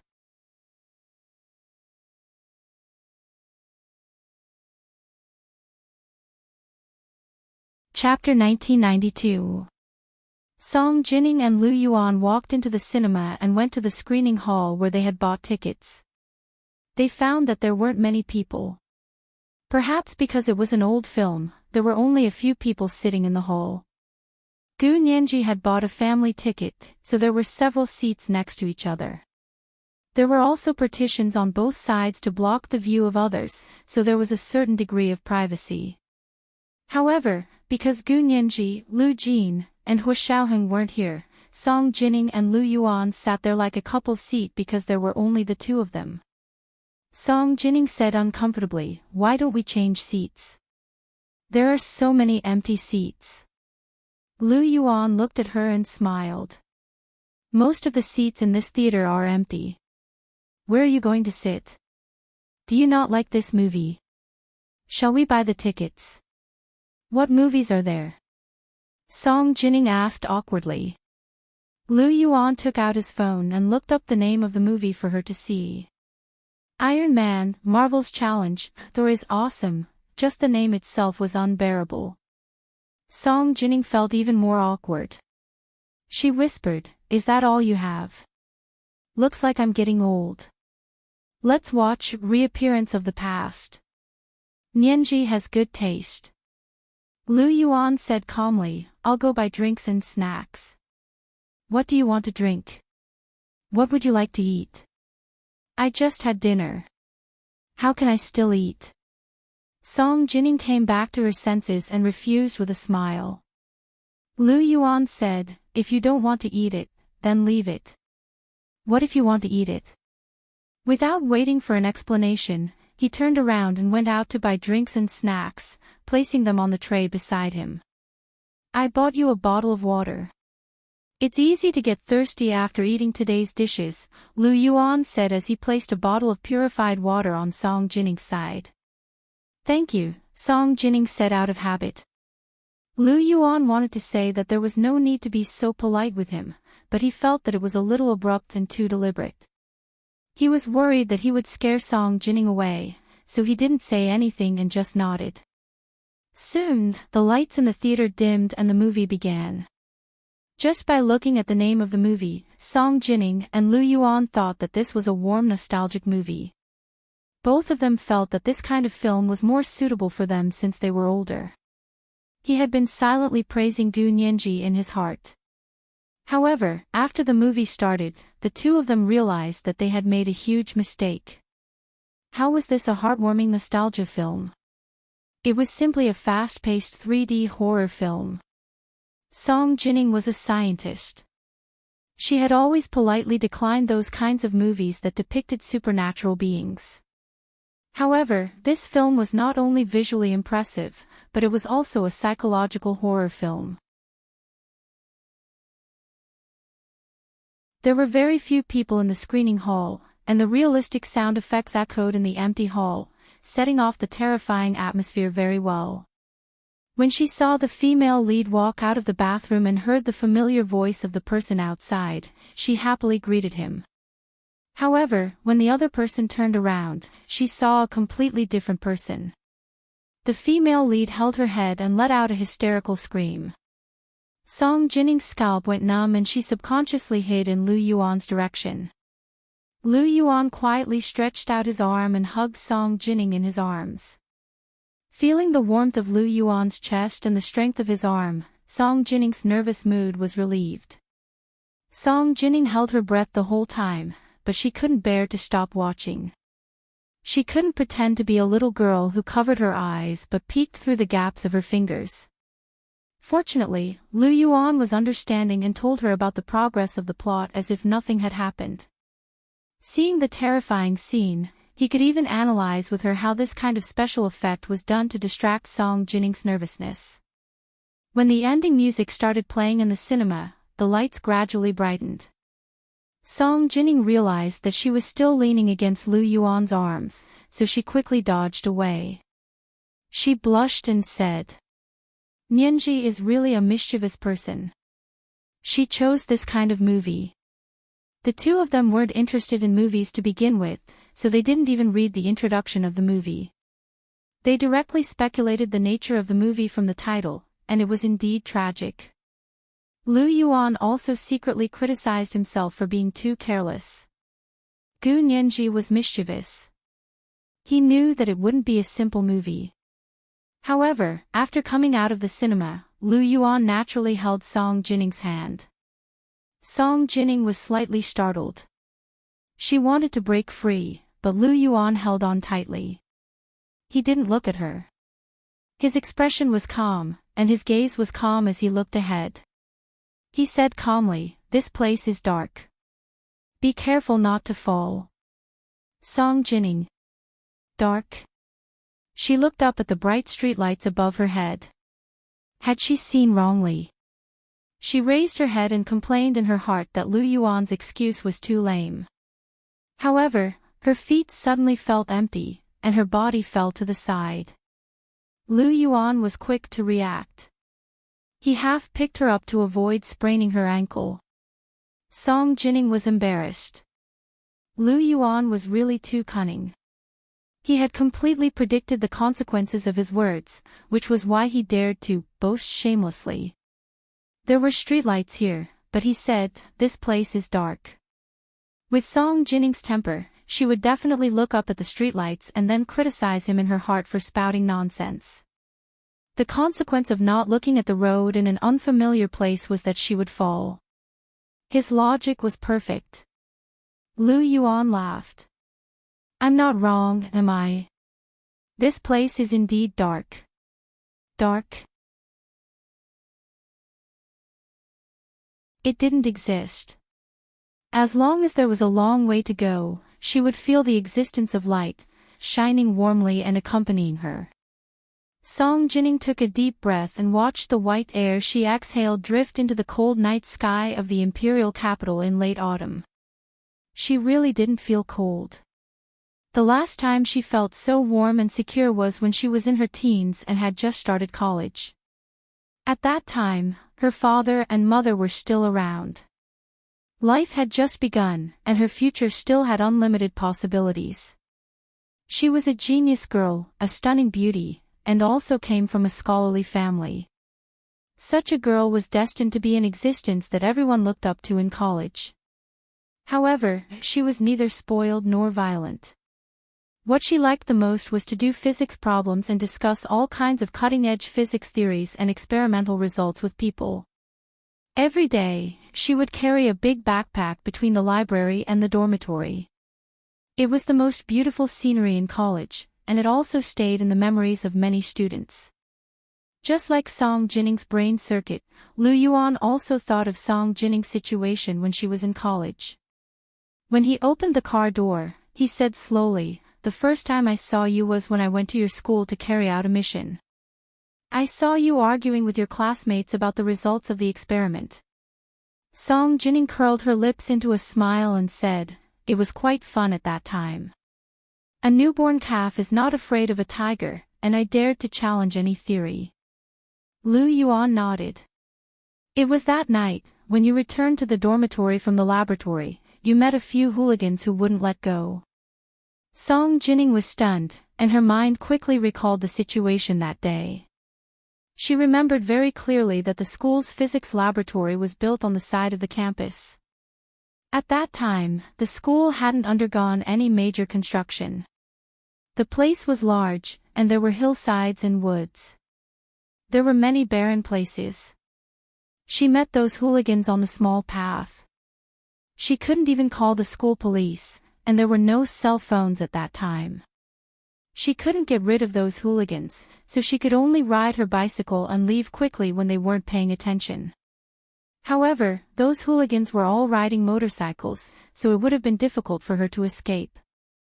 However, after riding for a while, she realized that those hooligans didn't chase after her. She even turned around to look strangely. In the end, she only saw a tall figure with his back facing her. His figure was strong and his movements were swift.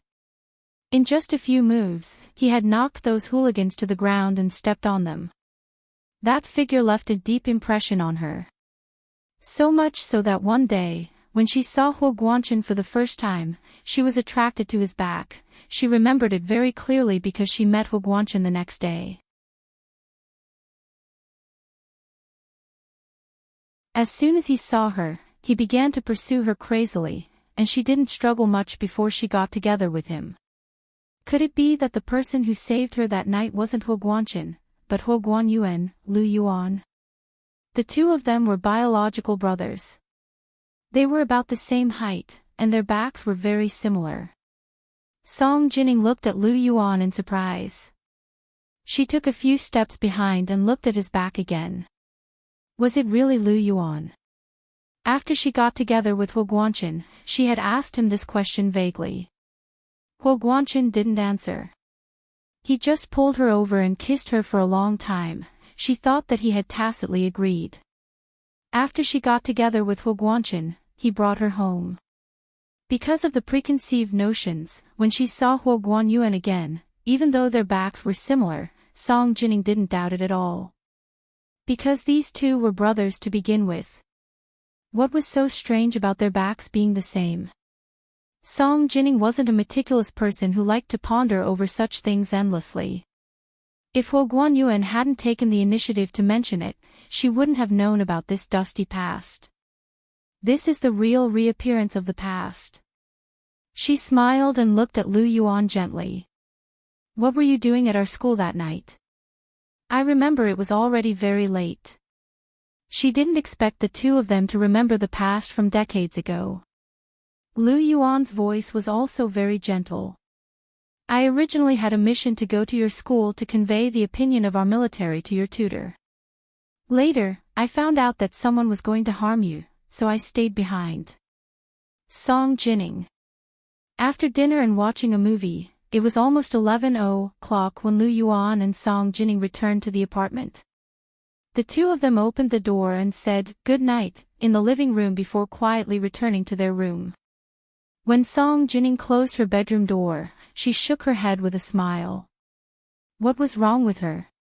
It was just a meal with her friends and a movie. Why did she have to be so sneaky like a thief? It was all because of Gu Nianji. She almost subconsciously didn't want to alarm her. Perhaps she also had a guilty conscience. Her heart had been beating very fast since she had told her everything that night. This kind of panic was really speechless for someone of her age to be so flustered. She shook her head and wanted to go to the bathroom to take a bath to calm herself down. Her phone suddenly rang. She opened it and saw that it was a text message from Lu Yuan. I was very happy to watch a movie with you. I hope I can continue watching it with you in the future. Song Jining wanted to refuse, but her fingers didn't listen to her. She sent the word "okay" for some reason. This was the second update of today, chapter 1981, the back view again. There were two updates today. Mwah, all the big shots and little angels.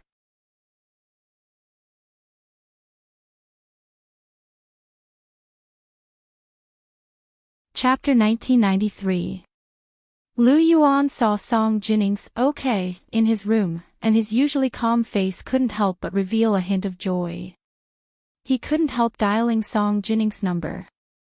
Song Jining regretted that her fingers didn't listen to her. Although she could delete the previous message, wouldn't it be even more awkward if Lu Yuan had already seen it?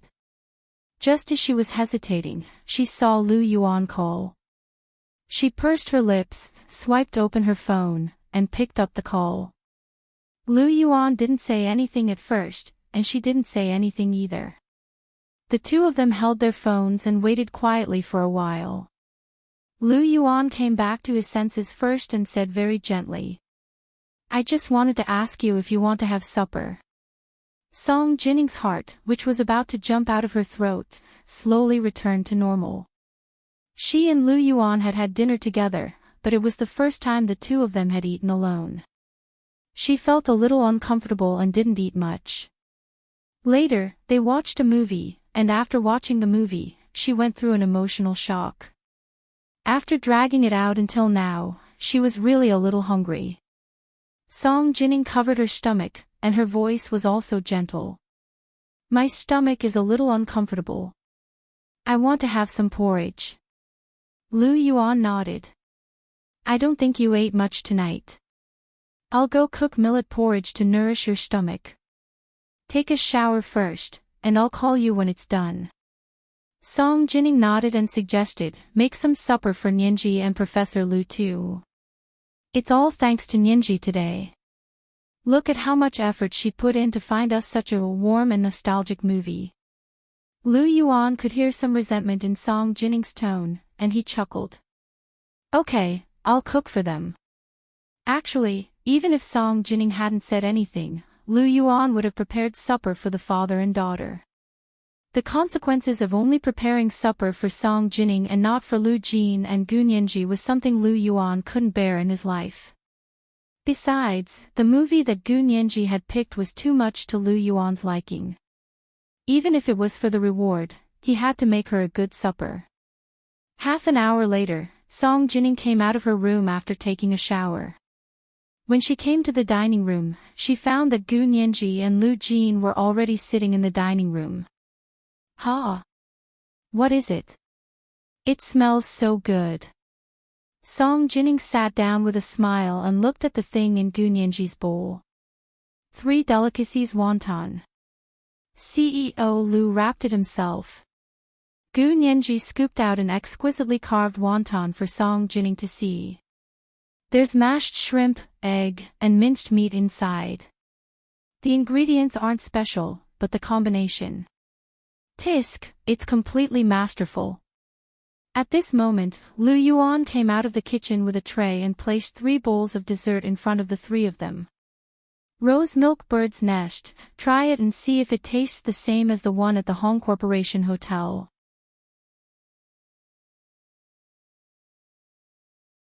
Lu Yuan then said to Song Jining, "I'll bring you millet porridge. Eat millet porridge first, then eat rose milk bird's nest." Gu Nianji and Lu Jin didn't say anything. As they ate happily, they smiled as they watched Lu Yuan try to curry favor with Song Jining. Song Jining's stomach was rumbling with hunger, so she quickly said, "I'll go get it myself. Do you still have San Xian wontons? It smells nice. Also, you eat the porridge first." Lu Yuan glanced at Gu Nianji and Lu Jin. Gu Nianji and Lu Jin immediately lowered their heads at the same time and focused on eating the love supper that Lu Yuan had carefully cooked. Lu Yuan and Song Jining went to the kitchen together. The 2 of them didn't come out, so they placed the millet porridge on the kitchen counter for breakfast. Song Jining sat on a high stool and ate the millet porridge while watching Lu Yuan cook the San Xian wontons for her. After Gu Nianji finished her supper, she wanted to clean up the dishes and bring them to the kitchen. However, she stopped at the kitchen door. In the slightly dimly lit kitchen, the background music that sounded like flowing water was playing from the Bluetooth speaker. Song Jining and Lu Yuan, one sitting and one standing, chatted casually. From time to time, they would look at each other and smile, revealing the calmness and warmth of life. Gu Nianji didn't want to ruin the atmosphere between the 2 of them. She quietly turned around and put the tray back on the dining table. She pulled Lu Jin and tiptoed out of the dining room, leaving the area to Lu Yuan and Song Jining. Excited, she pulled Lu Jin into her bedroom. After closing the door, her eyes were strangely bright.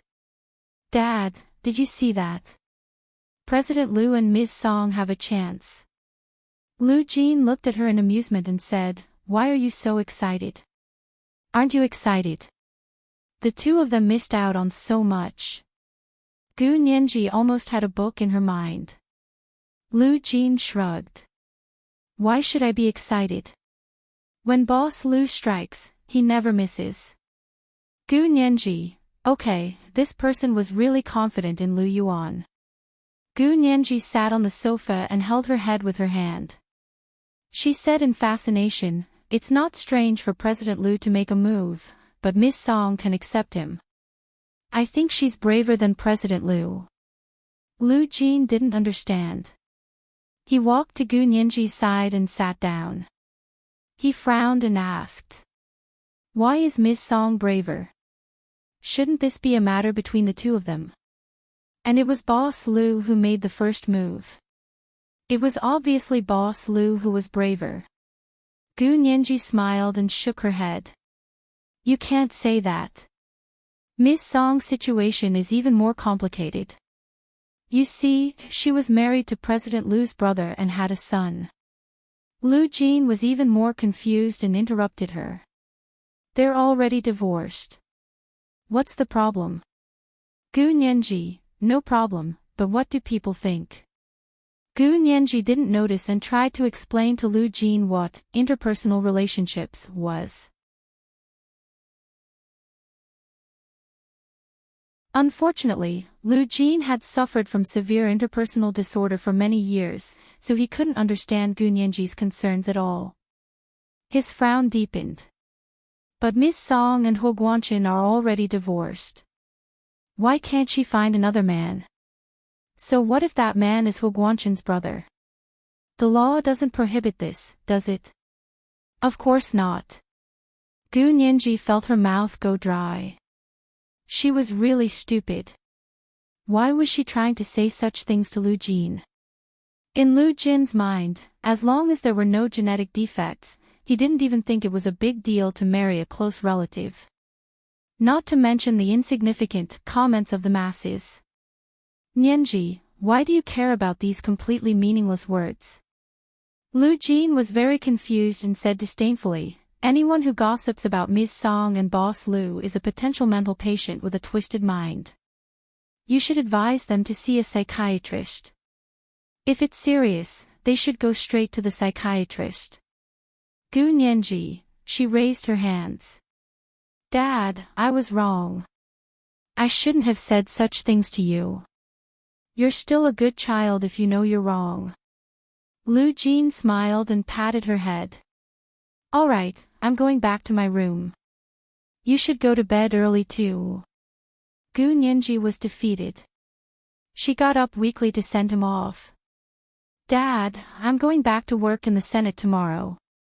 What do you plan to do tomorrow? I don't have classes tomorrow. I'll send you to work in the Senate. Lu Jin smiled. I also want to see what my girl works like. Gu Nianji agreed and looked in the direction of the dining room and kitchen with Lu Jin. The soft lights were still on, and the music was still as pleasant and soft as flowing water. Gu Nianji pursed her lips and smiled.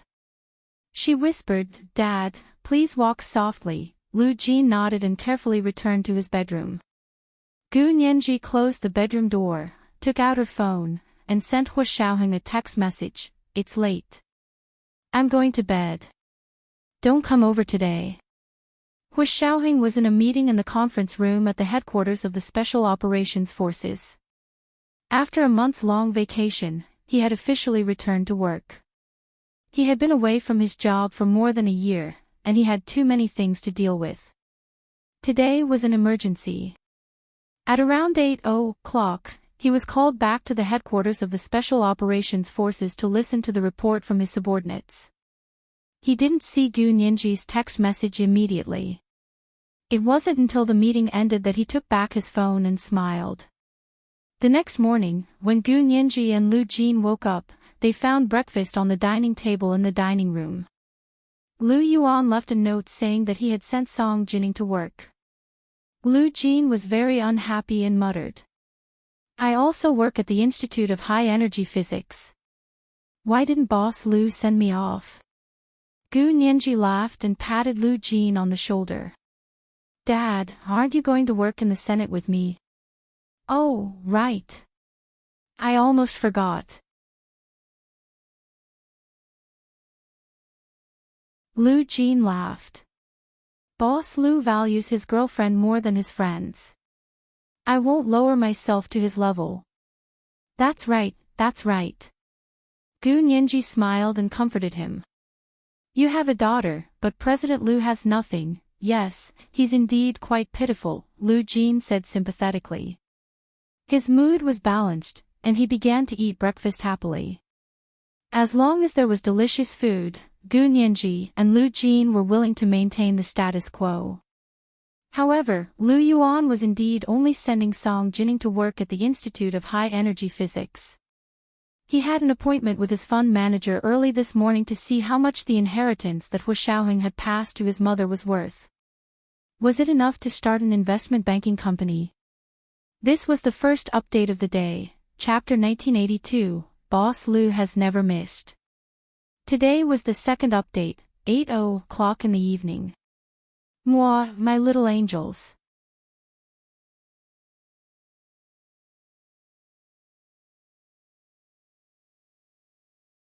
Chapter 1994. The fund manager that Lu Yuan had made an appointment with was just a low-level fund manager that he had casually found at Carlyle International Investment Company, Limited. Carlyle International Investment Company, Limited was a large investment bank headquartered in the United States. It was ranked the highest in the world in terms of assets under management. Lu Yuan pretended not to understand anything and placed the information that Hu Xiaoheng had given him in front of the fund manager. He smiled and said, "This is the inheritance that I just received not long ago. I've been abroad for many years and just came back recently. I don't know how much these things are worth. Can you help me calculate?" In the inheritance left by Lu Yuan's mother, Xie Xian, cash only accounted for a small portion. Most of it was investment assets. For example, stocks, private company shares, bonds, antiques, jewelry, and precious metals. Most of the private companies that he owned shares in were mineral resources from all over the world. The value of these things could not be determined just by looking at the financial report. It required a professional financial analyst to estimate. The fund manager took the printed information from Lu Yuan's hand with a professional smile. He still felt a little contemptuous in his heart. He thought to himself, "What era is this? It's so old-fashioned to print on paper." As expected, people who came back from abroad are much more old-fashioned than people in China. However, when he lowered his head and saw the brief description of cash on the first page of the document, he immediately felt embarrassed. He wiped the sweat off his forehead with a handkerchief and said with a dry laugh, "Mr. Lu, is this your share of the inheritance? Can you provide me with a bank certificate? Is this the bank certificate of this cash?" Lu Yuan pointed at his materials. "They're all inside. Most of the cash is deposited in foreign banks, and a portion of it is transferred to domestic banks for daily expenses. Is there a problem?" "No, no." The man hurriedly waved his hand, but he still stood up. He nodded and bowed as he said, "But your amount is too large. It's beyond my scope of authority. I'll ask our executive director and the chief analyst of the Pacific Rim region to take over your case." Lu Yuan nodded nonchalantly. He leaned against the chair opposite the fund manager and raised his hand. "Go ahead." The fund manager was frightened by Lu Yuan's attitude.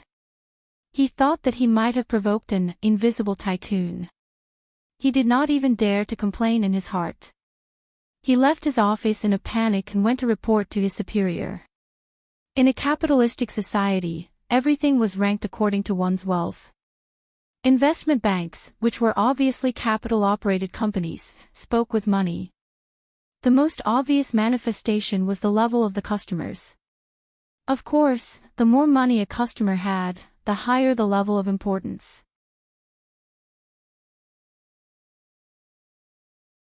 Therefore, the higher the level of the staff who took care of such customers.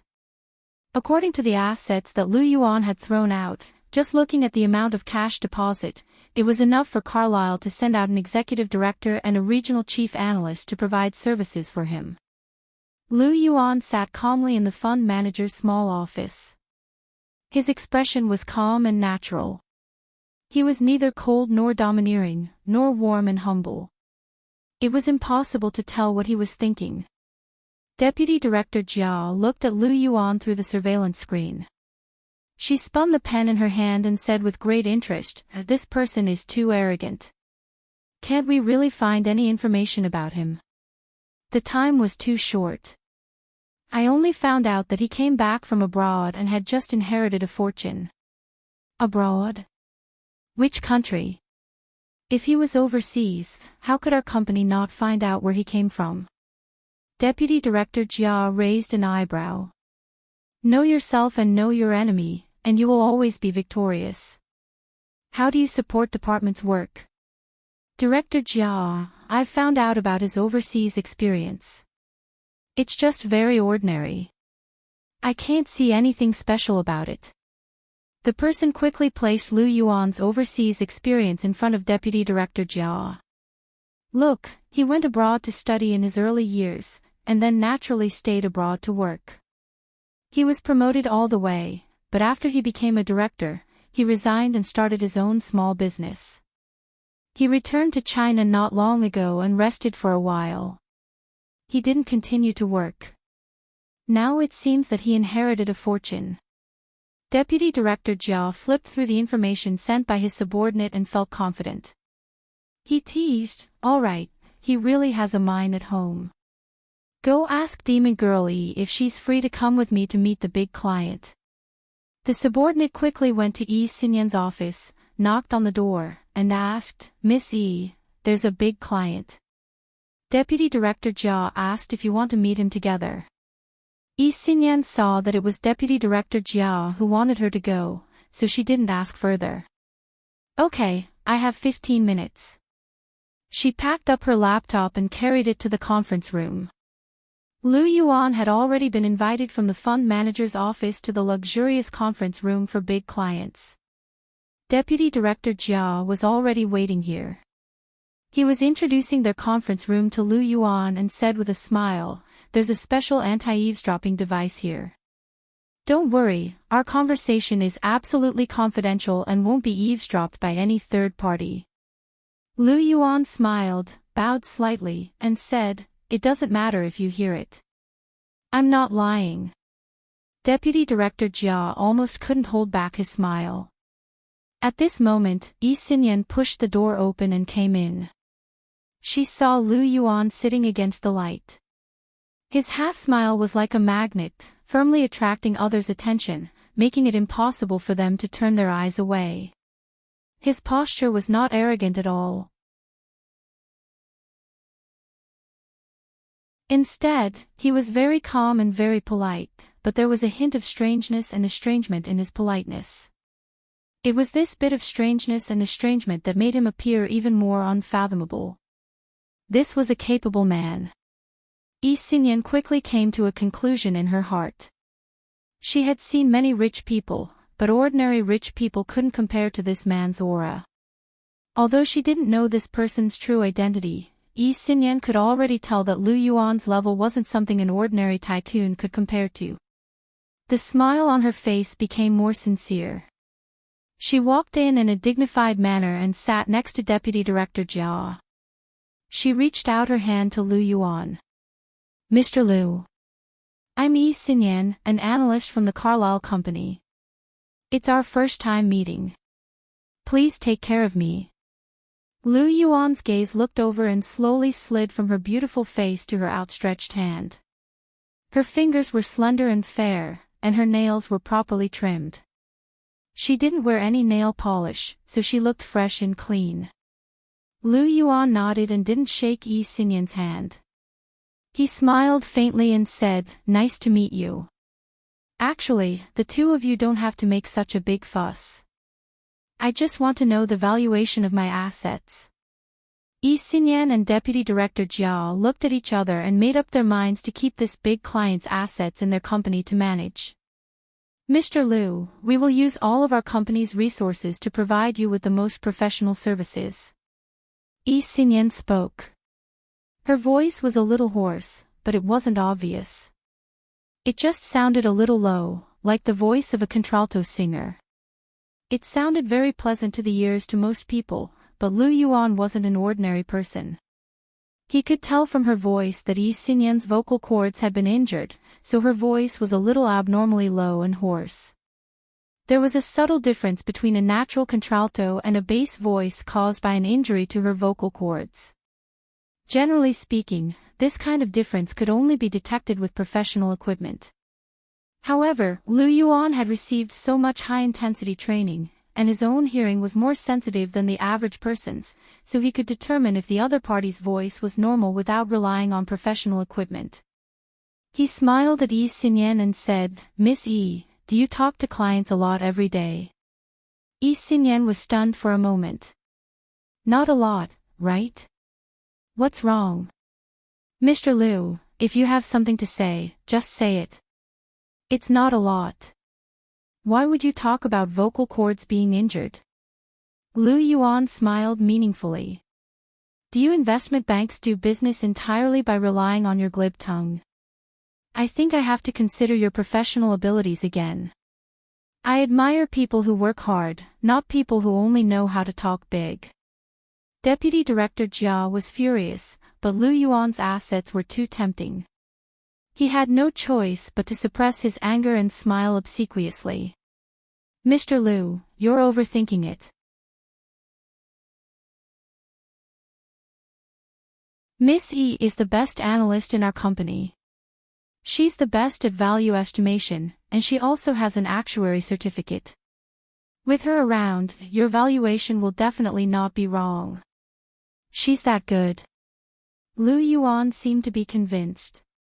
He looked Yi Xinyan up and down again and praised her with a smile. I didn't expect Miss E to be so young and beautiful, and her professional abilities are so strong. It's really rare. Yi Xinyan stroked the Hermes scarf she was wearing around her neck with one hand and said with a smile, Mr. Lu, your observation skills are really sharp. My throat was indeed injured. When I was young, I liked to eat fish, but it was stuck by a bone. It was very serious, and I had to have surgery to remove the bone. My vocal cords were damaged as a result, but it didn't affect my speech.